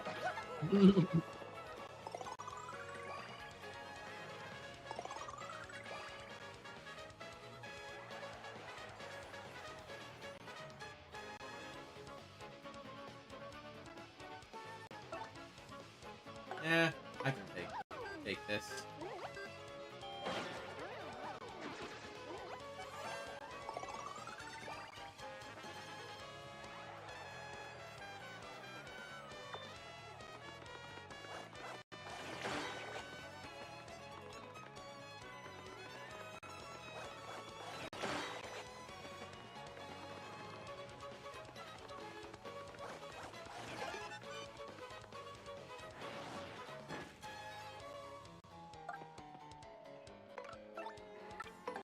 Mwah. Oh, look at that. It fills up an entire meter now when we do one with Right. with our crowd as well as the super appeal. You think the fire will take them out? Well, never mind. This will take them out. Well, to keep in mind, the fire only goes after. I mean, I guess I could have, but it didn't feel worth it.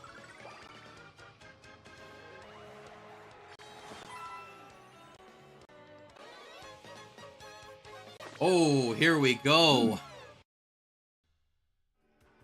About to hit level 32, Lace. Alright. Level 99 and level 100, and then we got this. This is even better than we projected. We expected at least level 30.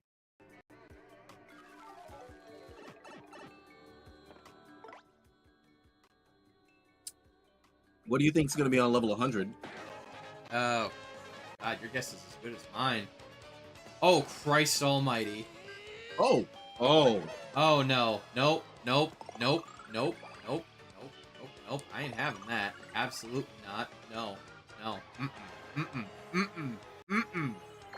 They've got shooting stars? No, fuck that. Fuck that. yeah. Let's get rid of these things right away. You know what? Hold on. I got. You know what? Hold on. I don't want to burn through. Okay, I got an idea.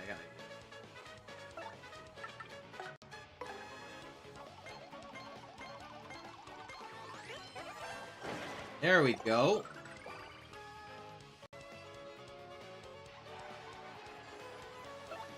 Now we take him down with an earth tremor. Save us a bunch of star points.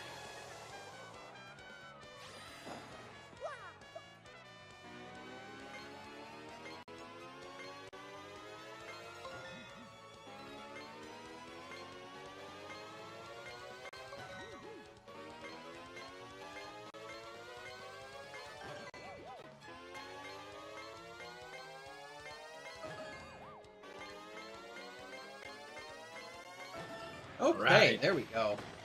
If I had butt up there, that would have been very bad.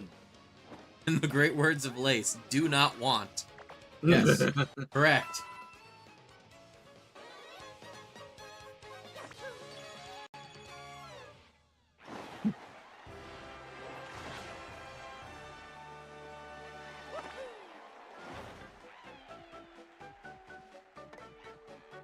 Badge points are your best friend in this game.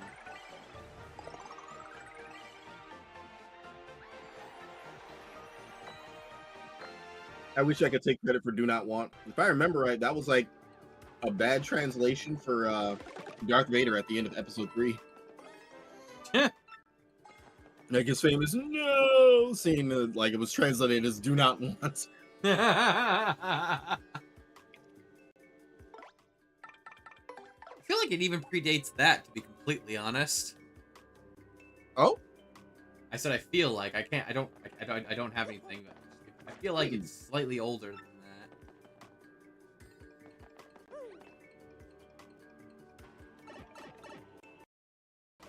it definitely became a meme after that. Oh, for sure. Whoa, what's this? Aru. Uh-oh. Oh, yeah, no, that checks out. That checks. Oh no! Why did I know it would be a?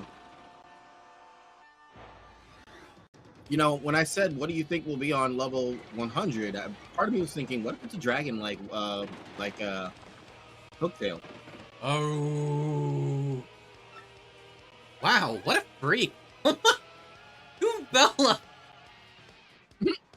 No chill.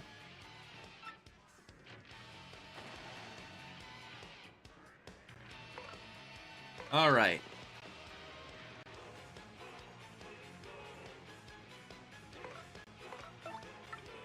Bone tail. Yeah, no, that also checks.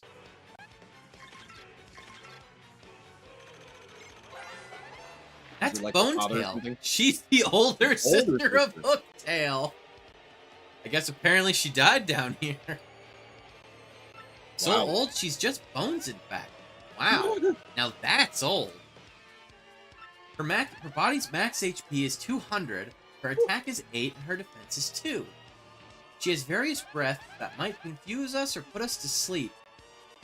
Fuck, I wish I had put on the, really wish I was putting on the feeling fine badges right now. Mm-mm. When her HP gets low, she'll recover or reanimate as the case may be. She's probably stronger than your basic final boss type. Seriously, let's do this right. Oh, Christ. Oh, boy.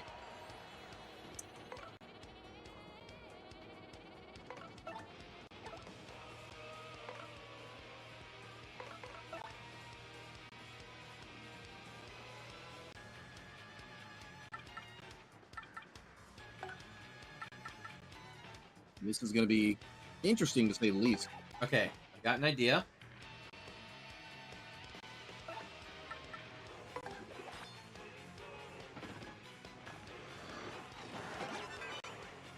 Ooh.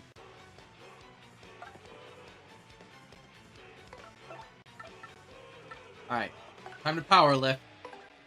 It's time for me to play the best Paper Mario of my life. Mm-hmm.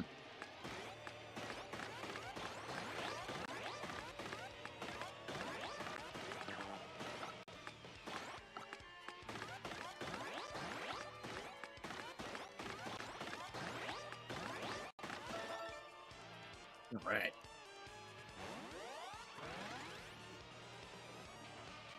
Alright, Egbert.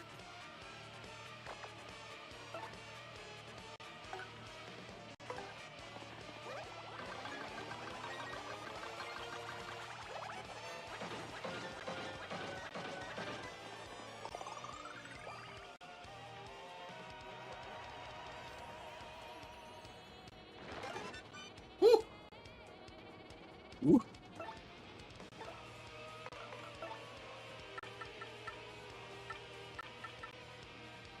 Fuck, wish I also really wish I had the power jump on me right now. Wish it hadn't been a cutscene that activated. Okay, well, it's fine. It's fine. We deal. We deal.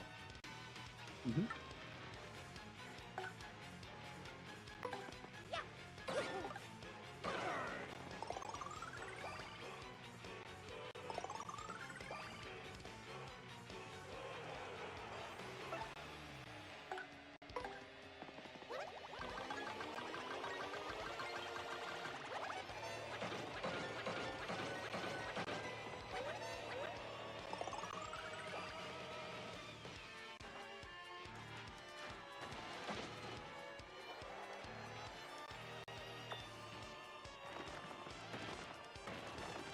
Oof.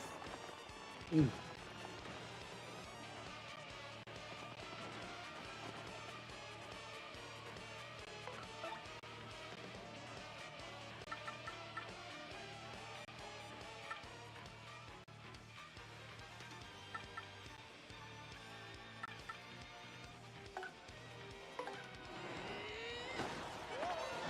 Okay, they're not immune to fire. That's good to know. Nice.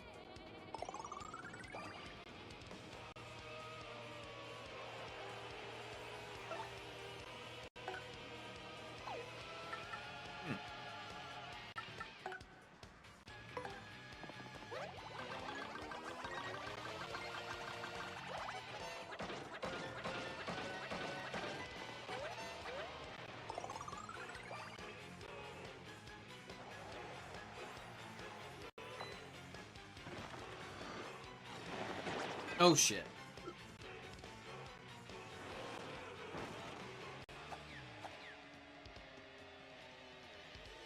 Okay.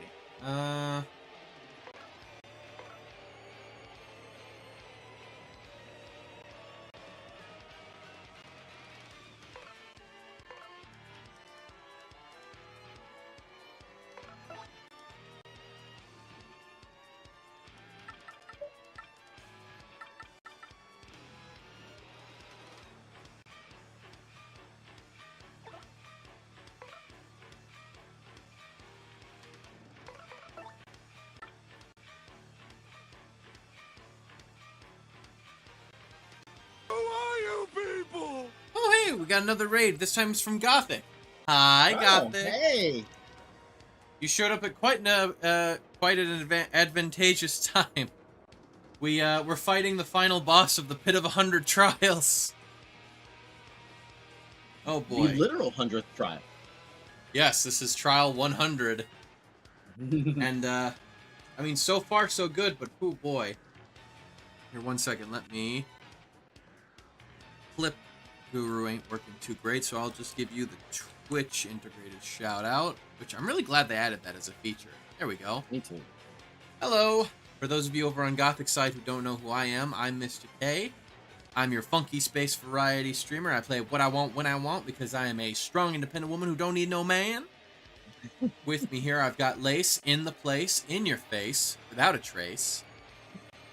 And, yeah. No, I mean, I play all sorts of things. I play DBD, oftentimes with Gothic. I play, well, Paper Mario, and, as far as generally, I do tend to gravitate more towards Metroidvania and, roguelite type games a lot of the time, but not exclusively.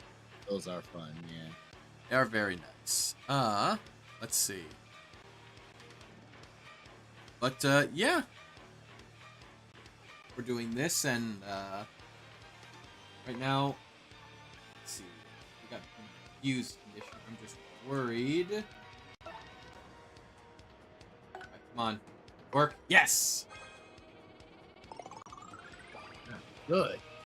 Alright, and then it'll give me some HP back over time. Alright, let's see. For now... I'm gonna switch to Bobbery for just a moment.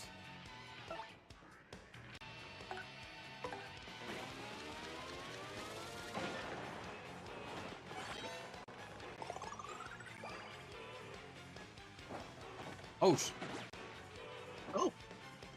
It's been a hot minute since we've had that happen. Ooh, okay, hang on, let me see if I can get this. It's bingo time, can I get this?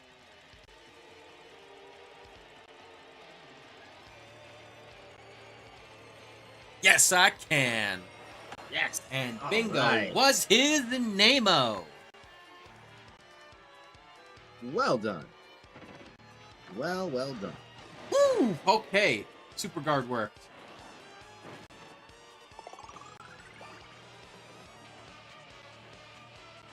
Alright, please let this work. Power lift. Wait, no, hold on. First things first.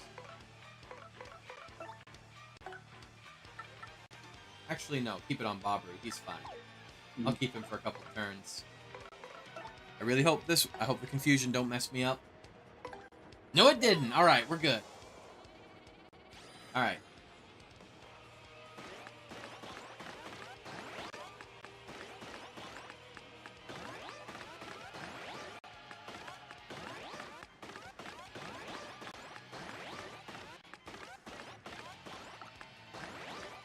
Ooh, almost got the extra defense there, but alright.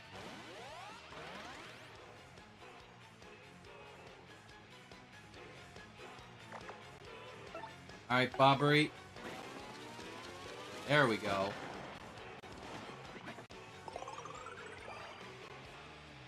Ha! Nice.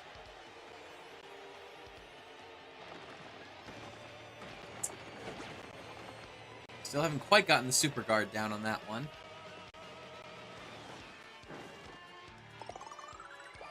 Alright, we're back to normal. Hey, no throwing shit. Unless I like it.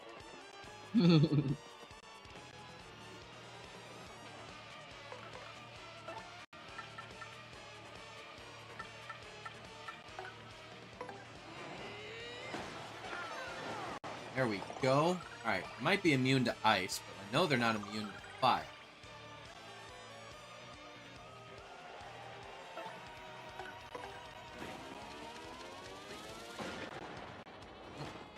What's the timing on that one, but that's fine. Oh, yes, yes, you might miss. Jesus, another bingo. Okay, hang on. Wow.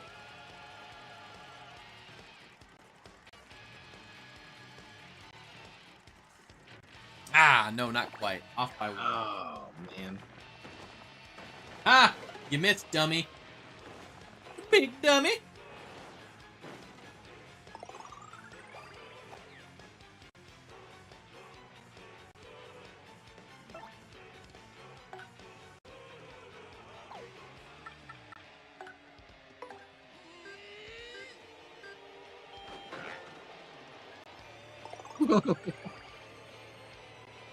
Won't lie, the positioning of where that went was kind of hilarious.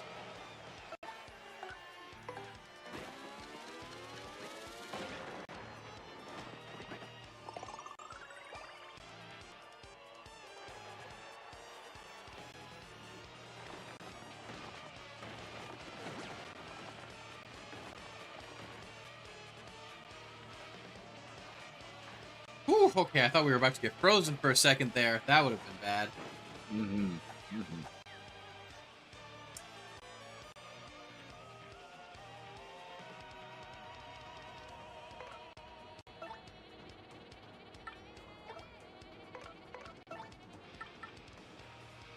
Alright. Yeah, I'd say another power lift is in order.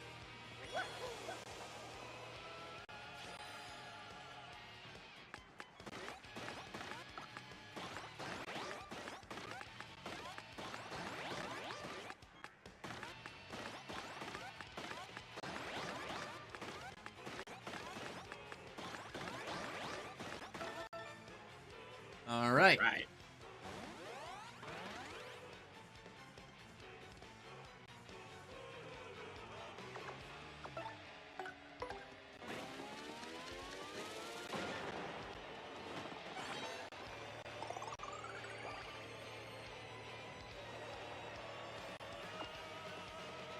Oh. Yep, they did that thing where they healed. Mm.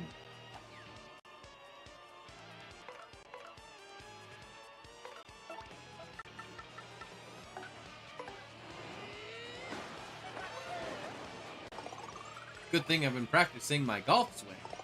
You know, honestly, man, you know how like sometimes someone will just toss up the baseball into the air and then swing and hit it with the bat, right? Yeah. Imagine that for a moment, but with golf instead of baseball. Whoop! Or I don't think that will go really well indoors. But then again, not with a baseball. that was about, another posture check from Best Boy. I am sitting up already. Oh. Large. Ooh. Okay, that's less than bueno, but you know what? We can deal with that. You know, I hope this isn't going to be like the Rafflesia, like the optional boss Rafflesia in the there was a Mega Man X RPG a while back, Command Mission. One of the two optional bosses was a Rafflesia robot who, let me remember, she would heal on every turn, and she would gradually heal more on every turn. So it really was just a damage race against her. Ah! You're gonna miss! Son of a bitch. They didn't even attack this turn.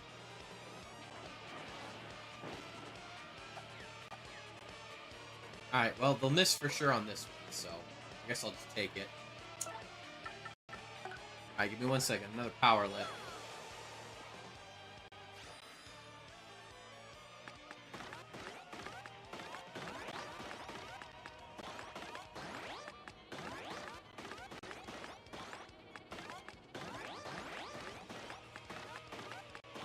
Having mentioned Rafflesia, I'd still rather fight her over Ninetales.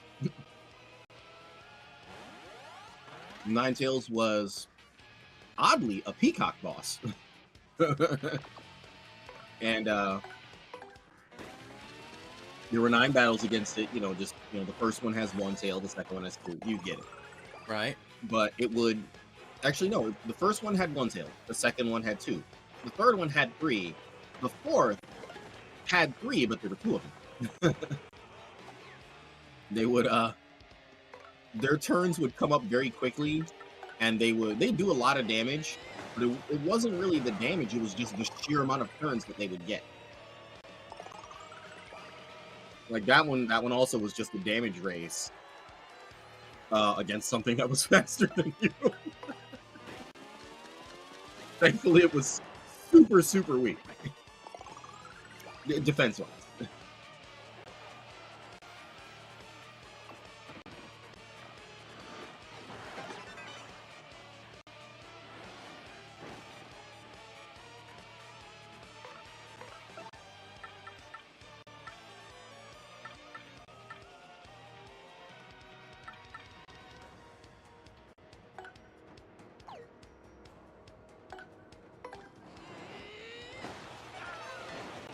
Nothing Mother says I did an insidious Miss Fucci with Ned and Franklin's for the basement.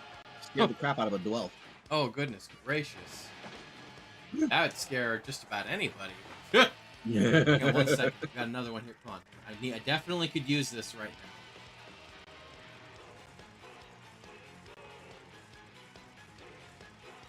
There we go. But yeah, Miss Fucci, that's so a new killer just came out in Dead by Daylight, Lace. Oh. It's Miss Fucci, which is a character from a Junji Ito novel. Oh. One of the monsters, yeah. From yeah. Oh, God. He writes some pretty scary stuff. Oh yeah.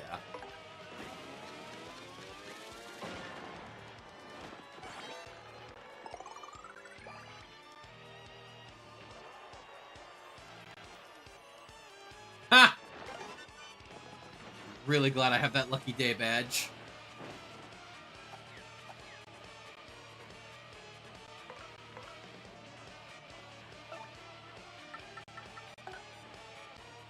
Alright. How much damage can I do if I hit her with an art attack?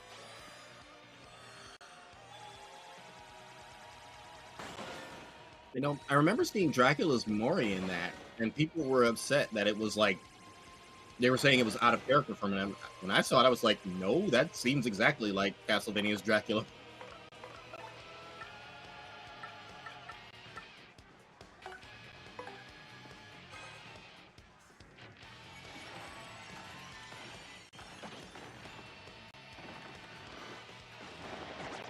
Damn it!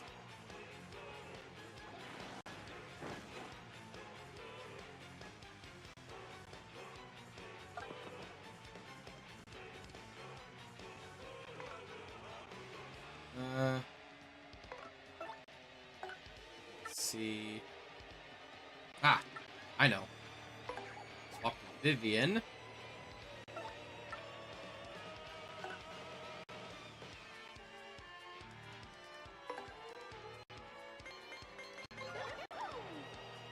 Hopefully, I can wait out the confusion so I don't wind up accidentally.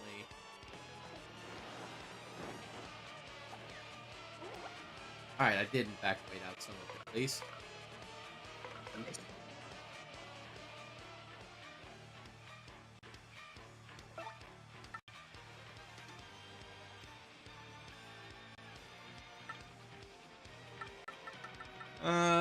Let's see.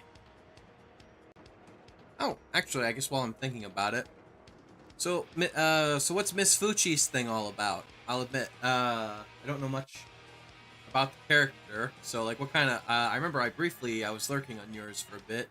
I saw it looked like she had kind of a bit of like a sword arm of sorts. Like, what's her thing? What does she do? I am actually genuinely curious.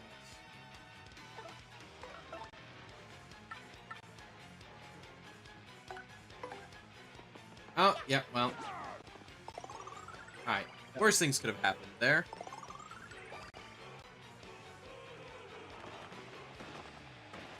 Ooh! Here we go! Woo, that's my girl! Nice.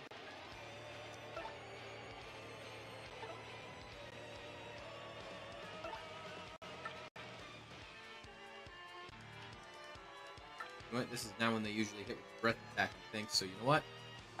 Hold up. Yoink! Oh, no, that was a bite. Shit.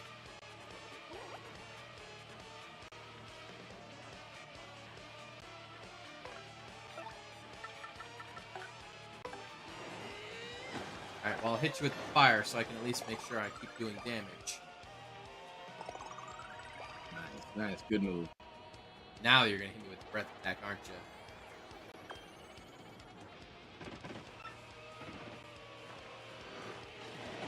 Okay, it's just Vivian. You know what? I'm okay with that. Can I swap her out? Oh, yeah. They lose the turn anyway. You know what? I'm okay with that.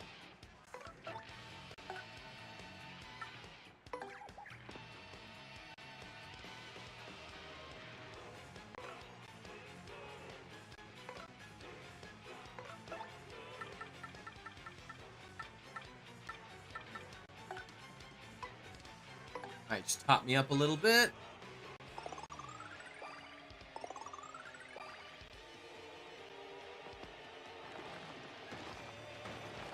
Here we go. Ha.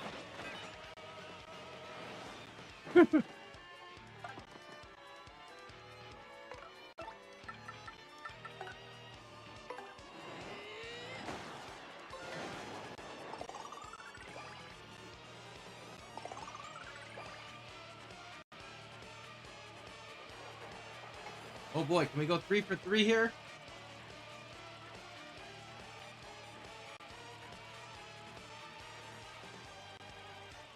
Yes, we can.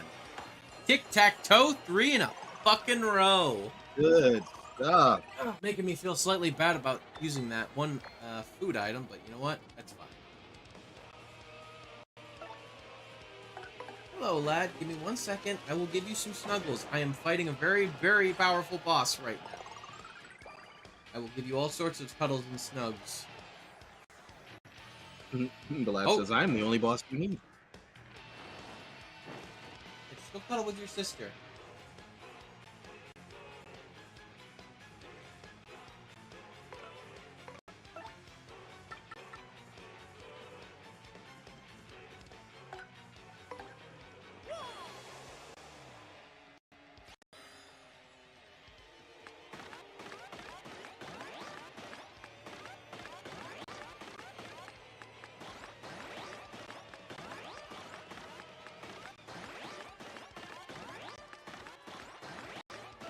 Alright, hopefully this will be the last one I'll need.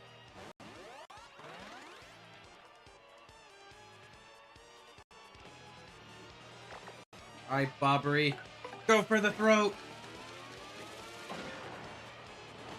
Alright, base boosted Bobbery.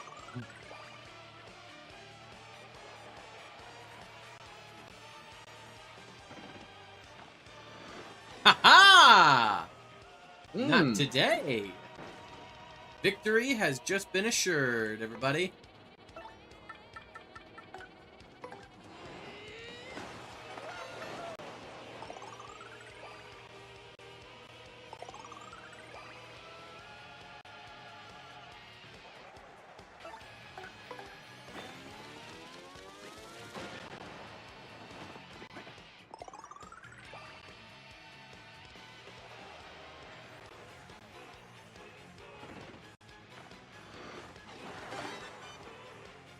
Two for 2, huh?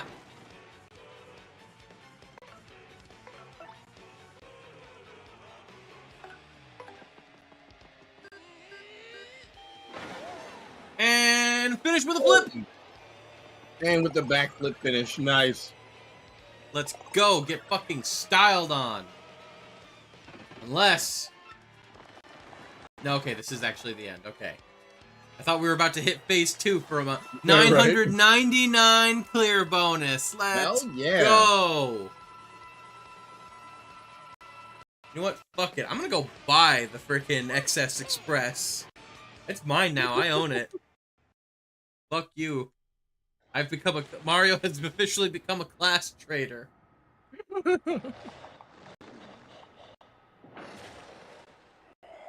Oh.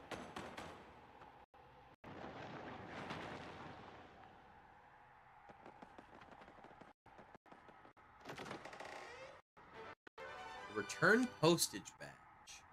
Does half damage back to enemies if they directly attack Mario. Nice. Oh, hell yes. Okay, hold on 1 second. Audio's gonna get a little wonky here. Let me... Hold on 1 second. I'm gonna restart the thing real quick. Yep. All right, we did the thing. We did the thing. Come on. There we go.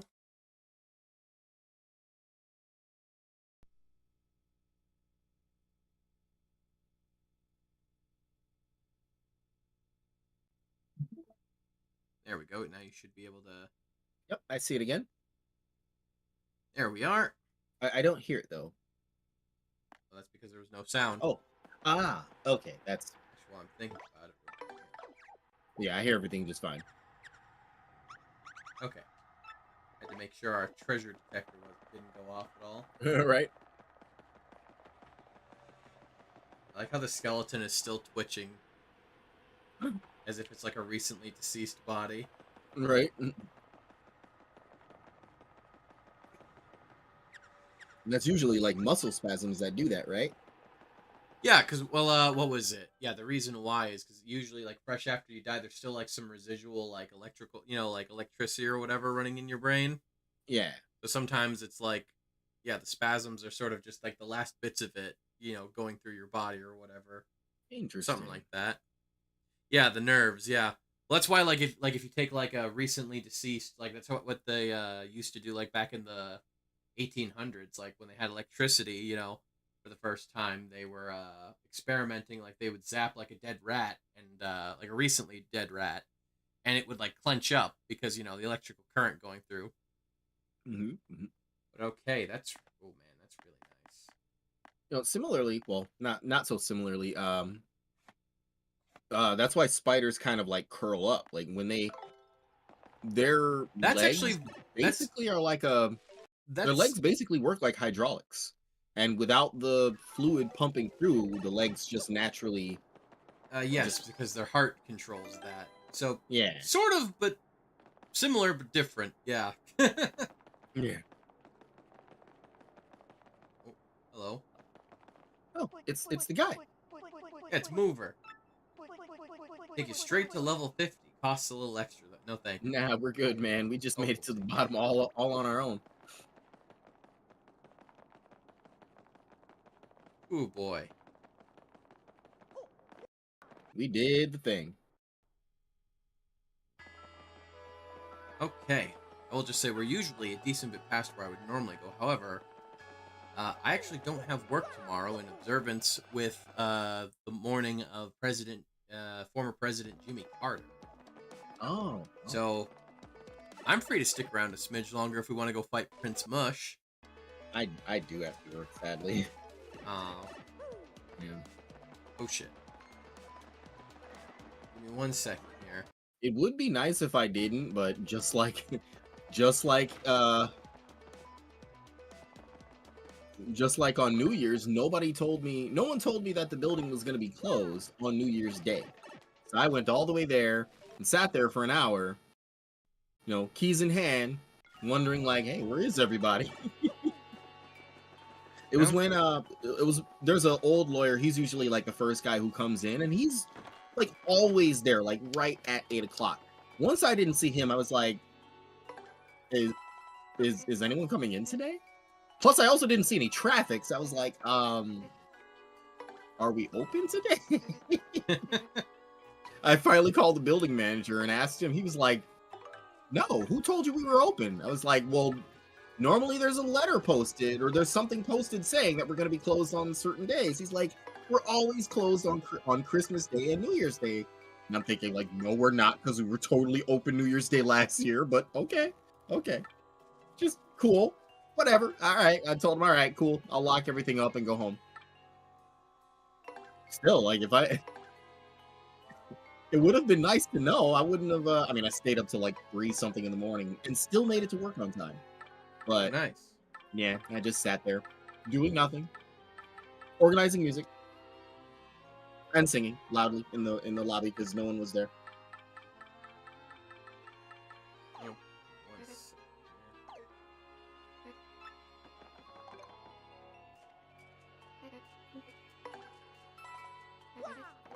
at the very least, go. Let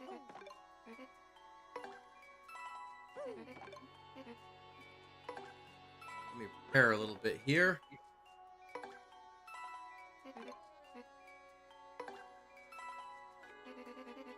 Ooh, perfect. I was actually going to buy another one of those. Thank you. Oh, cool.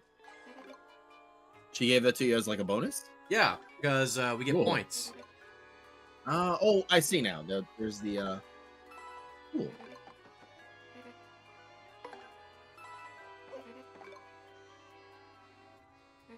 What actually?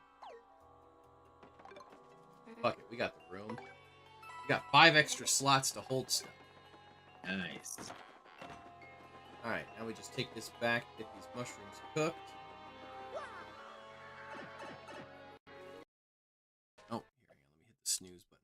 quick. How much longer you got? I can go a little bit longer, but Like, not yeah. too much longer. All right. At the very least, I'll prepare Yeah. these. Yeah, I don't think we're gonna have time for the actual fight. Yeah, because it's kind of an endurance match, to say the least. I don't think it'll take quite as long. I don't think it's gonna take us quite as long as it took for Pooh Boy, as it did Yeah, for the it shouldn't. Graffiti Corner. Super Luigi. All 5 volumes now on sale at Toad Bros Bazaar. Mustachioed Green Baron. When the light fades from Rogueport, a hero emerges, inscribing his name in legend.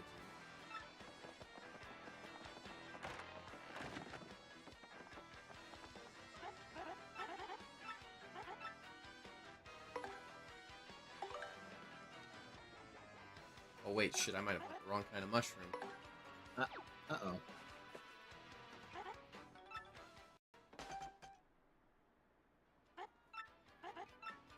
Not quite what I was looking for. Nope, that's fine. I might be able to make this work. I have an idea.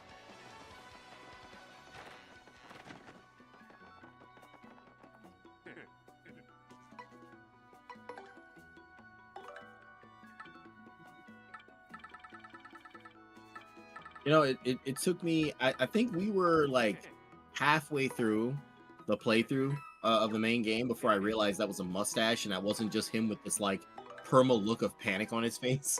Yeah, that's what I...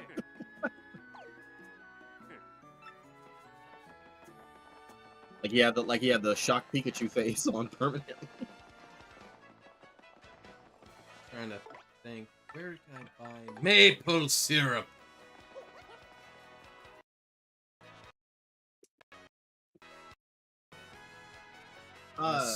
Couldn't you get it in...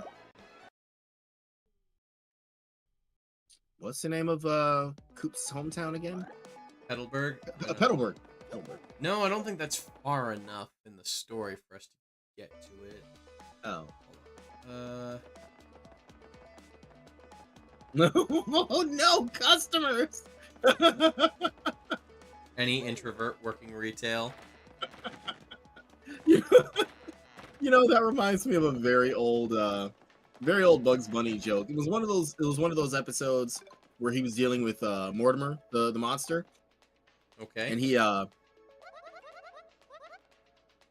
at first he was like styling his hair and he was like giving him like a makeover, and then when that failed and he started chasing him again, he stopped them and he was like warning him about something that was like absolutely terrifying. And then he of course breaks the fourth wall and points to the screen, and Mortimer in sheer terror goes, "People!"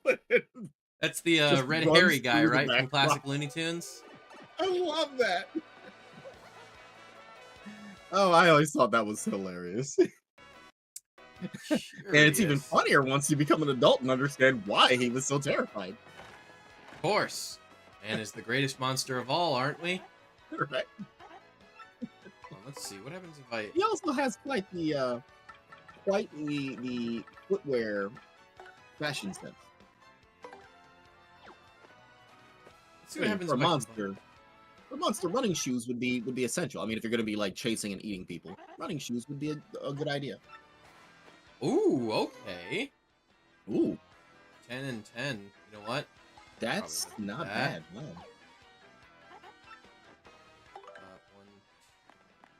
4. Yes. Okay. You know what? I think I can live with that. Okay, we'll just get the 4 more gradual syrups, and then we'll be good to go. All right.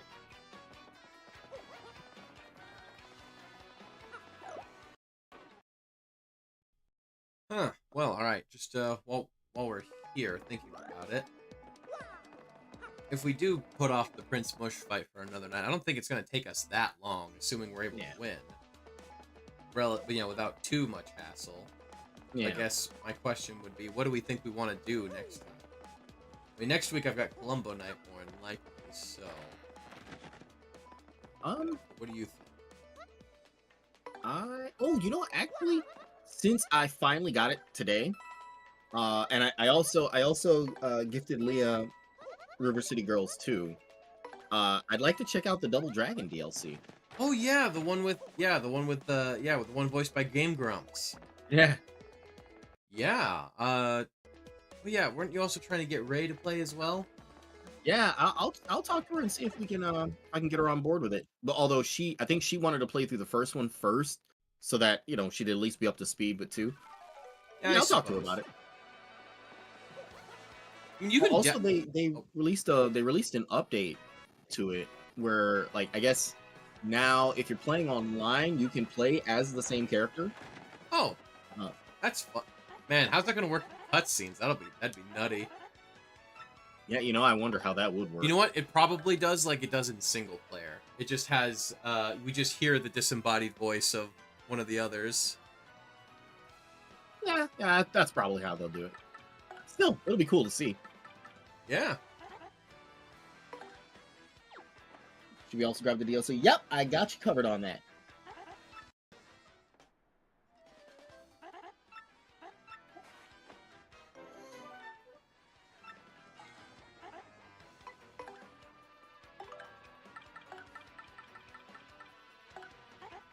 I got you covered on that. But yeah, I would absolutely love to do that. I mean, more than anything, it's just it's a good time to kick back and break some faces in River City together.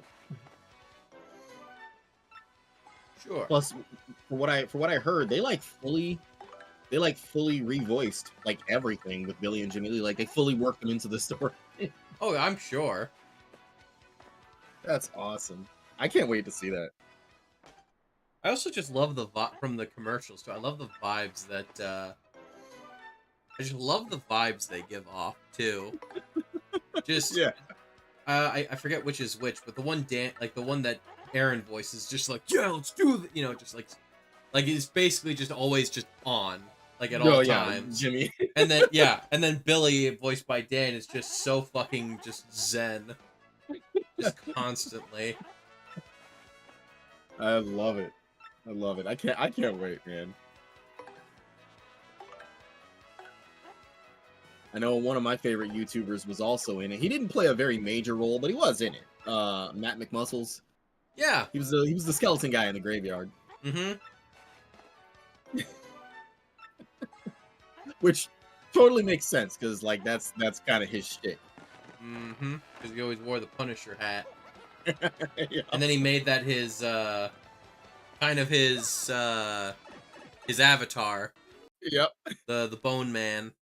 I love the muscular version of him from his the Worst Fighting Game series. There's the like game show host type one from his What Happened series, but then for the Worst Fighting Game, it's like a super buff fighter looking version of himself. I love it.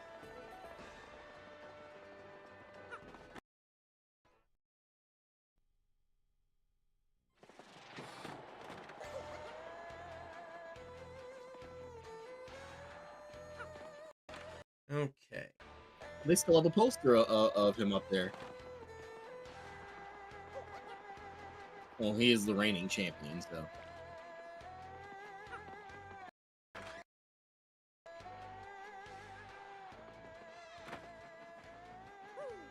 Here we go. Top ourselves up. slips into the bed like paper. I love that. And the fact that our friends just like fold up and go into our pocket. Right.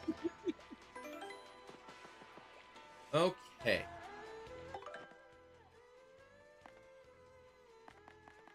Second, let's see. Oh, we're definitely gonna want power jump. Yeah. Leaping stomp and multi bounce won't do us any good.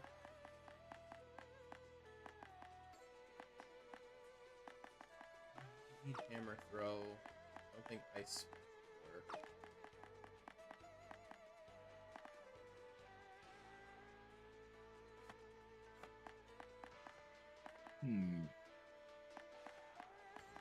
Throw in the simplifier because that's definitely Yeah.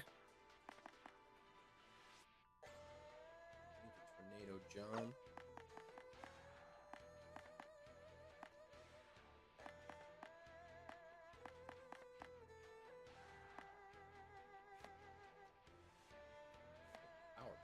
What was?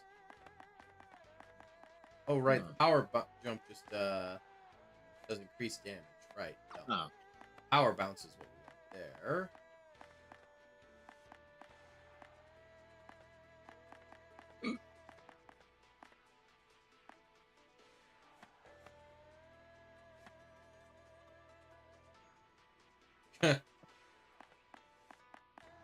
I don't think all or nothing is the way to go.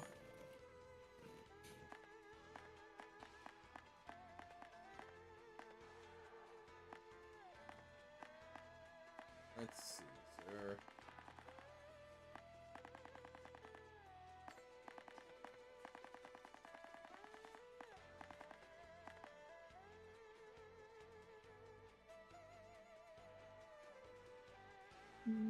Zap Tap could help, maybe. Guess we'll find out. I mean, it's not much, but every little bit of damage you can deal will help. Mm-hmm.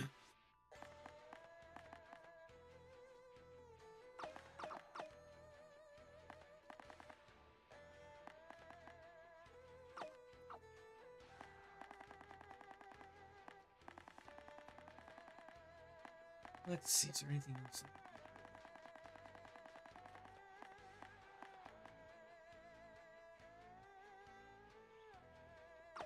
All right.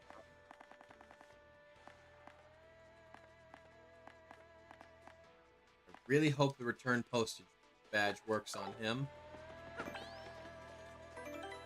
Okay. Well, for now that'll have to do. Let's see here. Let's go ahead and see if we can find somebody to raid. Yeah. Actually, I want the music back. There we go. Let's see who's doing stuff right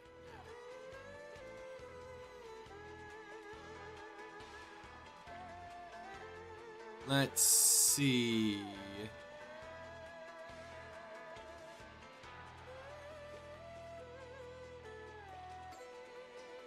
Oh, we got a couple options. Looks like Envy's on right now. What is she doing? It says just chatting. Oh, nope, oh no, looks like she just raided out. Okay then. Let's see. There's Mrs. Majora. Looks like she's playing Overwatch right now. There's Shay. She just rebranded from a catgirl vampire to a raccoon cowgirl. Went from Shay the Nyanpire to Trash Panda Shay. Looks like she's playing Power World with somebody right now. Let's... let's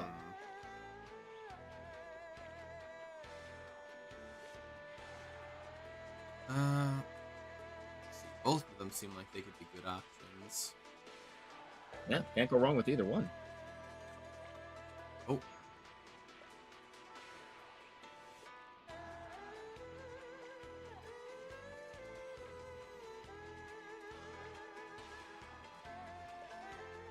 Let's go with Majora. I don't think I usually get too many opportunities. She usually tends to stream late, so I don't think I usually get a crazy amount of opportunities to raid her.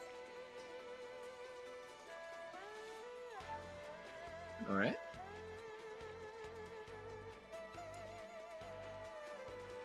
Okay.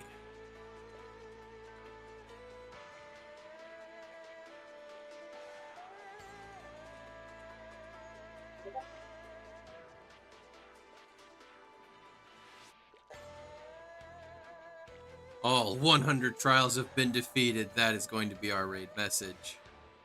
Because that is exactly what we did today. Alright. Ooh. So, Lace. What else you got planned for this week before we go? Tomorrow's gonna be a normal PSO2 date unless Steam is actually right about the release date of Freedom Wars. All Uh, right. if it is the 10th, then it'll be Friday. But that's probably the biggest thing going on for me. Wholesome Week is still going on. It's a bit of a challenge for my channel. In the spirit of friendly competition, it's a challenge for my channel. I've been teased that I am less than wholesome, so for this week only, I have made my channel wholesome. But yeah, that's really it. Just it's either gonna be PSO2 or Freedom Wars, and then of course we'll be continuing Baldur's Gate 3 on the day that comes after Friday, Saturday.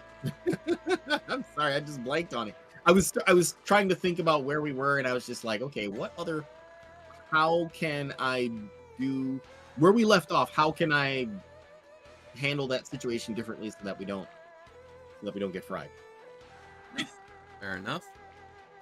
As far as for me, well, originally I was going to be playing Stardew with Beep, but unfortunately some scheduling issues have popped up.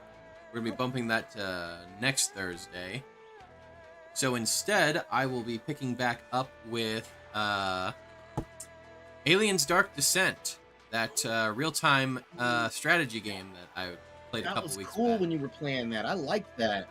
Yes. So I'll be picking that up tomorrow, and then Saturday we'll be back with more Baldur's Gate. I will try to make less corporate jokes. Don't worry. They write themselves. It's true. This is true. All right. Thank you very much, everybody, for popping on in. Have a lovely rest of your evenings, and yeah, catch you all on the flip side.